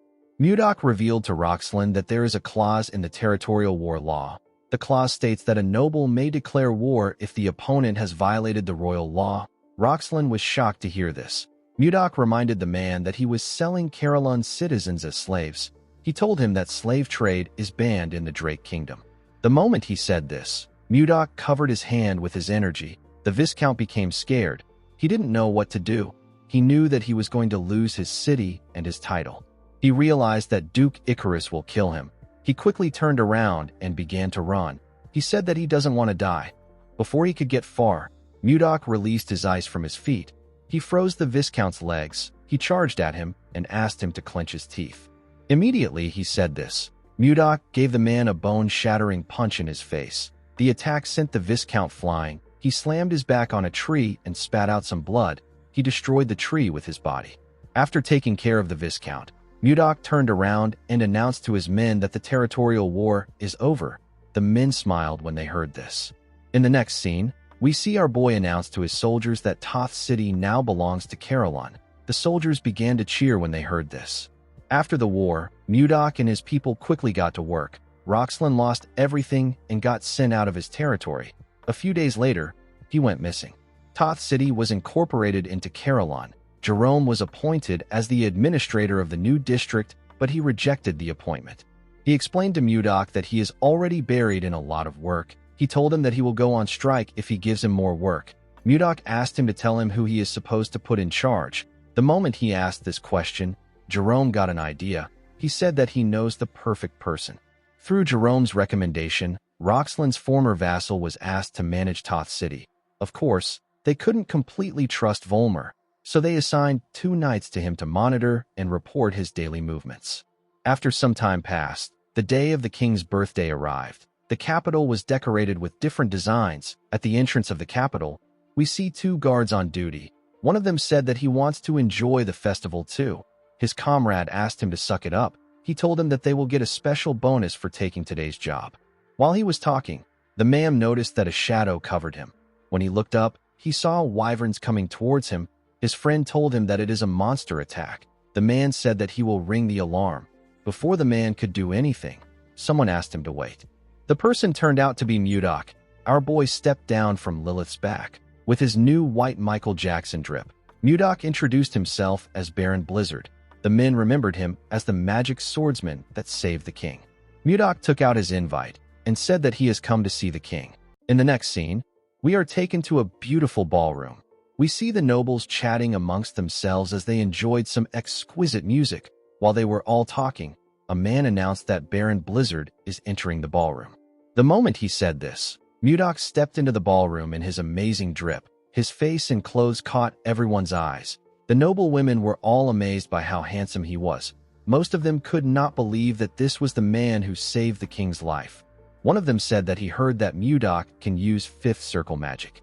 Someone walked up to Mudok and welcomed him to the party. This person turned out to be the 2nd princess of the Gaia kingdom. Sylar greeted him in a beautiful dress. She moved closer to him and asked him about how he has been. Mudok told her that things have been fine. He didn't say anything else after saying this. Sylar was surprised to see this. She asked Mudok if he isn't going to ask her about how she has been. Our boy offered her a drink and asked her to take it. He confidently said that his aide told him that it is always ladies first in a party. The princess did not expect this. She didn't know how to react. She gently blushed and drank the wine. She thanked Mudok for the wine. The announcer with a cool mustache announced that Princess Daphne Laird of the Hazen Kingdom and the Honorable Count Anos have arrived. The moment he said this, a tall man and a beautiful blonde woman stepped into the ballroom. The man and the woman were quite beautiful. The nobles were blown away by Princess Daphne's beauty. They said that her beauty remains unchanging. They were also surprised to see Count Anos. They said that the princess and the count make a perfect couple. Mudok took a look at the count. He realized that he had heard about Anos before. Edmund wrote about him in his letter. This man is the one who is known as the Grand Sword Master. Sylar noticed that Mudok was staring at the count. She asked him if he knows him. Our boy could feel that Anos was not from this world. He told the princess that he doesn't know the man. Sylar told him that she has not seen the woman who was with him the last time. Mudok smiled and asked her if she is curious about our girl. Sylar said that she is not. She told him that she is just asking because she doesn't know many people there. Mudok asked her to wait. He said that our girl is someone who naturally loves dramatic entrances. Immediately he said this. The announcer told the people that the main character of the party, King Tomalova, is now entering. The king majestically walked into the ballroom with his daughter and another woman. Sylar was shocked to see this. She couldn't believe that Ishilda was a princess of the Drake Kingdom. While everyone was clapping, the woman asked Mudok if this is the dramatic entrance he is referring to. Ishilda and her father moved to their seats. Before sitting down, Ishilda saw something shocking. She saw Mudok standing next to Sylar. Our boy gently waved at her. Ishilda sat down and glared at the woman. She didn't know why she was there. She heard that the first princess of the Gaia kingdom was the one who was going to be there. She did not like the fact that Sylar was standing next to Mudok. A while later, we see the nobles bow their heads to the king to congratulate him for his 50th birthday. Tomalova thanked everyone for attending his party. He told them that he appreciates their presence. Everyone applauded him. The king raised his hand and asked the nobles to have a wonderful time. Ishilda turned to her father and told him that she is curious to see the kind of gifts he will receive for this birthday. She said that she is really looking forward to it. Tomalova smiled when he heard this. He told his daughter that they will start right away. Duke Icarus stepped forward and presented a small box to the king. The announcer told the king that this box is a gift from the duke. When Tomalova opened the box, he saw a ring inside. It was a gold ring with a blue crystal on it. With a smile on his face, the duke informed Tomalova that the ring will protect him from now on. He explained to him that the ring can nullify all offensive magic of the fourth circle and below. The king and the people were shocked to hear this. They realized that this was an artifact. They couldn't believe that such valuable things still existed. Mudok didn't know what an artifact was. Sylar explained to him that it is an object with magic in it. She said that it is a very valuable item in this present age where there are no mages of the ninth circle or higher. The value of an artifact with high nullification magic on it is immeasurable. The king thanked Duke Icarus for his valuable gift. The duke congratulated the king on his birthday again. He turned around and slowly walked away. The nobles in the ballroom were amazed by the duke. They couldn't believe that he brought something so valuable for the king. Some of them wondered if there was any gift that could even surpass that of Duke Icarus. After the duke presented his gift, other nobles presented their expensive gifts to Tomalova, but they were all overshadowed by the duke's gift. The last noble to present a gift was Mudok. Our boy placed a box in front of the king and knelt before him. He asked Tomalova if he has been well. The king told him that he is relieved to see that he is healthy. Mudok told him that it is all thanks to his grace. The announcer opened the box to show the king what Mudok brought. The king took out a long leather material from the box. Our boy told Tomalova that he brought the leather of an ice ogre that he personally hunted. The king smiled when he heard this. He asked our boy if he is talking about the savage monster that lives in the northern lands. Our boy told him that he is correct. He asked Tomalova to accept his sincerity, even though it is lacking. Tomalova thanked him for the gift. He said that he will make a winter coat from the hide and wear it in winter. The duke could not believe that Mudok offered this kind of gift to the king. He said that a pathetic gift is expected from someone of commoner origins. With a smile on his face, our boy told the king that he brought another gift because the leather alone seemed lacking. A man carried a box into the ballroom and gave it to the king. When Tomalova opened the box, he saw some eggs inside. He asked Mudok to tell him what he is looking at. With a smile on his face, Mudok told the king that they are eggs from a monster. Tomalova and the people were shocked to hear this. They couldn't believe that our boy brought something like this to a party. The duke told Mudok that he is an insolent bastard. He pointed at him and said that this is an insult to the royal family. He turned to the knights and asked them about why they are just standing. He ordered them to drag the baron out. The knights quickly walked towards Mudok. Tomalova ordered them to stop. Everyone quickly became silent. With a scary look on his face, Tomalova asked Mudok to clarify his intentions. With a confident smile on his face, our boy revealed to the king that he is holding an ice wyvern's eggs. The king and the duke were shocked to hear this. An ice wyvern is a wyvern that can only be found in Carillon. It is 1.5 times larger than a normal wyvern. Since ancient times, there have been constant attempts to tame ice wyverns, but their fierce nature made it hard to obtain their eggs, and raising them was extremely difficult. Taming this monsters has long been considered impossible. Just ordinary wyverns would provide tremendous military power if they are tamed well. The small nation of the Zeba Kingdom led its wyvern knights to conquer surrounding countries and rose to become the Great Zeba Empire. This story is well known on the continent. Taming an ice wyvern would mean that the military power of the Drake Kingdom would skyrocket.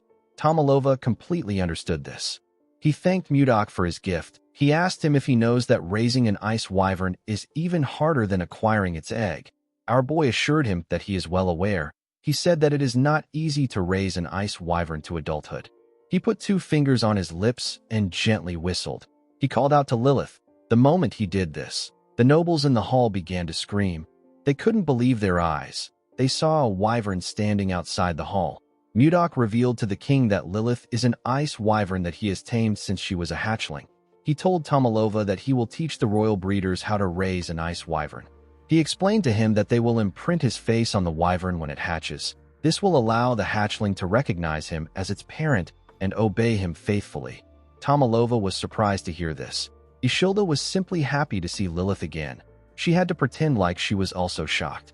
Mudok bowed his head and told the king that the other 2 eggs are for his daughters. He said that the ice wyverns will become the steadfast guardians of the royal family.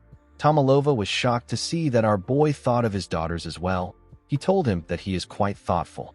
He raised his hands and said that their kingdom is destined to become as powerful as the Zeba Empire. He announced that this was the greatest gift he has ever received in his lifetime. He thanked Mudok for the amazing gift. Our boy told Tomalova that he is honored that the gift pleases him. Ishilda gently smiled when she heard this. She remembered that Mudok asked her to expect something when they spoke a few days ago with a communication stone. Duke Icarus was extremely angry to see how things were progressing. He wondered about how Mudok got his hands on an ice wyvern's eggs. He decided to drag Mudok down with his plan. He called out to the king and told him that he has something urgent to report. He moved close to the king and asked him if he knows that Mudok sent troops into Viscount Roxland's territory 2 days ago. Tomalova was surprised to hear this. He asked the Duke to tell him why the Baron would send his forces into Toth. Duke Icarus revealed to him that our boy initiated a territorial war. Tomalova was shocked to hear this. The nobles couldn't believe what they were hearing. They all knew that it was a crime to start a territorial war without reporting it. While screaming at the top of his voice, Duke Icarus asked the king to give Mudok the harshest punishment for daring to start a territorial war without reporting it to him. The nobles began to murmur. They all turned their eyes to Mudok. Tomalova did not like this situation. He didn't want to punish the person who saved him. Ishilda wondered about what she should do. She knew that our boy's reputation will suffer if this continues. Duke Icarus gently smirked. He was certain that he has taken Mudok out. Our boy called out to the king and asked him if slave trading is legal in the Drake Kingdom. Tomalova said that it isn't. He told Mudok that slave trading is prohibited in his kingdom. Our boy put his hand into his clothes and took out a document. He announced that he is holding a ledger containing the Viscount's slave trading records. Duke Icarus and the king were shocked to hear this. They couldn't believe their ears. Mudok explained to the king that Roxland has been capturing people from his territory and selling them as slaves. He threw the document to the ground and asked the king to tell him if there is any lord who wouldn't be enraged when his own subjects are being sold as slaves. The nobles could not believe that the Viscount engaged in slavery. They were all shocked. Duke Icarus couldn't believe that Roxland got involved in slavery behind his back. He called him a filthy, greedy pig. Ishilda reminded her father that those who violate the royal laws can be challenged to a territorial war without reporting it to the king. She smiled and asked him if she is correct. Since Mudok had a valid reason, Tomalova decided to grant him a special exception and not hold him accountable for the territorial war. With a smile on his face, he announced that Toth will now become part of Carolyn's territory. Everyone began to cheer when they heard this. Count Slave suggested that Mudok should get a new title now that his territory has expanded. The king told him that he is right. He asked Mudok to move closer. Our boy moved close to him and went on his knees. Tomalova placed a golden scarf on his neck and appointed him as Viscount of Carolyn. Mudok stood up and thanked the king for his new position. Duke Icarus watched them as they spoke. He glared at our boy with eyes filled with hate. He promised himself that he will bring him down no matter what it takes. He turned around and walked forward. On the way out, we see Count Anos resting on the wall. He seemed to be annoyed about something. In the next scene, we see Mudok in the balcony. He seemed tired. He felt bad that he couldn't talk to Ishilda because of the nobles swarming him. He smiled when he realized that he had finally gotten this far. He remembered the things that happened when he first came to this world. He remembered how he fought, how he took over Carolyn, and how he got a kiss from the princess. He believed that he and the princess will soon be together. Immediately, he thought of this. Someone came to the balcony. Mudok turned around and asked the person to tell him who he is. He saw that the person was Count Anos. Count Anos referred to our boy as Seol Mudok and told him that he has finally found him. Mudok was shocked to hear his name. He couldn't believe that the man was speaking to him with the language of the Central Plains. The Count closed the door and referred to Mudok as the enemy of his master and his sect. He carefully drew his sword. His sword released a pink energy. Anos told our boy that he has been looking for him for a long time. He placed his hand on his sword hilt. His sword released a scent. Mudok immediately knew that this was the plum blossom fragrance. He now knew who this man was. He remembered the conversation he had with the Mount Hua sect leader. While breathing heavily, Zhang Pengjin told him that the outcome of their fight would have been different if his disciple was there. Our boy realized that this was the disciple the man spoke of before his death. This man was known as the greatest prodigy in the Central Plains. His name is Li Jinxing. Jinxing covered his sword with his energy and took a step forward. Jinxing charged at Mudok at a crazy speed. Our boy easily matched his speed and blocked his sword strikes. Jinxing made his attacks faster, but Mudok was still able to match his speed. The two men grit their teeth out of anger. Jinxing made a huge swing and pushed our boy back. He gathered his energy in his hand and charged at Mudok. He hit Mudok with his palm. His energy pushed our boy back even more. He hit his back on the wall. When he raised his head up, he saw Jinxing in front of him. The man swung his sword at him with a large amount of force. Mudok dodged it and appeared in the air. He carefully landed behind the man. Jinxing turned around to see him. Our boy said that the rumors about him being the greatest disciple in the Central Plains weren't a complete lie. The man was annoyed to hear this. He asked Mudok not to get cocky. With a look of anger on his face, Jinxing revealed to Mudok that he has been searching for him for 3 years. He was successfully able to get on the same boat as him after he found Mudok's location. He watched Mudok's movements on the boat and waited for an opportunity to kill him. Before he could get the chance, a fierce storm appeared out of nowhere and a bright flash of light appeared in the sky. When Jinxing opened his eyes, he found himself in this strange world. With a darker and menacing look in his eyes, Jinxing told our boy that he has never forgotten about his revenge for even one day. Mudok noticed that the aura around the man has changed. Jinxing added more energy to his sword. He said that he will be able to resolve the grudge of the Mount Hua sect by severing Mudok's head. He raised his sword and took a step forward. Mudok could tell that the man's next attack was going to be different. He wasn't certain if he will be able to dodge it. Before Jinxing could swing his sword, someone stepped into the balcony. Mudok and the man quickly turned to the door. The person turned out to be Sylar. The girl told Mudok that she has been looking for him. She asked the men about what they were doing there. Our boy told her that he just met someone from his hometown for the first time in a while. He said that they were talking and reminiscing about the past. Jinxing quickly recognized the girl. He realized that she is the second princess of the Gaia Kingdom. He wondered if she is close to Mudok. When our boy moved close to the girl, she asked him about where his hometown is. Jinxing watched them as they spoke. He knew that things will become complicated if he kills Mudok in front of a princess. Although he didn't like it, the man decided to back off. He bowed his head to the princess and told her that he will excuse himself first. He asked them to continue their conversation. Sylar gently thanked him. Jinxing walked towards the door. Before he left the balcony, he called out to Mudok in his head. Our boy was able to hear the man's voice in his own head. He immediately knew that Jinxing was using the frequency whispering technique. Jinxing told Mudok that he will destroy everything he cherishes the same way he destroyed everything that was precious to him. He stepped out of the balcony and smiled like a lunatic. He told our boy that he will take his possessions, loved ones, and everything he values without exception.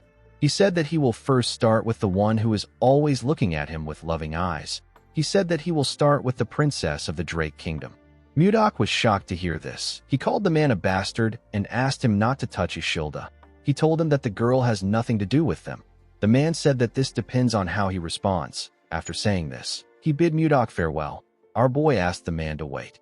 While he was talking to Jinxing in his head, Sylar was trying to get his attention. She asked him if he is listening to her. She told him that he looks like he was having a serious conversation with the Count. She asked him if he has something to do with the Count.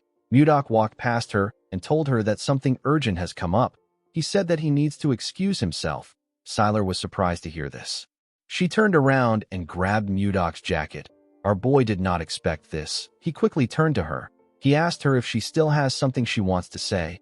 Sylar said that it is not very important. She felt a bit embarrassed that she grabbed his clothes. She wondered about what she is supposed to say. She told Mudok that it is quite rude for him to leave when she came to the balcony herself to see him in person. She gently winked at him and asked him to learn some party manners. Mudok moved close to her. With a cold gaze in his eyes, he asked the woman if she doesn't have anything to do. He reminded her that dignitaries from different nations have come to celebrate the king's birthday. He asked her if it isn't her responsibility, as Gaia's representative, to entertain this people and chat with them. With a serious tone in his voice, our boy asked the woman to tell him why she keeps bothering him. Sylar was shocked to hear this. She couldn't believe that someone like her was being bothersome. Most men desperately try to get her attention with everything they have, but the princess always blows them off. They always try to get close to her to get something, but the princess always turns them down. Sylar wondered why Mudok was different. She asked Mudok not to get the wrong idea. With a sad look in her eyes, she told him that she simply wanted to congratulate him on becoming a viscount. Mudok felt bad when he heard what she said. He apologized to the princess for his harsh words. He told her that something urgent has truly come up. He said that he needs to excuse himself. He thanked her for the congratulations. He left after saying this. The princess was on the balcony alone. She moved close to the glass door to see our boy. When she looked down, she saw Mudok checking on Ishilda. Ishilda didn't understand why our boy was doing this. Sylar watched Mudok worry about the princess. She wondered if our boy would have liked her if she met him first. She wondered if she would have been able to smile like Ishilda. Sylar slapped her cheek to bring herself back to reality. She turned away from the door and told herself that she does not have time for this. She said that she needs to focus on her own life. She knew that the most important thing she needed to focus on was how she was going to survive her older sister's assassination attempts. While she was thinking, Sylar heard a sound coming from the pavilion. When she raised her head up, she saw Princess Daphne talking to someone. Sylar immediately recognized the princess. She didn't know the man standing next to her. When she took a closer look at him, she realized that she had seen his face from somewhere. She recalled that Jerome was a retainer of the Blizzard family. She wondered about what the mage and the princess were doing together at this hour. In the next scene, we see someone informing Jinxing that Princess Daphne has disappeared again. The man was surprised to hear this. His subordinate informed him that the princess said that she wanted to get some fresh air outside. He said that they can't find her even though they searched the entire castle. Jinxing did not like the fact that the woman always makes him worry. He ordered his subordinates to search the castle thoroughly. He asked them to report to him the moment they find her. The scene shifts, and we see the princess sitting in the pavilion. She was looking at the night sky. While looking at the moon, the woman remembered something. She remembered someone telling her to go to the Drake Kingdom with Count Anos as an envoy. The woman realized that she would have never come there if she didn't receive an order from her older brother. She and someone on the other side of the pavilion said that they really want to run away. The princess was surprised to hear a person's voice in the pavilion. She quickly turned around. She asked the man to come out of the shadows. The man apologized to her and stepped out of the shadows. The man turned out to be Jerome. Jerome told the princess that he didn't think anyone would be there at this hour. The princess was surprised to see Jerome's handsome face. She quickly put herself together and looked away. She asked the mage not to apologize. She told him that she was just a little startled. The princess did not think that he would be so handsome. Jerome apologized to the woman for not introducing himself. He shared his name with her and told her that he serves under Viscount Blizzard. The princess also introduced herself to him. Jerome smiled and told her that she has a beautiful name. The moment he said this, he realized that he had heard the name before. He immediately knew that this was the princess who is renowned throughout the continent for her beauty. He quickly went on his knees and apologized to Daphne for not recognizing her. He begged her to forgive his rudeness. Daphne assured him that it is fine. She said that she doesn't concern herself with such things. Jerome told her that he will be taking his leave. The moment he said this, he carefully looked at her face to see her expression. He noticed that Daphne looked kind of sad. He stood up and asked her if it is fine for him to stay in the pavilion too. The woman was surprised to hear this, with a smile on his face. Jerome said that he is waiting for his lord who is still in the party. He said that he will like to stay if his presence won't be too imposing on her. Daphne began to heavily blush when she heard this. Jerome looked like a Prince Charming to her. She sat down and asked him to do whatever he likes. A while later, We see Jerome ranting about his problems to the princess. He told her that he is the one who always has to clean up Mudok's mess. He said that he instinctively want to run away when he stands next to his lord. Daffrin smiled and told the mage that he has piled up a lot of complaints about his lord. Jerome became embarrassed. He realized that he has only been talking about his issues. Daffrin smiled and told him that it is okay. She said that she finds it interesting. Jerome turned to her and asked her about why she wanted to run away. Daffrin stopped smiling when she heard this. She revealed to the mage that she wants to run away because her brother is trying to force her into an arranged marriage. She said that she has no desire to sacrifice her life as a pawn of the country. Jerome simply stared at the princess. This made her nervous. She asked him if the topic was too heavy. She told the man that he is very easy to talk to. She said that she spoke without thinking. Jerome nervously told her that this wasn't it. He explained to her that he was thinking of ways to help her. He asked her to let him know if there is anything he can help her with. With a bright smile on his face, the mage said that he is willing to stake his mana in order to help her. The princess began to blush when she heard this. Her heart began to beat fast. The woman wondered why it was beating so fast. She turned away from Jerome. She couldn't look him straight in the face. The moment she did this, someone called out to her. Daffrin nervously turned around. She saw the count and his men walking towards her. Jinqing told the princess that he has been looking for her for a while. He turned around and asked her about the identity of the man behind him. Jerome told the count that he is just a humble mage who was passing by. The man quickly realized that the count is the rumored grand sword master. He bowed his head to the princess and told her that he will take his leave now that her escort knight has arrived. He turned around after saying this. Daffrin gently called out to Jerome. The count noticed this. He remembered how he saw the princess smiling before he called out to her. He quickly became angry. He asked the princess if she knows that the king has promised to hold a grand engagement ceremony for them once they return to the kingdom. Jerome was shocked to hear this. Daffrin couldn't believe what she was hearing. With a cold gaze in his eyes, Jinqing asked Daffrin to start opening her heart to him. Daffrin couldn't believe that her brother would do something like this without consulting her first. She walked forward and said that she will be going inside first. Jinqing followed her.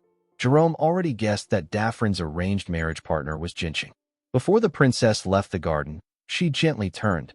Jerome quickly noticed this. The woman gently moved her mouth to ask the mage to meet her there again 3 days from now. She smiled and asked him to meet her at this hour. Jerome was surprised to hear this. He didn't know what to say. He just watched Daffrin walk out of the garden with Jinqing. The scene shifts, and we are taken to the hall. We see Ishilda laughing and talking to some women. After they were done talking, Ishilda waved to the women. She took a deep breath and let out a sigh. She found it exhausting to always have to talk to people. She felt a bit tired. While she was thinking, someone stretched out his hand and asked her if she wants to dance. The person turned out to be Mudok. Ishilda smiled and told our boy that she would love to dance. The two of them moved to the dance floor and began to dance in an elegant manner. The king and Count Slave watched Ishilda and Mudok as they danced. The king called out to the count. He told him that he feels like Ishilda and Mudok are quite close. He asked him if he is wrong. The count told him that he is correct. Tomalova carefully looked at his daughter. He said that it has been a while since he saw her smile so brightly. He begged the count to answer his next question honestly. Count Slave asked him to say his question. Tomalova asked the man if it is possible that Ishilda has feelings for Mudok. The count became nervous when he heard this. He said that Mudok has definitely been making a name for himself lately, but it is not to the level where Ishilda might like him. He reminded Tomalova that Mudok was just a mere commoner a while back. He said that it is impossible for our boy to court a princess even if he became a viscount. He said that Mudok's skills in combat has its limit. He believed that it would be impossible for our boy to understand the complex web of noble interests. Tomalova became discouraged. He told the count that he is right. He looked at his daughter's beautiful smile and said that he can't entertain meaningless hope. He said that he can't act recklessly. The scene shifts and we see Lilith flying somewhere. When she was about to land, the people below her began to cheer. She landed in front of the Roll Merchant Group. Mudok greeted Edmund when Lilith landed. The man was quite happy to see our boy. Mudok came down from his wyvern. He asked Edmund if he is making a good living. The merchant said that they are making more than a good living. He revealed to our boy that they have become the top merchant group in the kingdom thanks to his support. He said that business is booming every day. He asked Mudok to come inside. He poured our boy some tea and sat down with him. He told him that he heard about how he became a viscount after winning the battle. He said that a lot has happened in such a short period of time. Mudok revealed to Edmund that he came to visit him in order to ask him for a favor. The man asked him to tell him what he wants. He told him that he is ready to do anything. Mudok told the man that he needs a mansion. Edmund did not expect to hear this. Our boy told him that he wants a mansion that will be much more grandeur than Duke Icarus's mansion. He said that he wants something that is on a whole other level. Edmund smiled and said that he understands. He said that he will prepare it as soon as possible. The man was happy to see that Mudok was finally making a move against the Duke. He believed that it was time for him to get revenge against the Akasa merchant group and Duke Icarus. Edmund was certain that he could defeat the Duke with Mudok's help and even rise to a higher position. He knew that the only thing he had to do was to ensure that Mudok never runs out of money. The moment he thought of this, Edmund realized something. He asked our boy about where his retainer is. He asked him about why he came alone. Mudok smiled and said that he has him walking on a special assignment. The scene shifts and we see Jerome in another location. He was wearing a hood that covered his face. While looking around, Jerome remembered that his lord asked him to find out who was behind the massacre of the Kramer family. The man was annoyed that he got this assignment. He felt like Mudok was giving him too much work. He let out a sigh and decided not to think about it. He wondered if Princess Daphne is okay. He did not understand why she wanted to meet him again in 3 days. While he was thinking, someone appeared behind him and told him that he thought he went missing. He did not think that Jerome would still be alive. Jerome turned around to see the dark-haired man. The man whose name is Leon greeted him with a smile on his face. Jerome stood up and shook the man's hand. He told him that he is still too handsome to die. The man laughed when he heard this. He told Jerome that his prince syndrome is still a problem even though he went missing. He sat down and asked the mage about the kind of information he wants to get. Jerome threw a bag containing a large amount of gold and valuable jewels on the table. The man felt like the money was a bit too much for a simple background check. He asked the mage if it is someone important. Jerome explained to him that he was just asked to look into the person. He said that he is not aware of the details behind it. Leon asked him to tell him who the target is. Jerome said that it is Miller Kramer.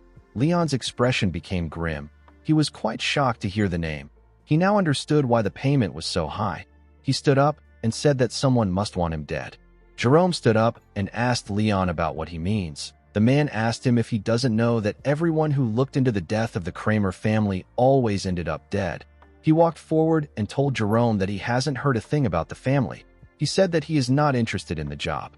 The mage placed another bag on the table and told the man that he will double his pay if he gets him the information he needs. Leon stopped walking when he heard this. He said that it has been over 10 years since the incident took place. He told himself that things are probably fine now. He asked Jerome to wait for him. The mage sat down back. He wondered about what happened to the Kramer family. He couldn't believe that even Leon, who is the master of the Information Guild, is scared to get involved in the case. He realized that someone very dangerous is involved in this case. In the next scene, we see Jerome in a room with Mudok and Edmund. He took out a file containing information on the Kramer family. He told his lord that the Kramer family was a count household. Miller was the second son of the Kramer household. Their family was quite prestigious in the kingdom. Edmund was surprised to hear about the Kramer family. Jerome informed his lord that the Kramer family was poisoned 10 years ago. Only Miller managed to survive. Mudok asked him if he found the culprit. The mage said that the culprit is Baron Gideon. Edmund told him that he is wrong. He said that Baron Gideon is not the real culprit. Mudok and Jerome quickly turned to him. The man informed them that the Baron is simply a puppet. The person who gave the order for the poisoning is someone else. Later in the night, we see someone push out blades from his clothes. This person turned out to be Miller. The assassin promised to kill Baron Gideon and complete his revenge. Before he could leave the building, he saw someone coming towards him. He was surprised to see his lord and Jerome. He asked Mudok about why he is there at this hour. Edmund stepped forward and told Miller that he met him when he was little. He referred to him as young master and told him that he has grown a lot. He introduced himself to Miller as Edmund from the Roll Merchant Association. He informed Miller that his father used to support their association. He told him that he wants to tell him the truth about his family's death. The person who carried out the poisoning was truly Baron Gideon. However, The person who ordered for the assassination of the Kramer family was Duke Icarus. Miller was shocked to hear this. He asked Edmund to tell him what the Duke will gain from assassinating his family. Edmund revealed to him that Duke Icarus is the real power behind the Akasa Merchant Guild, which is the largest guild in the kingdom. Miller was shocked to hear this. Edmund explained to him that the Duke eliminated both the Roll Merchant Guild and the Kramer family in order to grow the Akasa Merchant Group. Miller fell into despair when he heard this. He placed his hand on his face. He couldn't believe that he has been working for the man who killed his family. He fell to his knees and began to laugh like a crazy person. Edmund and Jerome nervously looked at the man. After laughing for a while, the boy put himself together and stopped laughing. He pushed himself up. Mudok asked him about where he is going. The boy said that he is going to kill Duke Icarus. Mudok told him that he can't kill a sword master like Duke Icarus with his current skills. Miller said that he doesn't care. Our boy told him that his current actions are not wise. Miller released his energy and told Mudok that it doesn't matter. He asked him if he is going to stop him. Mudok raised his hand and released his energy. Edmund and Jerome became nervous when they saw this. They called out to our boy. Mudok created an ice sword and asked Miller to defeat him first if he insists on going. Miller took a stance. His rage had consumed him. He told Mudok that he will not back down if this is what he wants him to do. He glared at our boy and charged at him. He thrust his blade at Mudok at a crazy speed. Our boy easily dodged the attacks. He appeared behind the boy. Miller quickly swung his leg at his head when he sensed his presence. Mudok noticed that Miller aimed for his vital points with minimal movements. This was proof that Miller has trained painfully every day. However, he was still not strong enough to face Mudok. Our boy used his fingers to hit Miller in his chest at a crazy speed. The boy coughed out some blood and fell to the ground. Mudok told him that he struck his vital points. The boy won't be able to move for half a day. Miller forcefully pushed himself up and rested his back on the wall. He used his thumb to hit his vital points. Mudok was surprised to see this. He told him that he never taught him how to use his thumb like that. He asked Miller to tell him how he was able to do it. While struggling to get up, Miller told his lord that he just showed it to him in person. Mudok was shocked to hear this. He couldn't believe that the boy copied what he just saw. Miller told our boy that the fight is not over. Immediately he said this. He fell to the ground. Mudok called out to Edmund. The man quickly answered him. Mudok ordered the man to move Miller into a room and tell him to come find him when he wakes up. Edmund asked our boy if he is going to punish Miller. Mudok said that he isn't going to do this. He told the man that he plans to personally teach Miller about vital points from tomorrow on. Edmund was surprised to hear this. Mudok walked past the boy and said that his eyes are never wrong. He told Edmund that Miller is a raw gem with outstanding talent. If he is taught well, the boy could be a top-tier assassin. Mudok said that he is still a long way from this. The moment he said this, something moved in his pocket. The two men quickly turned to his pocket. Mudok took out the communication stone and asked about what is happening. The call was from Ishilda. With a shaky tone in her voice, the girl asked Mudok to help her. She said that the place is too cold. Mudok was shocked to hear her shaky tone. He quickly asked Ishilda to tell him where she is. The girl was unable to respond to him. Our boy quickly ran forward. He jumped out of the building through the window. He hoped that the princess was okay. He quickly arrived at the castle. He grit his teeth out of anger. He wondered about where Ishilda was. He recalled that the princess said that the place was cold. Mudok quickly focused his energy in his eyes. He realized that Ishilda must be in the coldest place in the castle. He used his eyes to examine the castle. He found a building that released a cold energy. Mudok quickly entered the building and called out to Ishilda. To his surprise, he found Ishilda shaking in the building. She had a blanket around her. He took the princess out of the building and asked her about how she got trapped in there. Ishilda revealed to him that she went inside to check on the ice wyvern eggs that he gave to them. She accidentally locked the door on herself when she stepped in. Mudok reminded her that he mentioned that the ice wyvern's tray was enchanted to keep the temperature low. He asked her about why she would act so carelessly. Ishilda apologized to him. She told him that she was able to reach out to him with the communication stone. Mudok let out a sigh. He quickly hugged the princess. While shaking like a scared child, our boy begged the princess to never do this again. He told her that he can't lose her again. Ishilda was surprised to hear this. She gently placed her hand on his back. The moment she did this, they heard a cracking sound come from an egg. Ishilda and Mudok quickly turned to the egg. They stood up and went inside. They saw a baby ice wyvern raise its head up. Its body was covered in mucus. Mudok asked the princess to remove the mucus from the wyvern's body. Ishilda was shocked to hear this. Mudok explained to her that the hatchling will recognize her as its mother if she does this. The princess gladly used her blanket to clean the mucus. She told Mudok that the hatchling's body is so soft. She asked him if he thinks that the imprinting worked properly. The hatchling carefully opened its eyes when she asked her question. Mudok asked the princess to try greeting it. Ishilda greeted the wyvern with a smile on her face. The hatchling smiled brightly at her. The princess was very happy to see this. She moved it closer to her face. She liked the fact that it was so cute. Mudok told her that this wyvern is a female. Ishilda asked him about how he could tell just by looking at it. Mudok explained to her that a person can distinguish the gender of a wyvern through its cloaca. He smiled and told her that the hatchling looks healthy. He asked her to raise it well. With a smile on her face, Ishilda thanked him for the gift. She promised to raise the wyvern well. She asked him about what she should name it. Mudok told her that she is the one who can name it since it belongs to her. While they were talking inside the building, we see a maid looking at the building from a window in the castle. It seemed like she was observing something. After the king's birthday party, the conferral ceremony was held. We see Mudok kneel in front of the king. He was made a viscount of the Drake Kingdom. He was officially recognized as a viscount. Immediately after the ceremony ended, the Grand Council called for a meeting.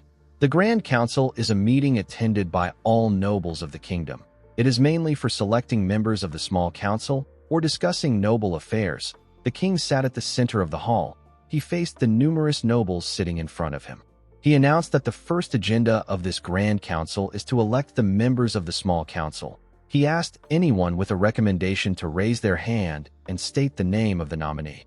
A noble sitting next to Duke Icarus nominated him. Another noble sitting next to Count Slave nominated him for the position. Some people agreed to this nominations and some disagreed. Mudok carefully watched this fierce argument. Even without anyone telling him, our boy could tell which people supported the Duke and which people served the king. He didn't really care for the event because he knew that no one would nominate him. The moment he thought of this, someone nominated him. Mudok was shocked to hear this. Everyone in the hall quickly turned to the person that nominated our boy. The person turned out to be Duke Icarus. The Duke said that Mudok has already demonstrated his ability to them many times. He said that he believes that Mudok is fully qualified to become a member of the small council. He asked the nobles if they object to this nomination. Everyone agreed to the nomination. Tomalova did not understand what the Duke was trying to do. Ishilda remembered that the Duke was the one who sent Mudok to the northern lands.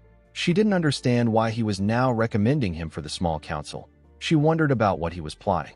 With a smile on his face, Duke Icarus said that everyone agrees. He picked up a glass of wine and glared at Mudok. He congratulated him on entering the royal court. Since the small council convenes every week, a member of the council cannot leave the capital. Duke Icarus had countless eyes and ears that served him in the capital. He wanted to make sure that Mudok won't get the chance to build power beyond his reach. The Duke wanted to see Mudok struggle. He believed that our boy will fall deeper into his web the more he tries to fight him. In the next scene, we are taken to Ishilda's room. The princess remembered giving Mudok a signal to come to her room after the meeting ends. She wondered if he didn't notice it. Immediately she thought of this. Our boy appeared on her window. He told her that it is impossible for him not to notice the signal. Ishilda was happy to see Mudok. Our boy asked her about what she wants to talk about. The princess asked him if he knows why the Duke recommended him as an executive. Our boy told her that he doesn't know. He asked the girl if she has any guesses. The princess said that she doesn't. She said that it is impossible for the Duke to do this for no reason. Duke Icarus openly sent assassins to kill the king and even sent Mudok to the faraway northern lands. Ishilda was certain that the Duke was plotting something behind the scenes. Mudok wasn't completely against the idea of becoming an executive. He told Ishilda that he will now be able to see her more often. He said that he needs to thank the Duke for helping him. Ishilda warned him that Duke Icarus is a man who will do anything to get what he wants. She told him that things might not work if he is not careful. Mudok called out to the princess. He assured her that he will handle things as he always does. He asked her not to worry too much. Ishilda was surprised to hear this. She gently smiled. The moment she did this, a maid knocked on her door. and asked her if she can come in. Ishilda quickly turned to Mudok and asked him to hide somewhere for a moment. Immediately she said this, she noticed that our boy was no longer in the room. The scene shifts, and we are taken back to the past. 10 days ago, we see Princess Daphne and Jerome talking under the pavilion. The princess informed Jerome that she wanted to run away. Jerome was shocked to hear this. He asked her if she is serious. He asked her about where she wants to go. Daphne said that the place doesn't matter. She asked him if he can take her somewhere that no one will recognize her. The mage reminded her that he is a vassal for the Lord of Caroline. He said that he can start a war between nations if it is revealed that he helped her run away. The princess asked him if the vow he made to her was a lie. Jerome was surprised to hear this. Daphne reminded him that he swore on his mana that he would help her. With a sad look on her face, she said that this is the first time she has actually been outside the castle of the Hazel Kingdom. It was her first time talking to people outside the castle. After her father passed away, her brother locked her in her room. He only let her out during national events. No matter how beautiful the clothes were or how delicious the food was, it didn't matter to the princess. All she wanted was freedom. When the princess got into a political marriage with the count, she tried to like him, but he was nothing more than her brother's loyal dog. The count is a man who doesn't care about her feelings or thoughts. The princess noticed that the count looked at her the same way her brother did. He had cold eyes that saw her only as a tool. Princess Daphne told Jerome that he is the only person who doesn't look at her with his cold eyes. Jerome didn't know what to say to her. The princess stood up and apologized to the mage for making him uncomfortable. She told him that she was too naive to take his promise seriously. As tears flowed down from her eyes, the princess said goodbye to the mage. Jerome clenched his fist. He summoned his courage and called out to the princess. He asked her to wait. Daphne quickly turned around. Jerome became nervous. He told himself that he can't do anything. He told the princess that he really can't do anything. He called her again and tried to change his words. Daphne became angry with his indecisive nature. She turned around and walked up to him. Jerome was still nervously thinking about it. With a look of anger on her face, Daphne asked the mage if he will help her or not. Jerome told her that he will do it. He wondered why her personality suddenly changed. The princess was happy to see that he agreed to her request. She gently smiled at him and thanked him for his help. Jerome told her that he will share the meeting place with her. He asked her to go to the tavern at the castle's main gates. He said that he will wait on the 3rd floor of the Russian Blue until sunset. He told her that no one must know about this. He advised her to act as if she didn't speak to him today. Daphne smiled at him and told him that she understands. The scene shifts, and we are taken to the present. We see Jerome standing in front of a door. He was thinking about the promise he made. While he was thinking, Mudok asked him to come in. When the mage stepped inside, our boy asked him if something is wrong. Jerome said that he wanted to go to Toth for an inspection. Mudok asked him if he is going alone. With a nervous look on his face, the mage said that it is necessary for them to check if Volmer is managing things properly. Mudok agreed that maintenance checks are important. He asked Jerome to go ahead. He told him that he will join him after his next meeting. Jerome explained to his lord that the journey is a 5-day ride on a horse. He told him that it will be difficult for him to attend the small council meeting. He said that he will go by himself and report back immediately. Mudok asked him about what he means. He reminded him that it only takes a day to reach Toth on a wyvern. Jerome nervously laughed. He said that he has completely forgotten about the wyverns. Mudok noticed that he was acting weird. He asked his vassal if something is wrong.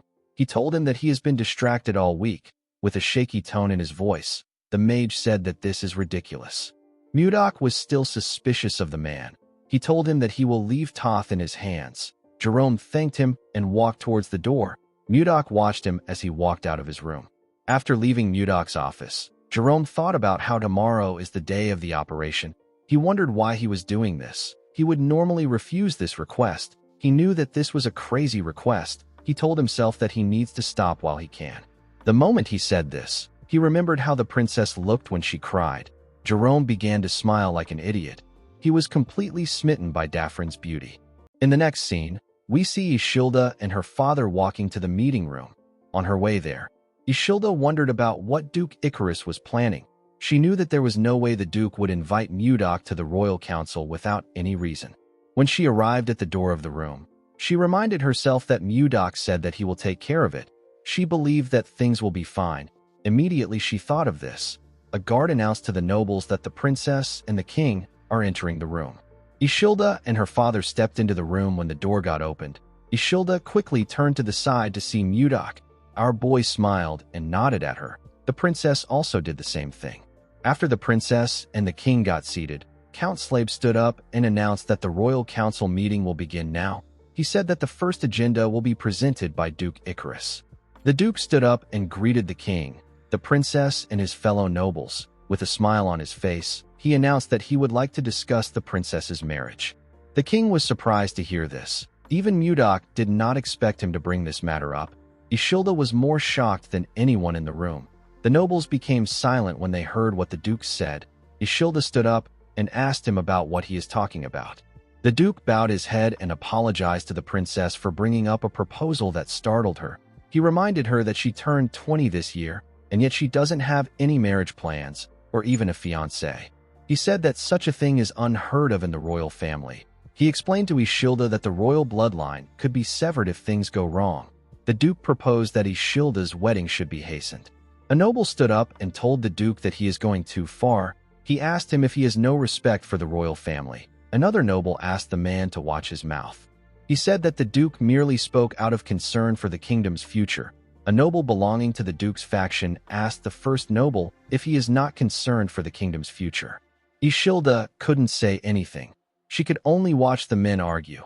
Count Slabe stood up and slammed his hammer on his table. He ordered the nobles to keep quiet. Ishilda grabbed the hammer and slammed it on the table with a large amount of force. She broke the hammer when she hit it on the table. She ordered everyone to calm down. The room quickly became silent. The princess apologized to the count and gave him the broken hammer. She asked the man to resume the meeting. The count nervously collected the broken hammer. Ishilda asked her father about why he isn't saying anything. The king placed his hand on his head and asked his daughter to sit down. Ishilda did not expect to hear this answer. She asked her father if he agrees with the duke. She reminded him that he promised to allow her choose her fiancé. With a look of anger on his face, Tomalova told his daughter that a child of the royal family must accept their fate. He asked her to stop her foolish talk. Ishilda couldn't believe that her own father was saying this to her. She turned around and walked forward. Count Slabe informed her that the meeting is still in progress. Ishilda didn't listen to the count. She walked out of the hall. Mudok could only watch her walk away. The scene shifts, and we are taken to Ishilda's room. We see the princess asking her maid about what she should do. She said that the only person she likes is Viscount Blizzard. The woman gently held the princess's hand and told her that nothing has been decided yet. She asked Ishilda not to jump into conclusions.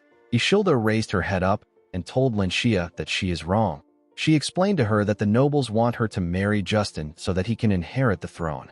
The Tomalova royal family has only 3 princesses, and by law, a princess cannot inherit the throne. The princess told the woman that Duke Icarus will be able to achieve his goal if he can get her to marry his son. With a crazy look in her eyes, Ishilda stood up and said that she will just tell everyone that the only person she will marry is Mudok. Lenshia was shocked to hear this. She begged her mistress to maintain her dignity. While screaming at the top of her voice, the princess asked the woman to tell her how long she needs to keep this dignity. She said that she can't take it anymore. Lenshia grabbed the princess and begged her to wait. She told Ishilda that she understands how she feels, but she will put the whole kingdom in chaos if she does something like this. The princess pushed forward and asked the woman to let her go. She said that her mind is already in chaos. She told her that nothing matters anymore. The moment she said this, the princess and her maid heard a man call another person an insolent fool. The man asked the person about what they are doing. Ishilda quickly stepped outside with her maid. She saw Mudok glaring at a maid. The maid was on the ground. Our boy asked the maid about why she was eavesdropping on the princess. He referred to her as a spy and asked her about who sent her. While shaking in fear, the maid said that she is not a spy. She said that she was simply cleaning the doorway. The princess asked Mudok about what is going on. Our boy explained to her that he found this maid with her ear to the door when he came to check on her. Ishilda asked the woman if what Mudok said is true, with a shaky tone in her voice. The woman said that she was simply cleaning the doorway. Ishilda realized that the woman was new to the palace. She asked her if she knew that this was her residence. While shaking, the maid begged Ishilda for her forgiveness. She explained to her that she was just assigned to the Eastern Palace today. She said that she lost her way because she is not yet familiar with the palace layout. The princess asked the maid to never appear before her again. She assured her that she won't let her go so easily next time. The maid stood up and thanked Ishilda for her mercy.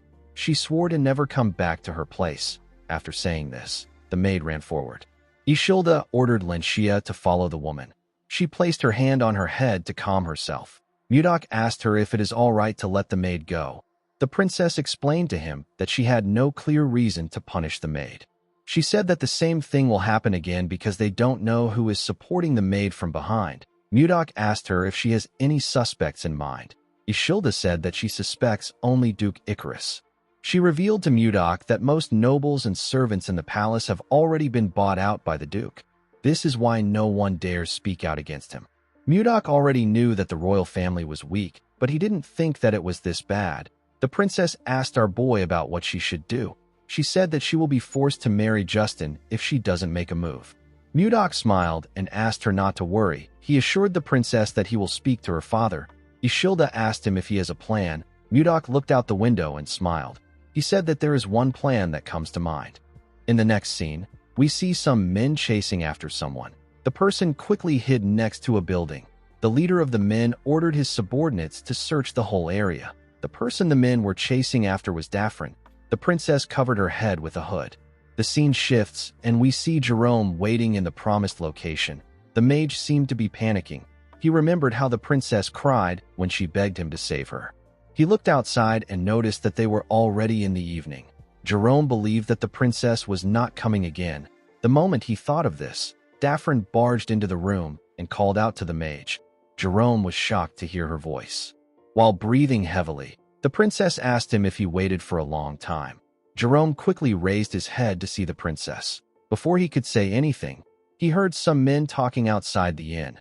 The leader ordered his subordinates to search every building. He said that they can't let Daphne escape. The princess grabbed the mage's hand and asked him about what they should do.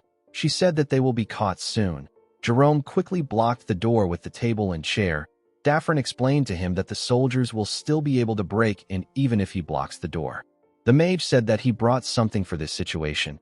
Immediately he said this. The soldiers hit the door and asked them to open it. The princess became scared when she heard their voice. She told Jerome that the men are already there. She asked him about what they should do. Jerome took out a scroll and asked the princess to hold on to him tightly. He made the scroll float and began to cast the spell written on it. When the paper began to tear, Jerome told the princess that they are going to Toth. Immediately he said this. He teleported with the princess. The scene shifts, and we are taken to the king's office. We see Tomalova thinking about what happened. He couldn't believe that he was swayed by a single noble. He realized that the previous king would have been furious if he saw what was happening. Tomalova knew that he was wrong for taking his anger out on his daughter. He clenched his fist out of anger. He called himself a pathetic father. Immediately he thought of this. Mudok knocked on his door. The king asked his guards to let our boy in. He put himself together and picked up some papers. Mudok entered the king's office and bowed his head to him. He asked Tomalova if he has been well. The king let out a sigh and told Mudok that he must already know that he is not at peace. Our boy asked the king if he will hand over the princess and the kingdom to Duke Icarus. Tomalova glared at Mudok and asked him to watch his words. He told him that he won't forgive everything he does just because he saved his life. Mudok informed the king that he has a solution for him. Tomalova stood up when he heard this. Our boy gently signaled the king to tell his guards to leave the room. Tomalova waved his hand at the men when he saw Mudok's signal. After his guards left the room, he asked Mudok to tell him the solution. Our boy gave the king a scroll and explained to him that he only needs to announce the statement that he prepared as an official decree. Tomalova quickly opened the scroll. He realized that his daughter will be able to avoid the marriage with Justin if he announces what is written in the scroll. He told Mudok that this decree will only buy them time. It will not solve the problem. Mudok assured him that he knows. With a smile on his face, he told Tomalova that it is a trap. He said that the hunter needs to only wait for the prey to step into the trap he set. The scene shifts, and we are taken to Toth. We see Mudok entered the castle. Jerome nervously welcomed him. Princess Daphne was hiding behind him. Mudok was surprised to see the princess with his vassal. Jerome nervously told his lord that he can explain. A while later, we see the group sitting together. Jerome explained everything to his lord. The princess told our boy that she doesn't want to trouble him. She begged him to let her stay there. Mudok explained to his advisor that the princess is an envoy of the Hazen Kingdom. He asked him if he knows what this means. Jerome apologized to Mudok and told him that he will ensure that nothing harmful happens. He begged his lord to allow the princess to stay. Mudok didn't really like this arrangement. Jerome and Daphne could tell that our boy was not really in favor of this arrangement. To their surprise, Mudok asked them to do as they wish. Jerome and Daphne couldn't believe what they were hearing. Our boy told Jerome that the princess can stay as long as she wants. Daphne asked him if he is certain. She told him that she will repay his kindness. Mudok asked her to forget about it. He told her that he is not so poor that he will demand payment from a runaway princess. He explained to her that he cannot drive her out so coldly since Jerome risked his life to help her. He assured Jerome that their relationship will be kept a secret. He asked him not to worry about it. Jerome and the princess began to blush when they heard this. Jerome stood up and told his lord that he is being rude to the princess. Mudok asked the mage about why he is angry. He asked him to just admit it. The princess turned to him when she heard this. It seemed as if she wanted Jerome to tell her that he likes her. Mudok told the princess that he needs to speak with Jerome alone. He asked her if she can step out for a bit. Daphne accepted his request and thanked him for his consideration. After the princess left, Jerome followed his lord to his office. He apologized to Mudok and told him that he made a promise to the princess due to a slip of tongue. He placed his hand on his chest and told his lord that he will personally escort the princess back to her kingdom. Mudok asked him about why he wants to do this. Jerome was surprised to hear this question. He explained to his lord that a war could take place if the Hazen Kingdom find out that their princess is there. Mudok raised his hand and told Jerome that he is not talking to him as his vassal. He asked him to answer him like a man. He asked Jerome to tell him what he wants. The mage let out a sigh and said that he doesn't know. Immediately he said this. Mudok's communication stone rang out. Our boy picked up the call and asked the caller for his identity. Edmund told our boy that he is the one calling him. He revealed to him that something terrible has happened. He said that Princess Daphne has been kidnapped. He said that Count Anos has asked the king for help and the whole kingdom is in an uproar. Jerome began to sweat when he heard this. Our boy told Edmund that he is already aware of this. The man was surprised to hear this. Mudok told him that he will end the call since nothing else happened. Edmund told him that there is one more thing to report. He revealed to our boy that the king has announced the conditions for Ishilda's marriage. Mudok told the man that he already knows this. Edmund was shocked to hear this. He asked our boy about how he knows. Mudok told the man that he will end the call since he has nothing left to report. After he ended the call, Jerome asked his lord about what is happening. Our boy explained to him that he is simply setting a trap for a prey. He rested his back on the wall and said that he is waiting for the prey to bite his trap. Mudok has now decided to take control of the kingdom from the Duke. The scene shifts, and we are taken to the Duke's office. We see Duke Icarus throwing every document on his table. He seemed to be quite angry with the announcement the king made. He grit his teeth out of anger. He couldn't believe that the king wanted Ishilda to marry a young noble who will earn his merit within a year. He wondered if the king was allowed to make such terms without consulting the nobles. A man stepped into the Duke's office and picked up the documents on the ground. The man told the Duke that a rat will attack a cat when it is cornered. The man gathered the paper and placed it on the Duke's table. He told the Duke that Justin will not even be considered if he fails to earn merit. He told Icarus that his son does not necessarily need to meet this condition. The Duke turned to him when he heard this. The man explained to the Duke that he simply needs to eliminate everyone who meets the condition. Currently, the ones who meet this condition are John Slave, who is the eldest son of the Slave family, and Mudok. With a smile on his face, Baron Gideon informed the Duke that he will send assassins to take care of John Slave. The Duke asked him about what they should do about Mudok. The Baron revealed to him that he has received a piece of information that he can use to corner Mudok and Ishilda if he uses it well. The Duke was quite interested in the Baron's methods. The scene shifts, and we are taken to the castle. We see a small number of nobles seated in the king's office. Count Slave stood up and said that they need to begin the meeting. He said that the first issue is the status of Viscount Blizzard, who has become a new officer. The Count asked the nobles if they have any good suggestions. Duke Icarus raised his hand when he heard this. He said that Mudok has shown remarkable skill, and right now, the vice captain of the Phoenix Knights, whose name is Baron Logan Famous, is currently injured, and his seat is empty. The Duke announced that he wants Mudok to become the vice captain of the Phoenix Knights. Everyone in the room was shocked to hear this. The Phoenix Knights are the strongest knight order in the kingdom. They are led by Count Torion. The Knight Order recruits anyone regardless of their race or ranks. They only care about skills. Due to this, the order comprises of the most elite warriors. Although this was a good opportunity, Mudok knew that the Duke would never give him a good position. He wondered if there was something in the Phoenix Knight Order. Our boy graciously smiled and thanked the Duke for his consideration. He told him that he will fulfill his duty even though he is lacking. The Duke smiled at him and told him that he is being humble. He assured Mudok that he will do well. He turned to the king and told him that he has something to report. He asked Tomalova if he is aware that there is a strange rumor spreading around the castle. The king asked him about what he means. Duke Icarus revealed to him that someone saw the princess and Mudok coming out of a barn. The nobles were shocked to hear this. Tomalova was horrified. He clenched his fist out of anger. Mudok realized that the Duke was referring to the day he took Ishilda out of the freezer. The king asked Mudok if the rumor is true. Our boy calmly told the king that it is. Tomalova's eyes widened when he heard this. He couldn't believe what he was hearing. The nobles were shocked to hear that a man and a woman were at a barn in the night. With a scary look in his eyes, Tomalova ordered Mudok to explain himself. Our boy stood up and explained to the king that Ishilda got trapped in the barn when she went to see the ice wyvern eggs. He told Tomalova that he simply went there to rescue his daughter. The Duke asked Mudok if he has anyone who can testify for him. He said that his witness saw them embracing each other. He asked Mudok if he denies this. With a scary look in his eyes, Mudok advised the Duke to refrain from insulting the princess and his honor. He told him that nothing happened between him and the princess that night.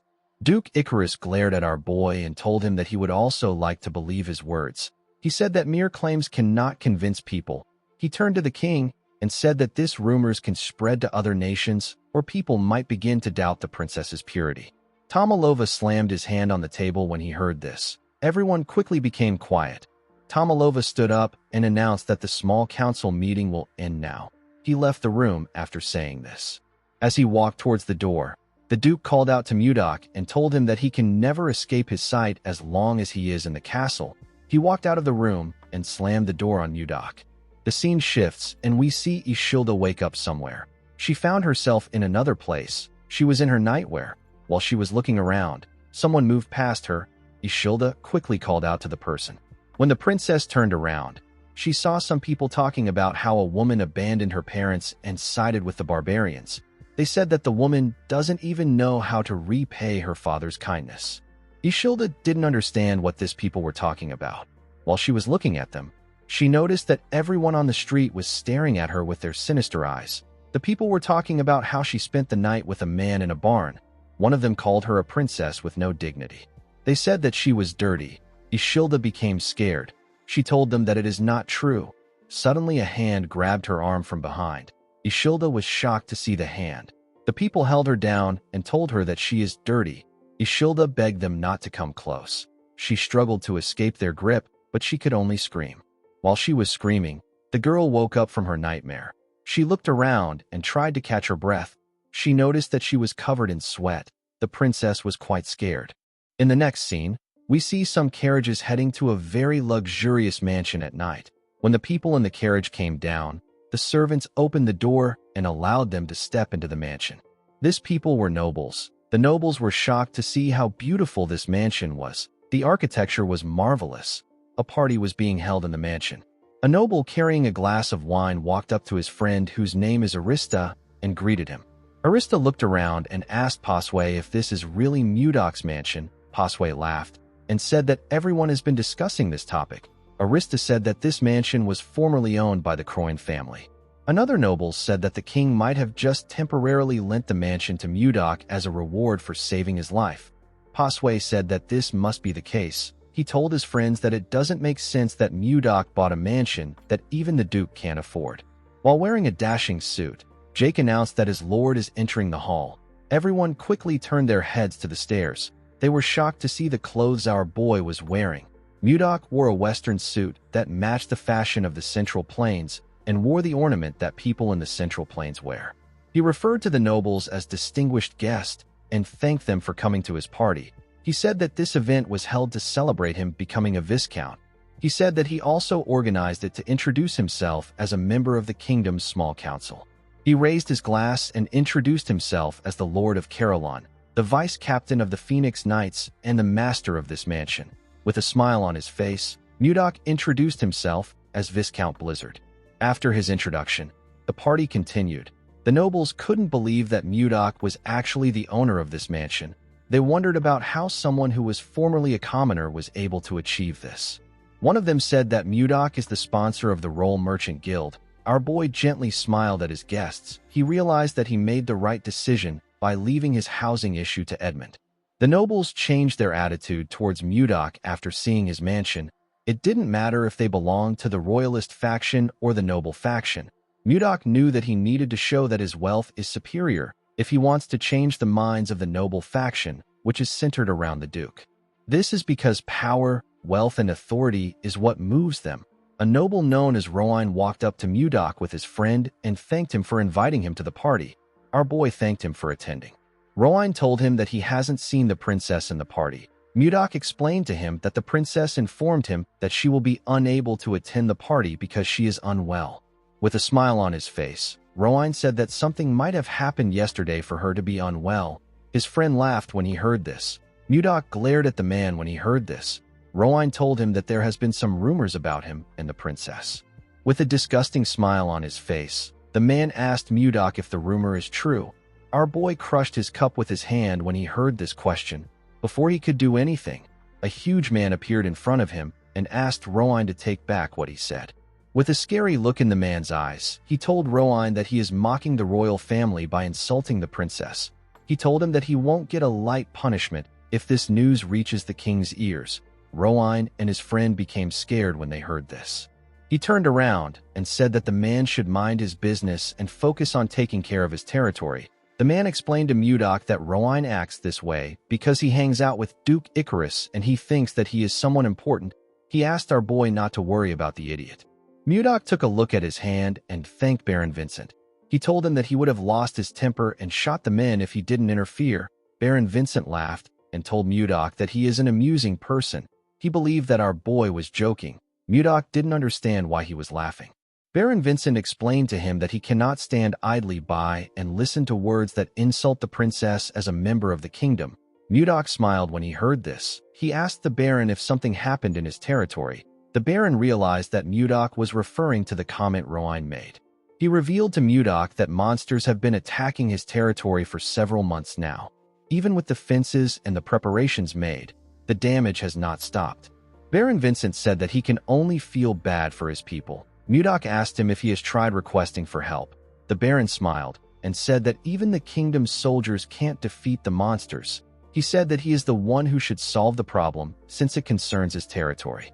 Mudok told the man that his first mission as the vice captain of the Phoenix Knights has been decided. He informed the Baron that he will help him subjugate the monsters in his territory. Vincent was shocked to hear this. He couldn't believe that Mudok wanted to help with the monster subjugation of a small territory. He believed that our boy might be able to do it with the support of the Phoenix Knights. Vincent bowed his head and thanked Mudok. Our boy told him that it was his goodwill that moved him. The moment he said this, something in his clothes began to blink. Mudok turned around when he saw the thing. He told the Baron that he has to leave since something urgent has come up. He told him that he will see him later when it is time to leave. Mudok moved to a corner and took out a communication stone. He asked his subordinate about what is happening. Jerome informed him that they have captured someone. He said that the first target was truly the eldest son of the slave family. Mudok asked the mage to tell him where they kept the assassin. Jerome revealed to him that the assassin is in the basement of the annex building behind the mansion. In the next scene, we see Mudok walking down the basement. When he arrived there, he saw Miller and the assassin. The assassin was tied to a chair. Mudok removed the sack on the assassin's head. Miller informed his master that he has paralyzed the man with the technique he taught him. He assured Mudok that the assassin has been properly restrained. Our boy asked him if he removed the assassin's poison sac. Miller told him that they took out the man's suicide poison from his molar. Mudok covered his hand with a unique energy when he heard this. He placed his hand on the assassin's head. The man began to shake. He looked like he wanted to scream. A minute later, our boy let go of him. The man's eyes turned red. He went on his knees and referred to Mudok as master. He asked our boy to give him his command. Miller was shocked to hear this. He asked his lord about what just happened. Mudok let out a sigh and asked the assassin to tell him his name, the name of the person he served, and any useful information he possesses. The man introduced himself as Sis. He said that he received orders from Duke Icarus to kill John Slave. Mudok let out a sigh. He already expected this. He released a dark energy and ordered the man to tell the Duke that he successfully assassinated John. He ordered him to report the Duke's every move. The man accepted his orders. Miller asked his lord if he is using brainwashing magic. Mudok revealed to him that he used the demon's soul arts. He said that it is a soul-controlling technique. Miller was surprised to hear this. He begged his lord to teach him the technique. Mudok told him that he can't teach him. He explained to the boy that the demon's soul arts is a brainwashing technique used by the demon cult to recruit new members. If the user isn't at an overwhelmingly stronger level than the target, the technique won't work. Mudok told Miller that he won't be able to use the technique on anyone even if he learns to use it. Miller was sad to hear this. Mudok turned to Sis and asked him to leave. The man disappeared the moment he heard the order. Our boy decided to start his counterattack against the Duke. Guys, we have come to the end of our video. If you guys want more of this recap, let me know in the comments section. Don't forget to like and smash that subscribe button for more recaps. See you guys later.